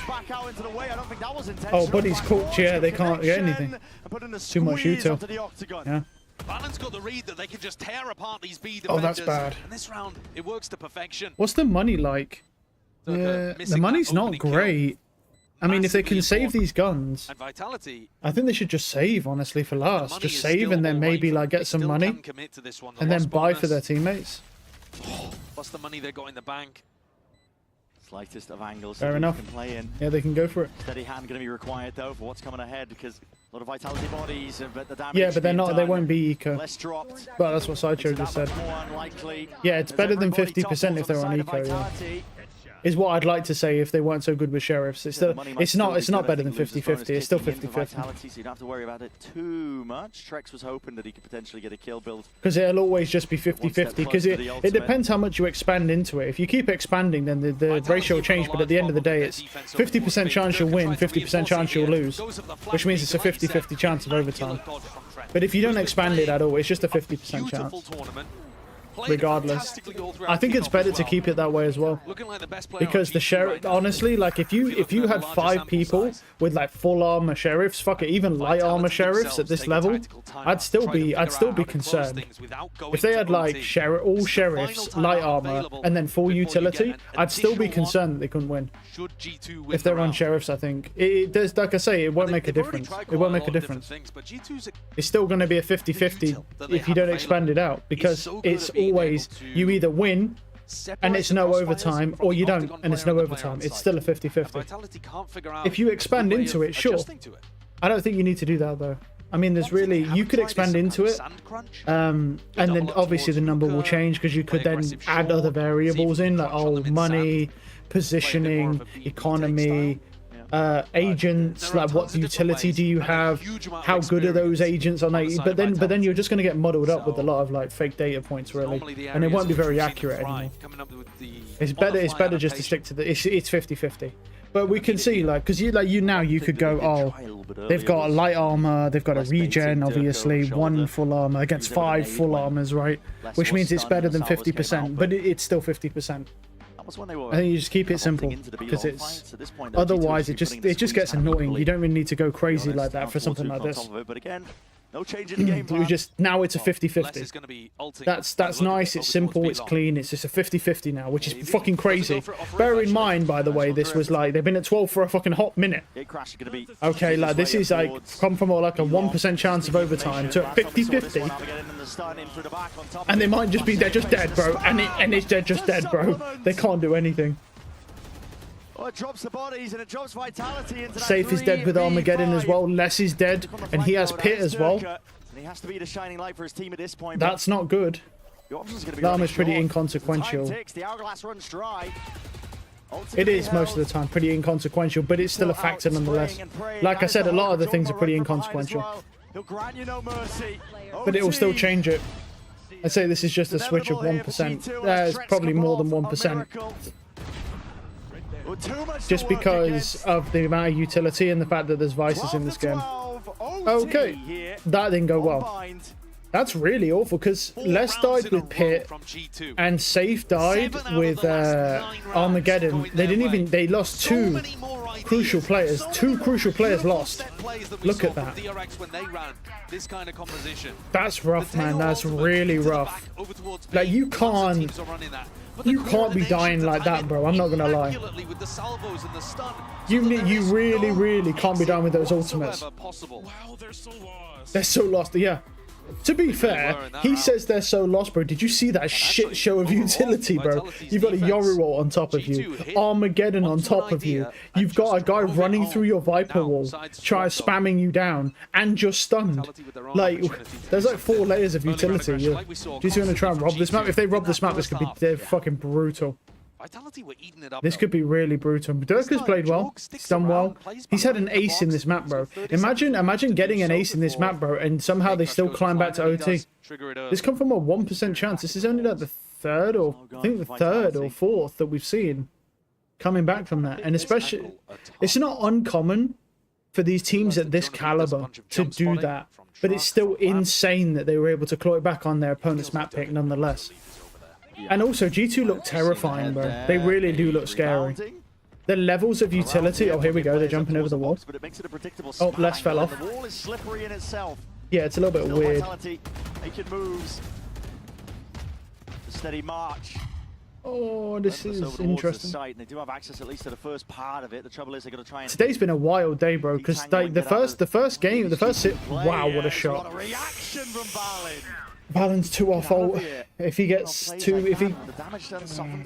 this could be rough. Potentially some space. We really need to keep an eye on the ultimates here about who gets picks, man, because everyone's just 3 away from their ultimate. Vacuum it all the way up and What a fucking shot. Oh my god. I don't understand how he gets his picks sometimes. Nice shot. How the fuck does... I don't understand how they... Nice. Wow. Wow. Oh, kicks! Kicks! Oh no. It's a 1v1. It's a 1v1. He's got to get a move on. Got to get a move on. Gotta get a move on. He can't do it. Nice try. No, he got too close. He got him with the shorty. Plays beautifully off the Wow. How the fuck does Leaf keep finding these kills, bro? Like, god damn, man. It's just no way, man. The man with the infinite plot armor. Look at that. Blatant aim lock, bro. Blatant aim lock, dude. What is this? Oh, look at that. The shorty. This is bad. This is really bad. That was so fucking close, dude. But Kicks is low. Kicks killed fucking 3 people, but Leaf should never have found that kill, bro. Leaf should never have found that kill. This is just fucking wild. I mean, we've had 2 good series, bro. How have we had 2 good series today, bro? I was expecting the first series to be bad, and then this series to be amazing, obviously. We've had 2 good series today, bro. This is going to be a full day of fucking Pro League. My fucking god. Trex needs us. Who knows? No way. Oh no, it's Leaf. Just run. Just move. Just move your ass, man. It's Leaf. Don't do it. Please don't do it. Don't do it, Trex. Please. Please, bro. This is the man with the plot armor. Just leave. I'm begging. You've got your pick. Take it and leave, please. Good stun. Safe is fucking cooked, buddy, in there. It's just the look at the layers of utility from G2, man. I think even EDG would struggle with this. Took the risk of getting caught by some kind of util combo. G2 were really on the verge of committing Rowberry, bro. Game plan was from Valen. Who's Rowberry? Pressure into an end over towards A, but now Valen's calling a mid-round audible. This one wasn't in the cards at the start. He's realized they overstacked the site. Is it another fake pivot onto B? It's pressure, isn't it? Clear out towards Hookah. They got 3 players up and over towards it. Bullets raining down out towards the back, but no G2 players giving up this space over towards A, and they are ready to pounce at this at a moment's notice. They've got the read as well. They're hitting the weaker side. Another stun again. Trex has got 2. Nice shot from Leaf. Leaf's in. They know he's there. Trex has got 3. Oh, but Leaf, you're such a bitch. Oh my god, bro. He just kills Trex so easily. It just looks so easy for the man who can't die. 4 seconds. And Leaf has killed fucking 3. Oh, 2. Good flash. Oh, no. Okay. Okay. Just fucking calm down, dude. Let's just calm down a second. You should not be killing him. You are full flashed. Let's just calm down, dude. The man with plot armor. The man with plot armor. Oh, God. Oh, my God, bro. My ass is so loose right now, dude. Like, what is going on? Look at that. Perfect flash as well. And he still kills 1. The issue is this breach. This breach is a serious problem, man. Jonah P's utility is scary. Like the timing on his utility with that breach, combined with Jorgamo, with the Teo as well, it's just so disgusting, man. It's just caught so many players off guard. It's so difficult to fucking deal with, man. The spirit of boaster.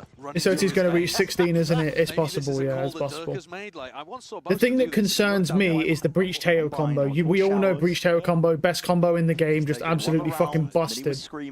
That's what concerns me as a win condition here. You know, I do like the Sky, I do, but I think Breach Teo is a stronger combo because it is a stronger combo. It's just as broken. And the synergy on G2 with the layering and the timing. Oh, that's unlucky. Trex can't. We need that shot, Trex. It's a nice try. There's an attack op in play. It's going to make the exec slightly more difficult for Vitality. And we really needed that kill onto Leaf, but you know, what a fucking surprise. Of course, the op whiffs on the guy with plot armor, because why would it not? Come on, bold man. Come on, bold buff, please. We need you bold buff right now. We have to start praying. Oh no. And it's over. Oh no. And it's over. It's flawless and it's elite across Bro, you the blink board. for a second. Bro, you literally blink for a second and they've killed 4 people. Another chance to seal away Oh, this is bad. Oh, it's so bad. and Leaf are really turning It's so up towards bad. the end of this map. Oh Trent no. has been keeping them in it, My fucking god. Like what? Like, but who runs through the TP there, bro? Who does that? He just sprints through a fucking TP. Just like, why? Like, he just walks through it. On the attack side again. I blinked and I blinked and I was like, I need to pray for bold buff. And I look up and 4 people on Vitality are dead. Aggro off angle here by Durka. Oh, but he just walks through it. Like, but why not? Yeah, Durka goes for a play, but he got red because of the drone. Kicks is just perma-blind. That's good thorns, though, to stop Leaf. Oh, he still got him, of course. And it's over. And it's over, bro. And there it is. G2 have stolen Bind away from Vitality. Oh, my goodness. And it's over, bro. They can't lose this now because the plot armor man's still alive. If plot armor was dead, bro, we'd have a chance. But it's just over, bro. It just doesn't matter, bro. And he don't even kill him anyway. Why wouldn't he, bro? Oh, that's bad. That's so bad. Jorg is so excited. Oh, that's so bad. There's no way we just should. The Breach Teo combo, the layering of utility is just better, bro. It's just better. I can't lie, bro. So much that even the Observer view almost got entirely. Yeah, bro, I can't lie. G2 did look better on that map, though. No lie. Like legit, they look better on that map, bro. Like the maybe Vitality wash. Nah, it's just the Breach Teo combo. GG Salt Poppy, bro. Yeah, this is Robiri. Yeah, that's fucking crazy. It's just the Breach Teo combo, man, is just too disgusting.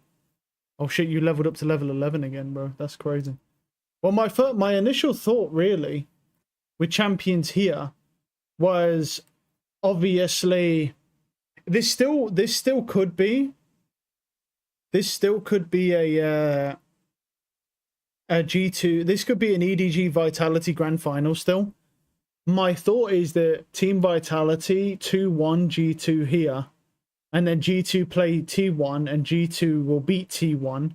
Should beat T1. Might have a chance to snipe first again. Maybe. I mean, honestly, that bind did look better, though. Their bind looked better there. Like, their layering of utility on the attack side. They've got 3-4 layers of utility landing on these players. Like, they just couldn't do anything. There's too much utility being spammed down on those players on defense that you just couldn't do anything. No, that is... Wow.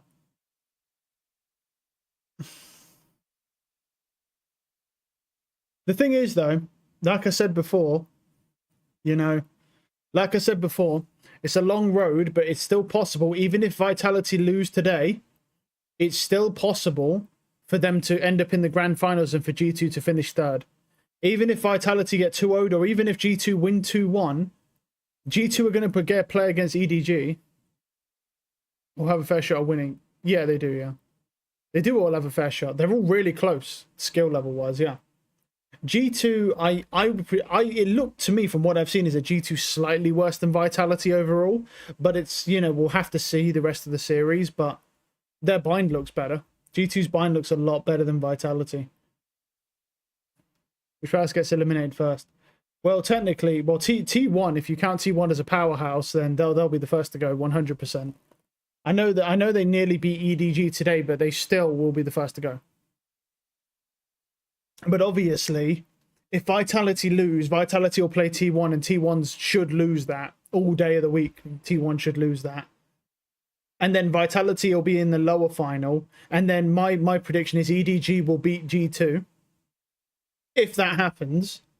And then EDG will go grand final, and then it will be Vitality G2, and Vitality will win in the lower finals and play this.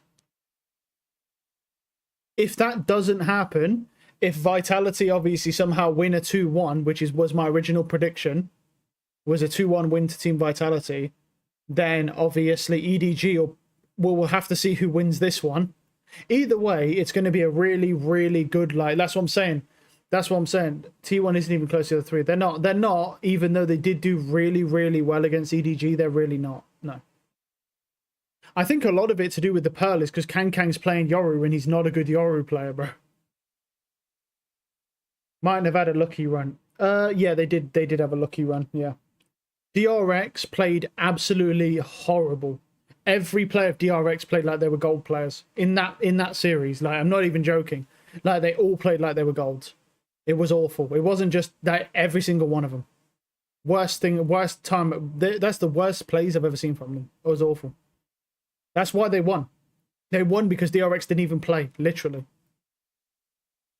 But yeah, this is why I'm saying from Friday onwards, like, we've got a good series now, but from Friday onwards, it's just going to be fucking wild because it's either going to be G2 versus EDG or Vitality versus EDG. Either way, you're going to want to see that series. Then you've got T1 versus whoever. Wifferex's tournament, yeah. Yeah, Flashback was shit. Flashback was awful. Yeah. Whoever goes in lower bracket now is eliminating T1 immediately, and they should know it as well. Whoever, it doesn't matter whether it's Vitality or G2, they're eliminating T1. T1 are going home tomorrow. 100%. If they don't, bro, I don't know I don't even know what is anything anymore, bro. T1's definitely going home. These two are gonna slot in here, and EDG. It's either, I think if it's G2, I don't know, man. I honestly don't know with this because it's a bit of a weird thing. My like I say, my final prediction is just gonna be that G2 places third.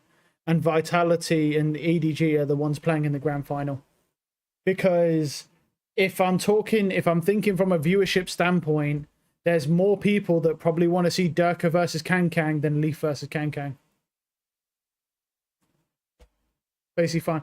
Literally, bro. No, not even that, bro. No, yeah, literally. The next series, it doesn't yeah. This one at 10 AM tomorrow on Friday. That's going to be a grand finals worthy series, more than likely. Then you've got Saturday, which is going to be a grand final worthy series, mostly because it pretty much is. And then you've got Sunday, which is yet another grand final worthy series. And both of the lower finals on Saturday and then the grand finals on Sunday are best of 5s. So there's up to 5 maps from both of these two series here.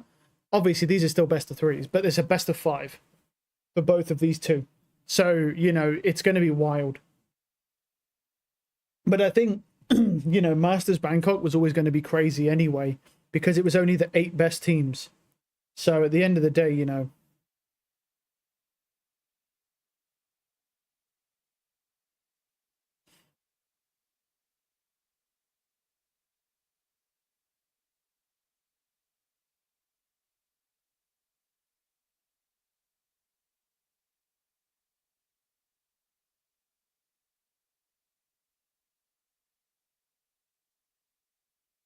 it's crazy stuff, Maybe they had the composition here in their minds. The only advantage to stay in high bracket is that you have to do less best of 5. Yeah, basically. Not only that, no, there is another advantage. I'm pretty sure the person who stays upper bracket, I think they get 2 map bans. I'm pretty sure they get the first 2 map bans. There is a big difference. I'm pretty sure there's a massive difference because when you play upper bracket, I'm pretty sure in the grand finals, you get to ban the first 2 maps. I think you do 2 map bans, and then your opponents get to ban whatever's left, and that's a really big advantage for the person in the upper bracket. Because I'm pretty sure, I saw some people. Well, not people, but I saw someone on the desk talking about it, and like some of the players. When you're upper finals, you get the first 2 map bans. So if EDG go grand final are running in the upper bracket, so they beat whoever they play tomorrow, they beat them, let's say, they'll get the first 2 map bans, which means that you just get to ban whatever's left, but they can just basically target you and ban your 2 best maps right off the rip, and then you only get to choose what's left, and then whatever map doesn't get chosen gets randomized for the 5th map. So it's a really, really big advantage. It's really, really important for look, at the end of the day, I think it's less of an advantage because I've seen games where like you start a map up, like the grand finals way back in the day, like 10 years ago or whatever, or like 7 years ago. Like when you was in upper finals and it was like a best of 5 or a best of 7, you would literally start a map up. Like that was how crazy it was. These teams are really good at most maps. Yeah, they are, but they have best maps. They are really good at maps, but the difference is that what you don't know and what I don't know is all of the weaknesses of the teams they're playing, because we don't do VOD reviews of all the weaknesses that these teams have, whereas all of these teams have done VOD reviews on the others, which means they know what the best maps are for them, they know where their weaknesses are on even the maps they're good on, and what their team's strength is to counter that. So getting the first 2 map bans gives you an insane advantage over the other team. So any of these 3 teams want to be upper bracket, but only one of them can be upper bracket, obviously.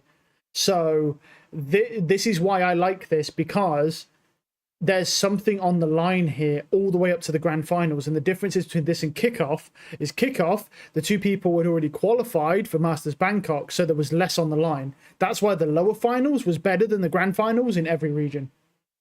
Whereas this, more hype, and also the teams are of even higher quality because it's international. There's an advantage being upper, but it's not a crazy uphill battle.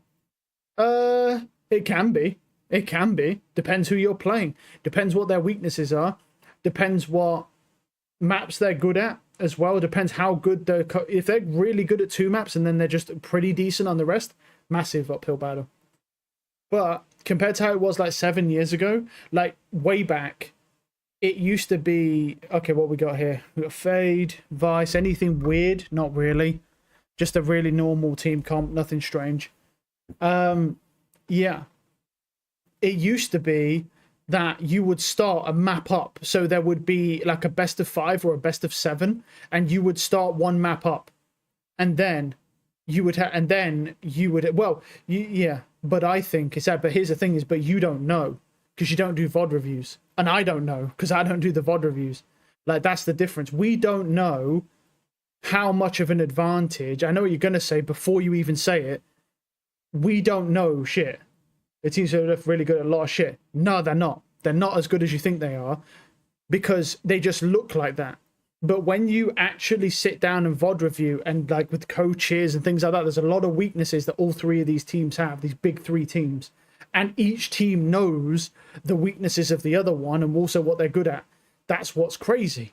That's why, and to us, it just looks like they're good at everything because they're like super teams, but they're really not actually that at all. That's what makes it crazy. That's why that shit's hype, because you get to see that shit, bro. That's what's awesome about it, because we don't know all the weaknesses each 3 of these teams have. We also don't know all of their strengths either. But each team has VOD reviewed the other one to fucking all hell. So they know exactly what they're going to do. They know their plays. They know their strengths and weaknesses. And that shit's crazy. But this is good for us, bro. Because that means every team wants to fight for higher bracket. All 3 of these teams want to fight to be higher bracket. This is really good for us. That's what we want. Because we don't know. Because we don't do the VOD reviews. Like, no like normal player does the VOD reviews, and even if you do, you're not going to understand everything. So it's like, that's what's good about it. For us at this level now, like this weekend's going to be crazy. It's going to be so disgusting, man. Definitely one option for you. There's so much on the line. Nice shot. That's the difference. Like, the way they set this tournament up, this structure, is much, much better than the kickoff. Because even though they don't get eliminated if they lose today, it's not an elimination match, but just, you only get this chance to be an upper bracket. I mean, and it's true with the kickoff, but... Oh, no, he's got rockets. He's even cleared the corner as well. Yeah, plus the new agent show match. Yeah, you get the new agent as well. I'm not going to lie, I'm not that bothered about the new agent, bro. I ain't gonna lie. Looking like they were in control from beginning to end. It's a duelist. It's gonna be overpowered. It's just what it is. I ain't gonna lie. I ain't really that bothered about it. I'm more bothered about the teams because it's more interesting to me than the new duelist that's gonna be OP with a broken ultimate and abilities. Like it's just standard formula.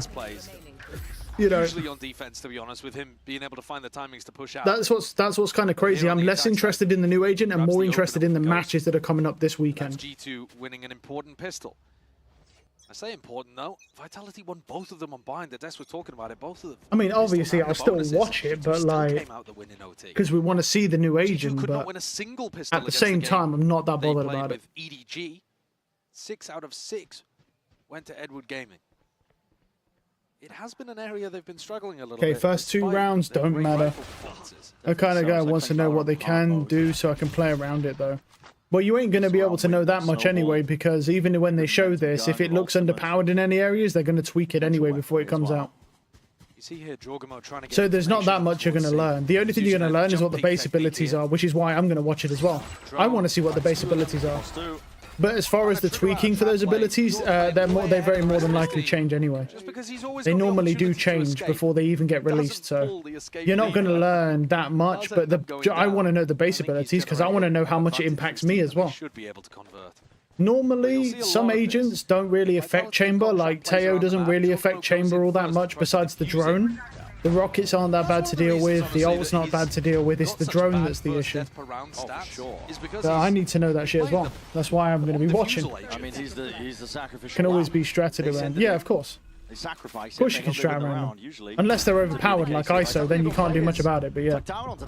Nice shot. Good blind. But they know that they're stacked. Do they know they're both tree? Because they know the Omen blinded from tree, or they're all 3 a tree, I should say. Oh, look at this. Oh, nice try, bro. Yeah, the spam. Nice try. Wow. Wow. Even the jump right click immediately headshots. Yeah, of course, the man with plot armor, bro. Not quite where Kix wanted the smoke of course. To go. He couldn't get an angle where... A level where I can immediately counter-shot small vulnerabilities, inabilities. G2 still had that. Well, I mean, most people aren't. A little bit of damage to G2's economy, making the bonus round. But it's also super easy for me to do it. I can do it immediately. That's easy for me because I only play one agent. So if it, you know, it's really easy for me to do that. If you play multiple agents that aren't as simple as chamber, then it's going to be much more difficult. Especially if you actually have utility that it can counter, then it becomes worse. Oh, oh. Oh, they don't. Okay. Kix is just alone making that play. No raise to help. There's a bigger team to break the shield, so you can just really. Yeah, well, you can play first pick with chamber to try. One of 3 things will happen. You break the ISO shield, TP away, and then his shield's broken. Number 2, you peek, ignore the ISO and try and get a pick behind him, and then TP away. Or number 3, you go through, try to take a shot, TP and die, and then die. And diamond TP to the ISO. They're the 3 options with chamber. Kix was kind of like, yeah, I don't know what was going on with Kix. He tried to make a play, but he had a raise, just a baby doll. Raise could have helped him, but they just left him. I don't know what was going on. Vitality in this spot, Dirk got to be thinking about saving. Yeah, I don't know what was going on there. But remember, this is G2's map pick here, so massive impact in these kind of rounds. This could be an issue. And Valin has been able to call on their attack side around Durka. We haven't really been saying his name anywhere near as much as I was expecting. And it's not because, in my opinion, he's having a bad performance. I think it's because Valin's finding these gaps, these openings, to try to abuse Vitality's defensive setups. If you think back to Bind, the amount that they were just hammering B execs with huge amounts of util. Durka's playing the floater and couldn't quite get in position for early fights. Here, mean, what is going on? It's kind of the more common option. Point? Yeah, normally. It's a weird round, isn't it? It is very strange, actually, because if you're going to do some kind of re-clear over towards Rubble, you'd expect there to be a lot of util used. Or Exactly. some way, Or another player or something to help, not just some good random dude. In theory, that should just be a Randomly blown up. Yeah, there's some someone joined. They must have thought that there wasn't a chance Valen could be across. Yeah, I can hear it. Yeah, in the background going, don't. There it is. Leaf's Don't. got an outlaw staring into 3 people with light armor. Another Leaf classic.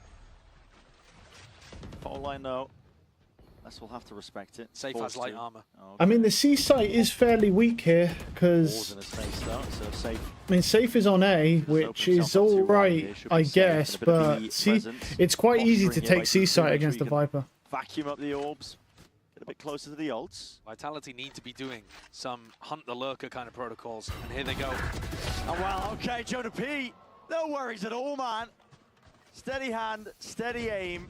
He knew that the horn was going to be dealt with. Slightly too late on that, or too early, I suppose you could say, but exactly as the rest of G2 were crossing Wonder where behind. this is scam. Probably. Yeah, normally it is. Or just people trying to sell me stuff. It's always the same, it's just bots. Well, that one might not be a bot, that might just be an actual person doing that, yeah.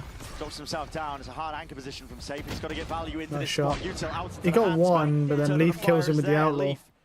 Sees it. Tantalizing upgrade onto the floor. And he's going to be receiving the right Nice shot. but kicks with the smoke in. Oh, okay, he's got 2, bro. God damn. TP cuts it south across. Okay. God damn, buddy. Enough to potentially get this round win for Vitality. Interesting. Still have the paranoia to work off as well. Mm. Could hit both of these players in tree. Throw the paranoia, allow Les to open door. Well, they've not even cleared any site yet, let alone clearing tree. Splitting up for the time being. Paranoia, that's a double blind. Near sighted as both of them. Oh, he's kicks us through. He's going to go around him though. Nice shot. He has a stun as well. He has a stun. He has breach charge. He has a flash. It doesn't matter. It doesn't matter, bro. The read is crazy. He couldn't get better crosshair placement there from Jonah. He still That had was aftershock and perfect. stun to play off the back of. He had a flash as well. They're expecting Jonah to be cowering, playing the support. Jonah just don't give a fuck, bro, does he? He does not care. God damn. For them to tap. Jonah, no. He's going to kill both of the players hunting for him on the lurk, and then he's going to finish out by just holding an angle at the end. His aim's been great this tournament. Been picking up the Guardian in a bunch of rounds and still hitting great shots. Wake up in the morning. Don't know whether we announced it, but Jonah P is going to be doing the champs intro this year. A Red Bull clutch for him. I think that's incredibly indicative, I think, of just the overall attitude for G2, though, coming into this game. The thing is, Vitality are the same way. Whenever we've listened to the Vitality comms, Safe is always, you know, doing some kind of tune or hyping up his team, smiling, laughing. I think that's what you get out of a lot of teams in our top 4, at least now, is that cold confidence. If the going gets rough, they're never quite worried. I mean, the going is definitely not rough right now for G2. They're leading 4-0 and leading the series 1-0, but I think both of these teams have got that in common, that just trait underlying that they are always capable. They know themselves that they can win a map, even if it's going poorly for them. This is so depressing. Well, actually, we're getting fucking dominated, bro. Oh my god. So let's take a look at this first of all, and then I'll tell you my Nazo again. Yeah. Whoa. I'm ready for it. This is a terrible fight. You just we're so fucking good, buddy. Just go for it. Yeah, I mean, it looks like they're not really taking the engagement here. Durka, though, has forced up a Vandal, a Bulldog. Might be looking to try to... No, please, not Weefy, Leafy, don't do it. Please don't do it, please don't kill him. Has the outlaw in this spot? Keep smoke. He saw him. He just spotted it. Belly a shoulder. He's running, bro. There, man. His buddy's gone. As well. He knows that there's danger in the air. Oh, my what God. a flick. Just reacts off to the side, but wasn't expecting that one. Okay, Sheriff, quick work. Oh my fucking god. What just happened, dude? Where's he pulled that from? Where he just pulled that out his fucking ass. He just killed the whole fucking team by himself.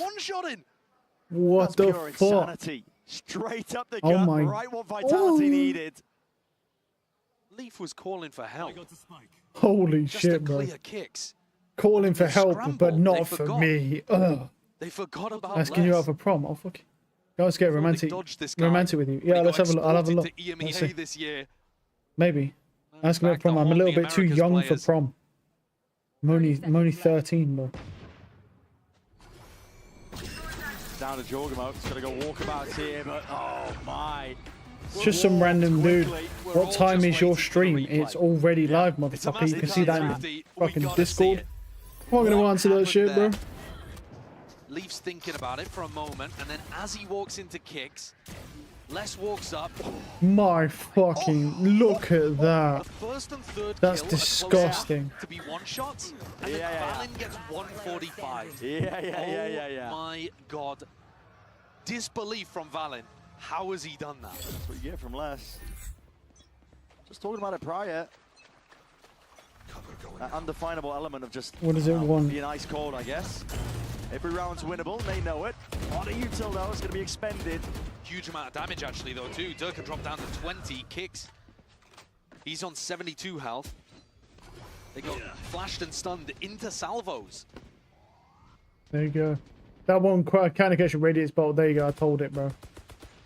Let's see what it says next so I can choose to block it. Be a wall in his face. I got to figure out what it wants, bro. On a tap off instinct. As soon as he hears it does radiate bot, yeah. Okay, most of them do. Here.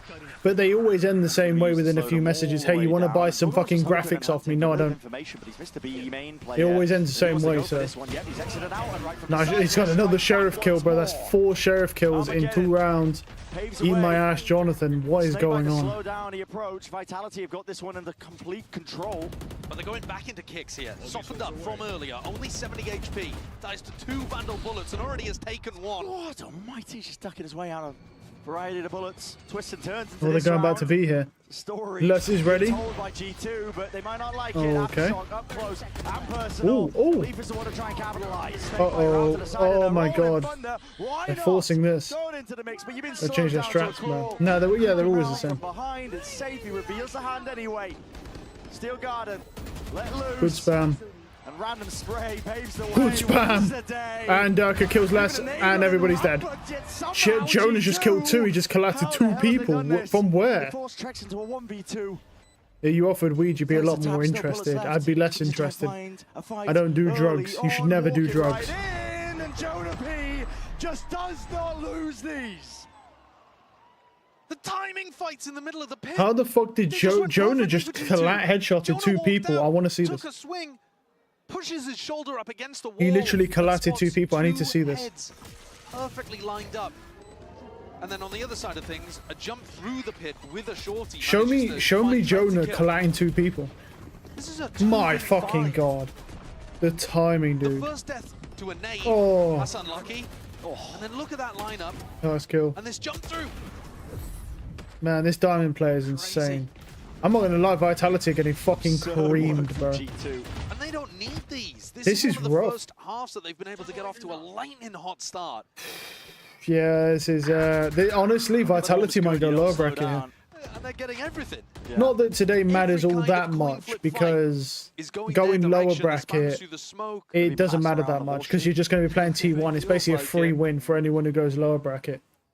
You get to flex your ego after getting shit on, basically. Sometimes I guess you've got to be a little lucky. And G2, they're looking on fire right now. Got a both. Ooh. Re-exploration by Les. Instant punish with a bullet to the head. Out oh, wide, okay. door opened. Bodies dropped. Toppled. We're cooked, buddy. I think we're just cooked. The EMEA representatives here in the first round of the playoffs. This is not like buying a back and forth affair. I think we're just fucking cooked, man, honestly. Just recruit diamond players, that's true. I told you, bro, diamonds are the same as Immortals and Radiants. And also, Valin being able to make the difference in the IGL. This is the proof. The proof you needed. It's credit to Vitality that we've not seen that at any point so far this year. A reminder that this team is 6-0 since forming. This version of the Vitality Super Team. Nice shot. If G2 are able to close it's an absolutely stupendous shot. It would be Vitality's first loss of the year. We are so fucking cooked, man. I expected Vitality to, you know, G2 Vitality to be close, not just this domination, bro. Many others have tried. Right. Also, doesn't help that Leaf has plot armor. Safe looks sad. Safe just looks depressed. Special today. Nice shot. put the pressure And he's onto done. them, Nice try. make it seem like a possibility. Yeah. Vitality have come back from scorelines like this before, though. They have, that's true. I mean, look, here's the thing. It's an attacking side of map, and Vitality is on the defense, so... Wow, that was vile, those shots, man. Is that triple headshot play from Les? The caliber of players, you're going to get plays like It that is possible for Vitality to win this, especially considering the fact that the only agent they have that's defensive on the side of G2 is Leaf. Is the fucking, what's it called? The Viper. The Viper's the only one. And Leaf has somehow killed someone. Of course, the man with plot armor has somehow killed somebody. How? He's not even shooting people, and the people just die around his presence, bro. Leaf is so powerful, people just die when they're near him. And they waste the showstopper completely. They have taken 30 seconds in the round, though. And if they head over here towards the C site, it's got some of the Vice util and one of the hero rifles. Jorgamo straight in there, Les. Trying to make the most of it with his crosshair placement and precision. It's the name of the game for a player like him. It's good for that one. Found it potentially even footing for his team to walk into this, but not quite in the gun category. And okay, well, He might be radioactive, but you die slower otherwise. It's the important thing. Sturka wrapping around with that rifle in hand. Might get open access. Nice shot. Yes, he does. So Nice shot. Oh, save. Save.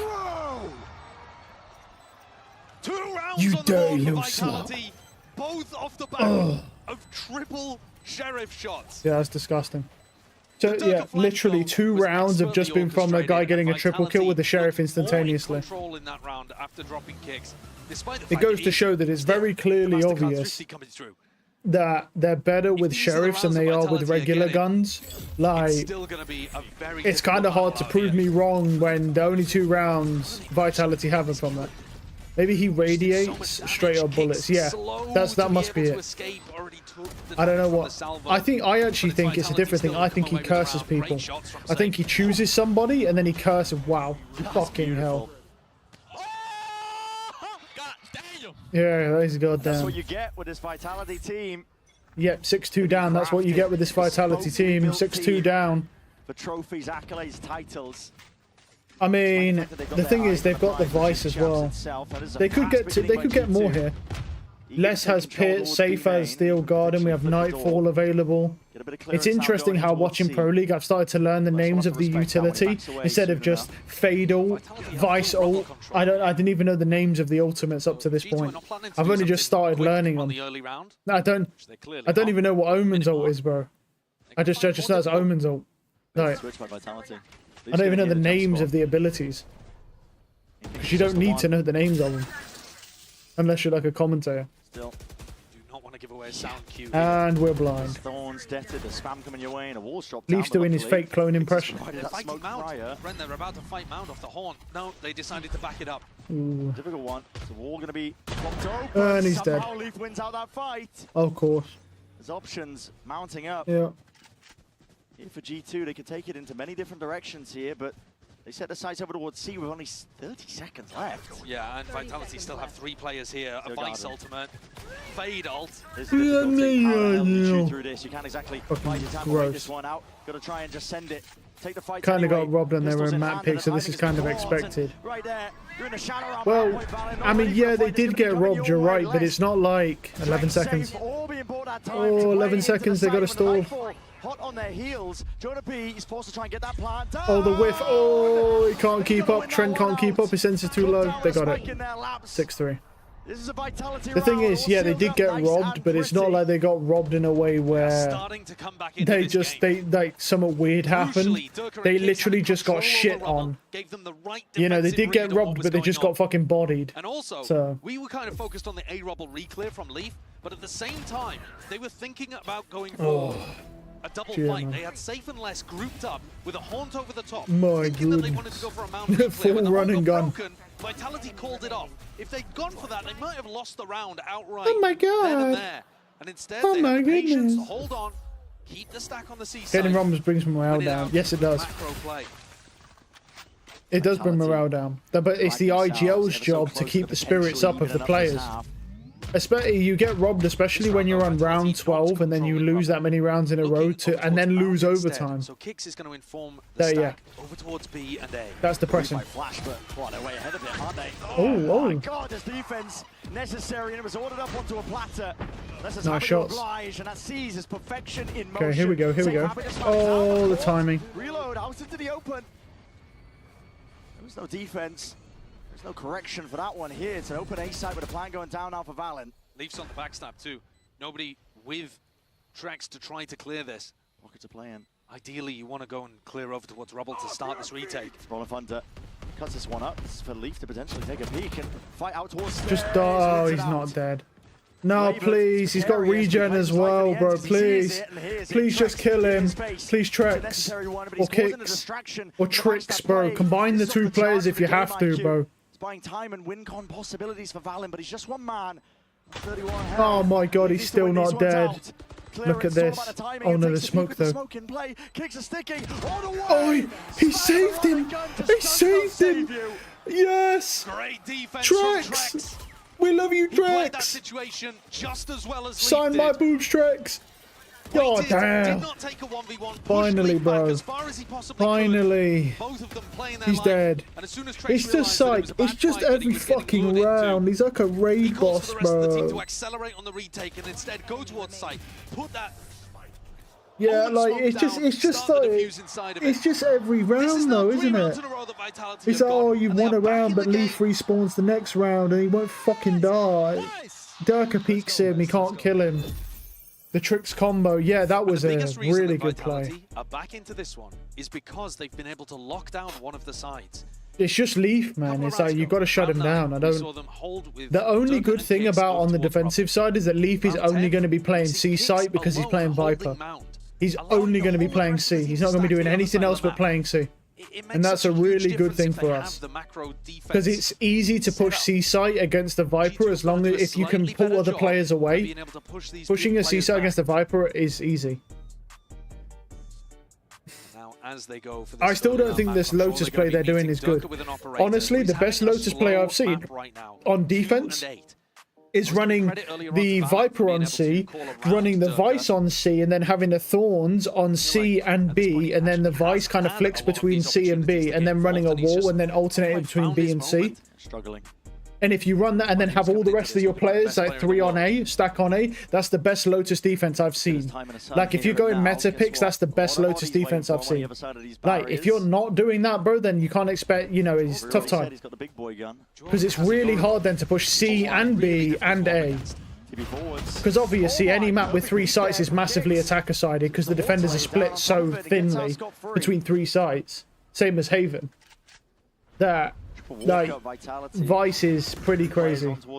Or like have the wall on B and then have Thorns and then just the Snakebite ready for C. And then have the Vice play on C. Just being held in case there is that walk up. Something like that. What's the timing on the haunt here? Prowler sets him up. Nice shot. Oh, he clattered him as well. Valent's low. Valent's dead. Nice, because of the Nightfall. Not Nightfall, the suck. The fucking the suck, bro. The fucking suck got him. Nice shots. He's tearing G2 to pieces. Nice. That's what we love to see. He hit him with the suck, bro. Put him 1 HP. Vitality needed that. Vitality are raring to go. They want to set this guy nice. up. Oh, wow. Why not? My God, he's got 4. 4 in the round from Durka. Here 1 we away go. from a showstopper and a 5th on the board. Vitality doing such a good job of getting back in the game. And G2 tripping over themselves a little bit here. I think in this round, once Kicks gets the opening kill against Giacomo, you could kind of have a bit of a read of, all right, well, we know that the Omen is not posted up towards Rubble. What if we try to accelerate the lurk on the A side of the map? And instead, they just stick to their guns over here. But Durka's so aggro. He disrespects Util so often with his op. He's an incredibly tough player to play against. They're going to do the same again. Incredibly well orchestrated. Dimensional Drift, though, is one thing. And it's going to be spotting out. 1-2 players Good here. stun. Fault line's going to be 6-6 half potential? Yeah, if the Yoru dies, yeah. There it is. Oh, Leaf kills the operator player though, of course. They can do a bit more with this one, and Leaf does return with that one kill. Armageddon. Lay it down a little bit prior. It's going to be wasted though. Trent not getting too much done with that one. That is so sick. Kicks just TikToked him. He really absolutely owned him. Safe though, go for a bit of a re-exploration here. They lost a lot of information over on the A side of the map, so Safe wants to pick some back up. Nice shot. Oh!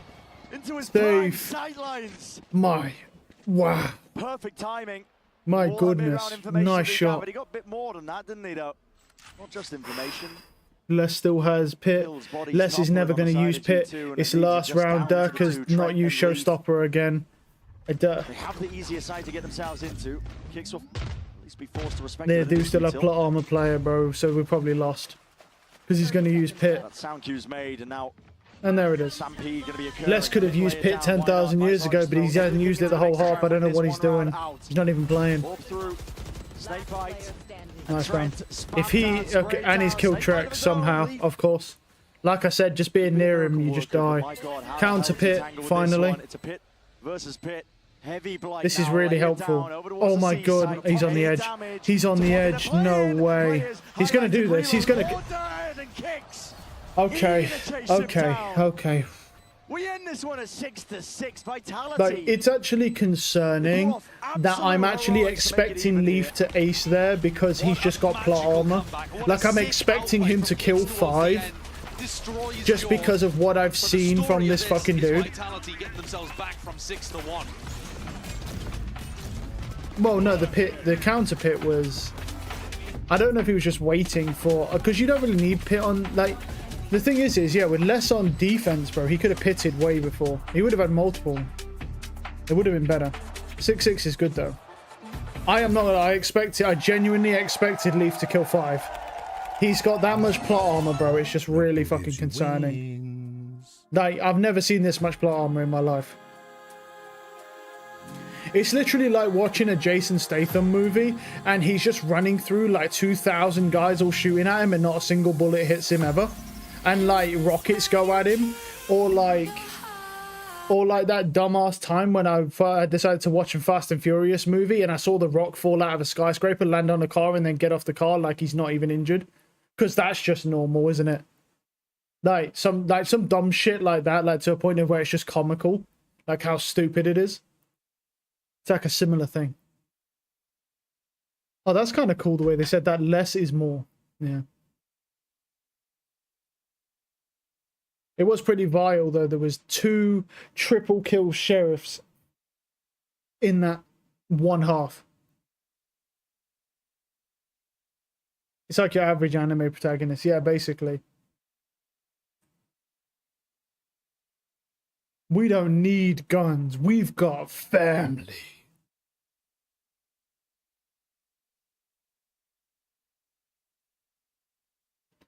All right. For G2, but an even stronger finish to that first half of Lotus. Vitality just coming out swinging, bringing it 6-6. As you mentioned, Josh, it was 6-1 at some point. And you got to give all the credit in the world here to an individual like Safe, to be honest. The calling was just phenomenal, but on an individual basis as well, being able to step up, dispelling some of the narratives that potentially were chasing him heading into this event. And heading into this match, like I said, he was the lowest ACS player at the event coming into this game. And there are so many questions floating around Safe because he dominates regionally, and then he hasn't really been able to translate that into success at LAN. A lot of his teams have fallen off once they got to the biggest stage at the global events.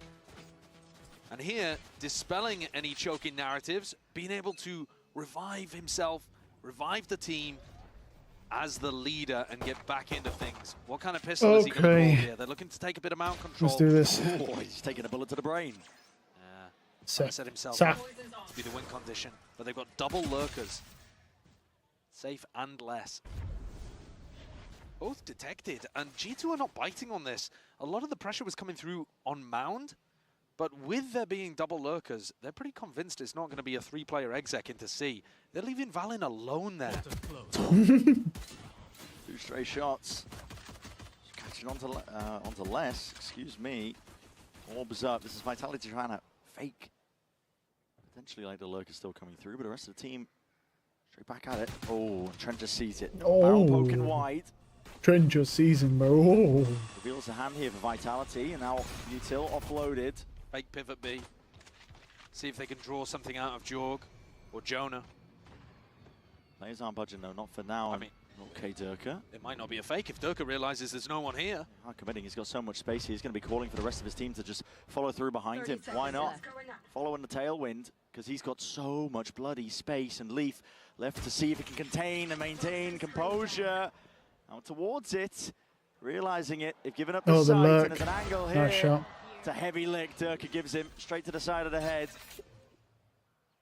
He's going for more, man. Re-exploration, these timings that Durka's taking. Straight out of the page book of Team Liquid, almost.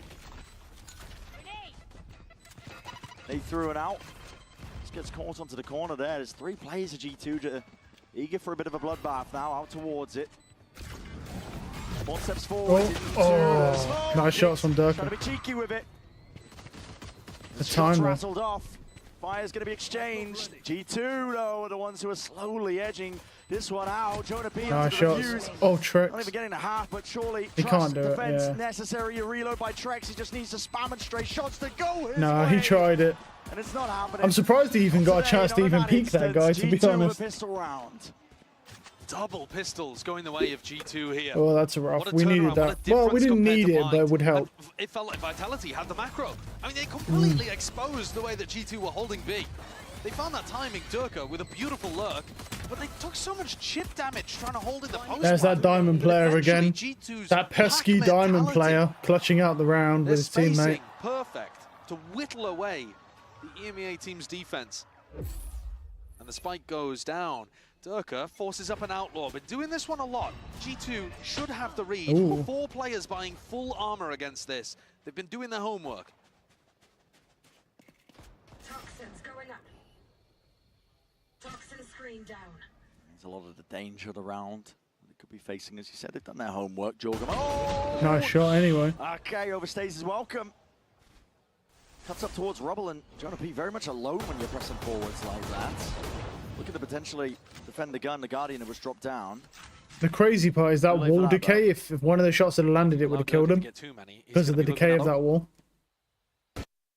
What just happened here? Hello?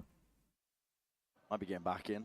I'm sure they're all just taking it nice and slow and steady. What was that? Yep, see? It wasn't even on my end, that one, because the animation was still moving for top frag. That was just a weird thing from the stream. Potential gift. Okay. His own teammate is setting that one up, so Leaf Weird dominating bug. it nice and early. Safe might call the acceleration here. Considering that they pushed all the way out through Mound. Should be a timing. Oh, nearly. Imagine if that Jonah P lands. feeling the heat, feeling the pressure. It's definitely being turned up against him now, and he's going to try Good and hold it stun. down towards the back of the side. And Ooh, shots fired. Kicks okay. returns it.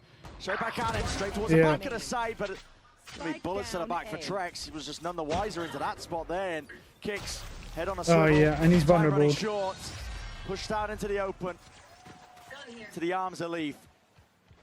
A lot of damage done. Everybody on G2 bought into that round, making sure that they would not get caught by Durka's outlaw.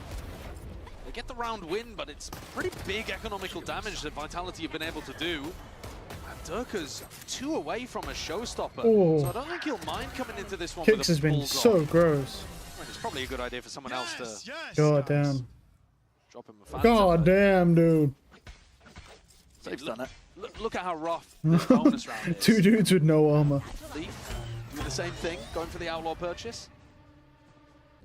3 players No, actually with light no, he armor picked that that you might be able outlaw to up. snack He on. hasn't gone for the outlaw purchase, but he's just going for the fit. He's just got the armor. Barely gets a handle He didn't buy the outlaw. But if we take a little look, 3 people are 125 on the side of Vitality. Leaf could find a lot of value. And with the plot armor, Is where Vitality are going. it's concerning. Here it is. That's a Time tag. to shine, son. So that's 10 Step up to the HP. challenge, step up to Right, the mark. that's 4 players now, and another tag. Wow. Leslie takes that swing, and he was the one who Oh, was that's pretty helping with the wild. armor. They sent the only 2 other player 150 that players, and could they're have both taken 10 that fight. HP. Discipline in the moment, but now double face, triple face by G2. Oh. Trex just catches wind of it, backs himself away. Put a bit of a wedge in through the middle of the map, and Vitality are forced to slow it down and re-clear it because the spike is in the hands of Trex. Valorant's made the right call here. And walk him out again. Nice and active. We'll see if Safe though can put a stop to it. He's got the stinger into his hands. Spike exchange and dropped around. It's going to be the fault line in through the corner. How well thought out is this util? 30 seconds. Can't step forward too much here, but as, like you said, 30 seconds time.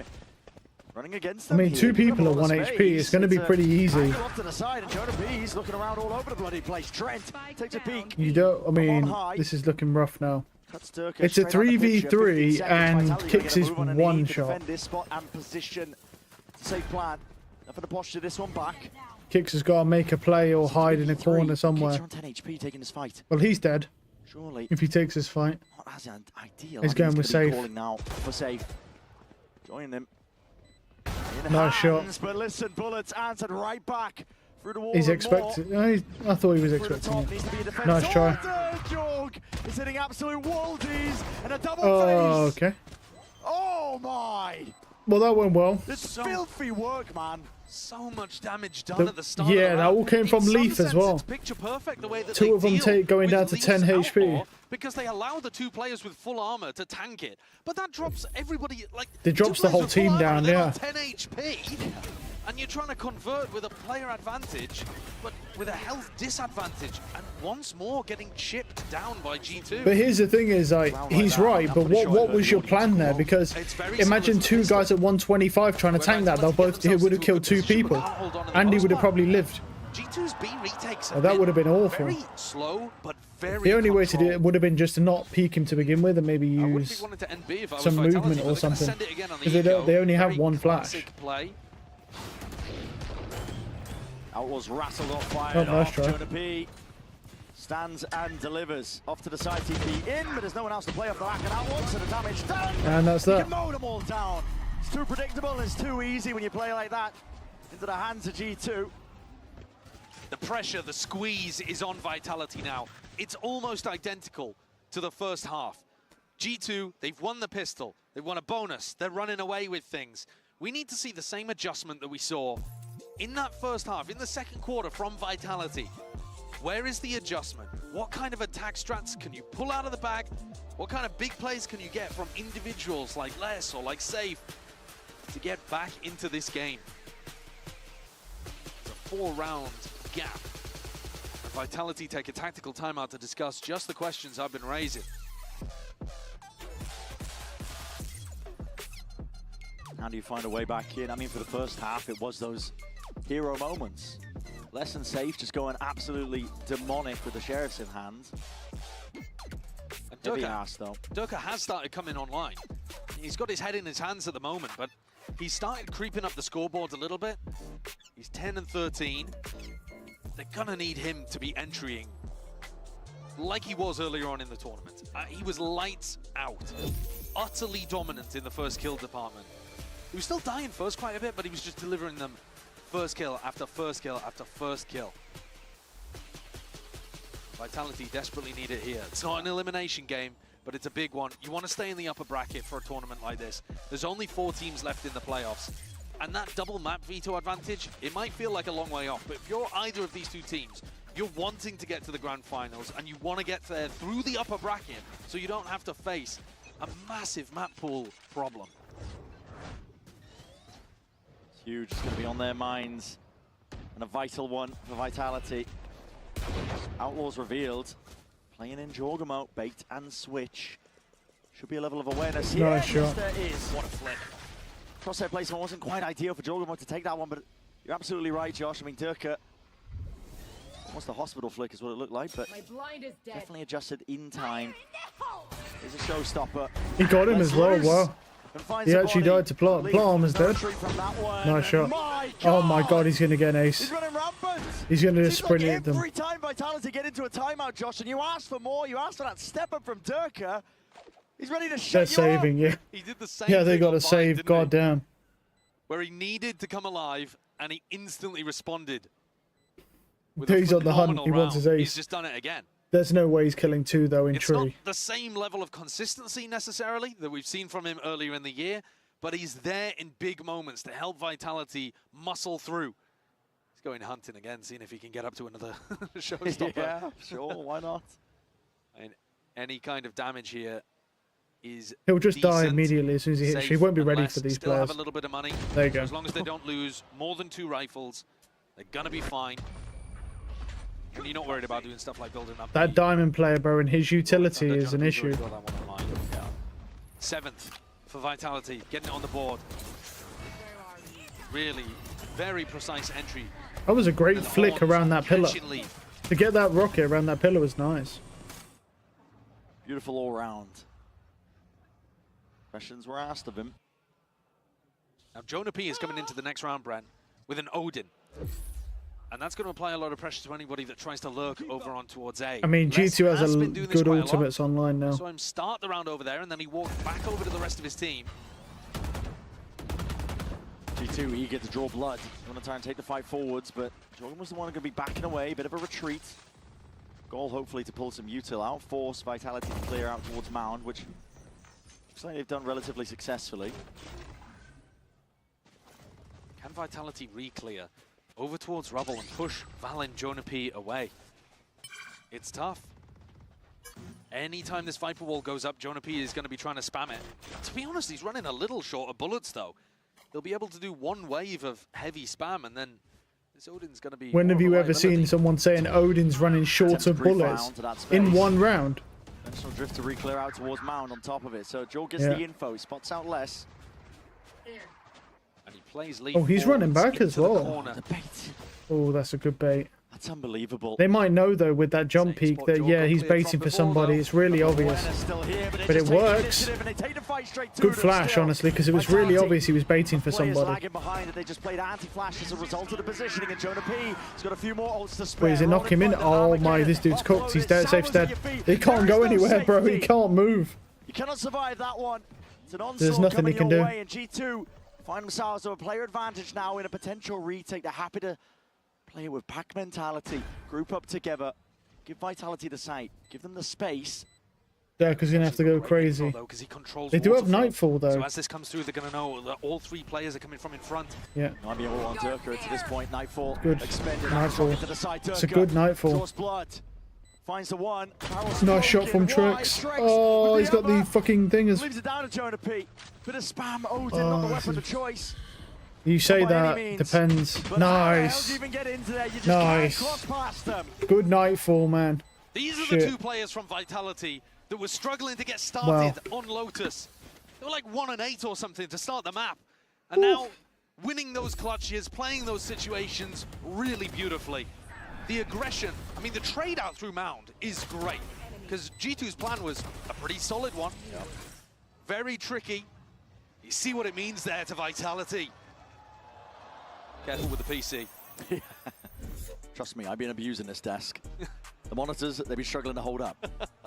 Don't want to be banging around a little bit too much, but Vitality being in this spot, I mean, listen, they're going to be casting their minds back not too far away, first half of this. Yeah, exactly the same as the first half of Lotus. They were able to make the adjustments and they came out on top. Or at least they drew it level. I suppose I shouldn't say they came out on top. It was a 6-6 half, which would mean OT would be on the horizon here, just as it was on Bind. I don't think that that's an unrealistic expectation. I think it is possible for Vitality to come out with something like that. It's the final timeout here available for either of these 2 teams. Last chance for the coaches to get involved. All out. On for Lotus. Can mean a difference here for G2. Set a nice and pretty. I just discovered unbanned requests in the mod view. Eventually getting that rematch. There's against unbanned EDG. requests, I know bro. they're hoping for it. They're hunting for it. But There's, I didn't even know, bro. Oh yeah, there are in there. Different caliber Unlucky. of team. You kind of need to be honest, to even just be in the top 4 here at Bangkok. They themselves Didn't even know they had any, bro. representatives now for EMEA Go have a in look. this tournament. I don't even know where they are. It's going to be a triple fight from G2 over towards Mound. They've tried a bunch of different Mound fights. What's different here? Looking to try to take the engagement instead of tuck somebody behind the One box. more player as well. Valance joined them.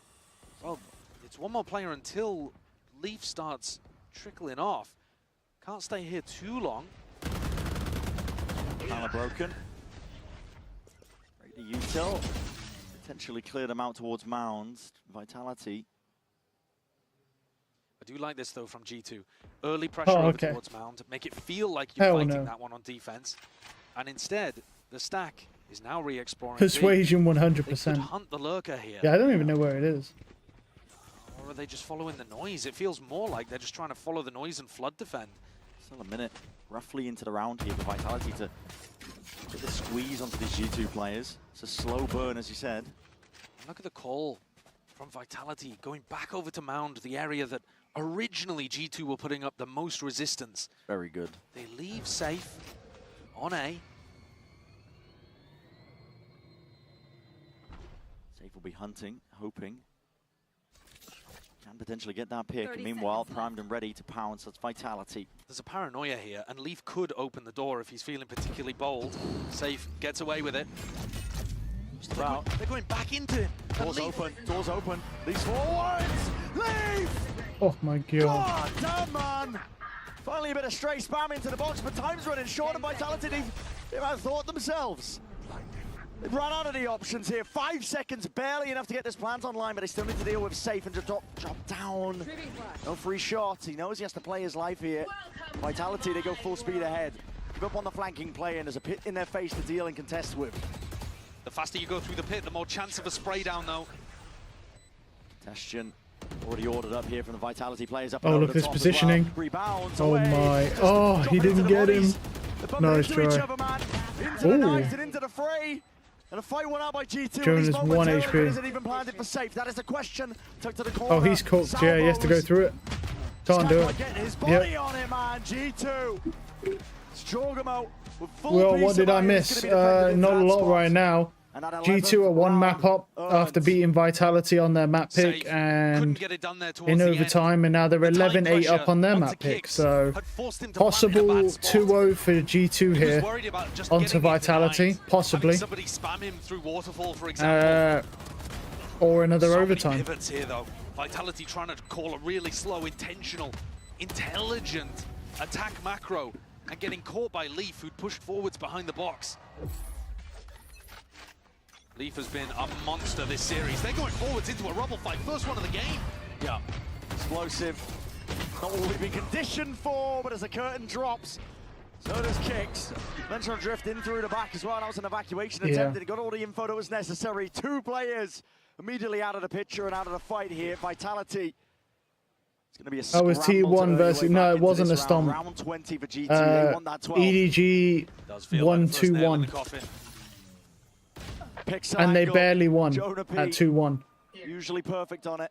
Yeah. It was close. Tracks and less to do it all in this spot. Respect given. So much respect. In spots like this, sometimes it can be too much. You give the Vitality players a bit of space where they can walk forwards and isolate a 1. But G2, I mean, this is going to be 12-8, isn't it? Because it's a 5v2 with all this utility. Into his hands. Yeah, nice try. There's just a judge. Takes that first contact. Skipping a hop Yeah, straight into their goodbye. face. Judge and play, and they know exactly where Les is. Well, that's the end of that then. They're min-maxing in a moment like this, man. That's so 12-8, bro. Jonah P and Valen were Vitality are about to just lose 2-0 straight up. At a global This event. is rough, They're man. reminiscing about Iceland, and they said, yeah, that time we choked the 10-4 lead against Optic. And they were thinking about it, they were like, is there really a way that we could have won that event? And they both decided, no, actually. The first time that we came to a global, there wasn't really any real world where we were winning that one. And now they said, whenever they qualify, they feel like they can win the trophy. And I think you're seeing that quality and that belief in themselves here today. They're on the verge, 1 round away from knocking Vitality Into the down lower bracket. into the lowers, delivering them their first loss. Yeah, convincingly. Yeah, I didn't expect it to go this way. I was expecting a 2-1. 2 Vitality. Not a fucking 2-0 from G2. This is gross. But it looks very confident right now. The Vitality are going to be playing T1. Obviously, my prediction can still be right. It can still be an EDG versus Vitality grand final. With G2 finishing in 3rd, that's still very, very possible. Because I believe G2 will lose to EDG, but still. Equal in strength though. Yeah, they are real close. G2 have a date. Yeah, they're all very, very close. Teleport taken from Jorgamo.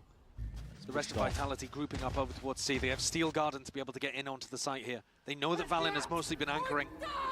Steel Garden, good push back. I mean, listen, Valen can't quite run himself out of there, but it's going to be util going to be used to try and push them back and away on top of it. Clone in their face. Have to try and contest and tango at least with that orb, and now it's more time for these G2 players. They're in through and out. Vitality have got to try and force the issue and take the fight forwards, but which direction do you face it in? That is the question. Smokes dissipating, util forwards, flashes are blinding them. And how do you stand your ground against this one? Spraying, praying, winning the day. Nice shot. Shots are fired. It's precise by safe, but he's actually survived. Flicking around all over the place. There's no safety to be found for him, but he considered Turka deep onto Missed the the site. stun for once. Dodges his way past most of the util. This is cheeky from him, and it's almost necessary. Well, that did. Of course, the man with plot armor kills him. 3 versus 3. Nice shot. Trying their hardest to not be denied that chance, that date with Destiny, a rematch with EDG. The moments like this, Vitality. Of course, the plot armor man kills him. But no time. Low ground, he's got to get a bit of a move on, and I think they've done it. Yeah, they've done it. Vitality have bought enough time. Still alive. Yeah. 12-9. Okay. Much better this time. The issue is, even if Vitality do get momentum, they're just going to call a timeout. G2 will just call a timeout to stop momentum. It might even be at 12-10, they might do a timeout. Starting to figure out the way that G2 like to hold. If they get to 12-10, there might be a timeout. 3 more, though, required of that kind of caliber to be able to get us into overtime. Trent is coming into this one, looking to try to close things out with only a sheriff to his name. They're expending everything, including the util at the beginning of this one. Rubble fight to be taken. Horns dealt with. A weapon of choice for Trent, but might be able to do some work with it still. Oh no. Odin spam, spraying away. Jonah P. Not the diamond player with an Odin. Bailout. Defense is ordered. They ran out of timeouts, I think. No, G2 ain't used any timeouts, really, have they?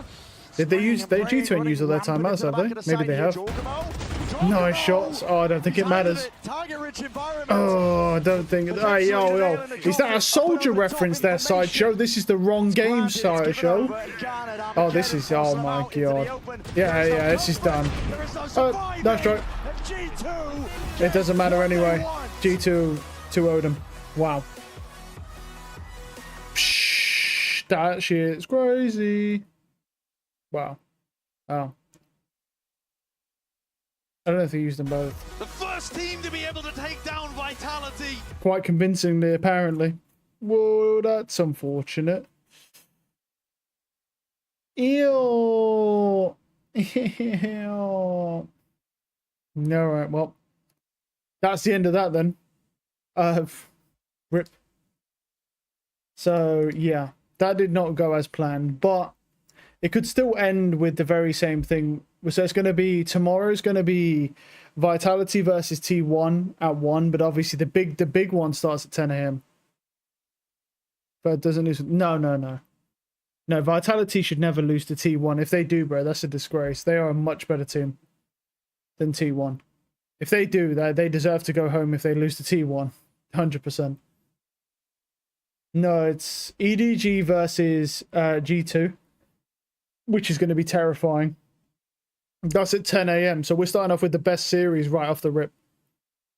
And then we've got Team Vitality versus T1. So. And then what will more than... I think EDG will beat G2. But we'll see. Hard to say. Because I also said that Vitality would 2-1 G2 and they got 2-0'd. So... But my thoughts are maybe EDG win. Don't know by what scoreline, but I feel like they probably beat G2. Then G2 will play in the lower finals against Vitality, and then whoever wins that will play against EDG in the grand finals. That's now my prediction after watching today's matches, so we'll have to see tomorrow. But that is a rough fucking go of it, man, honestly.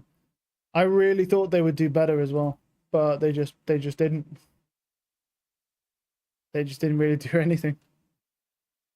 Ouch. Well, what time is it? It's at 3:30, so yeah, we'll call it there. We'll see, because tomorrow's games will probably be quicker. Oh, we're back tomorrow then with the games. Have a good one.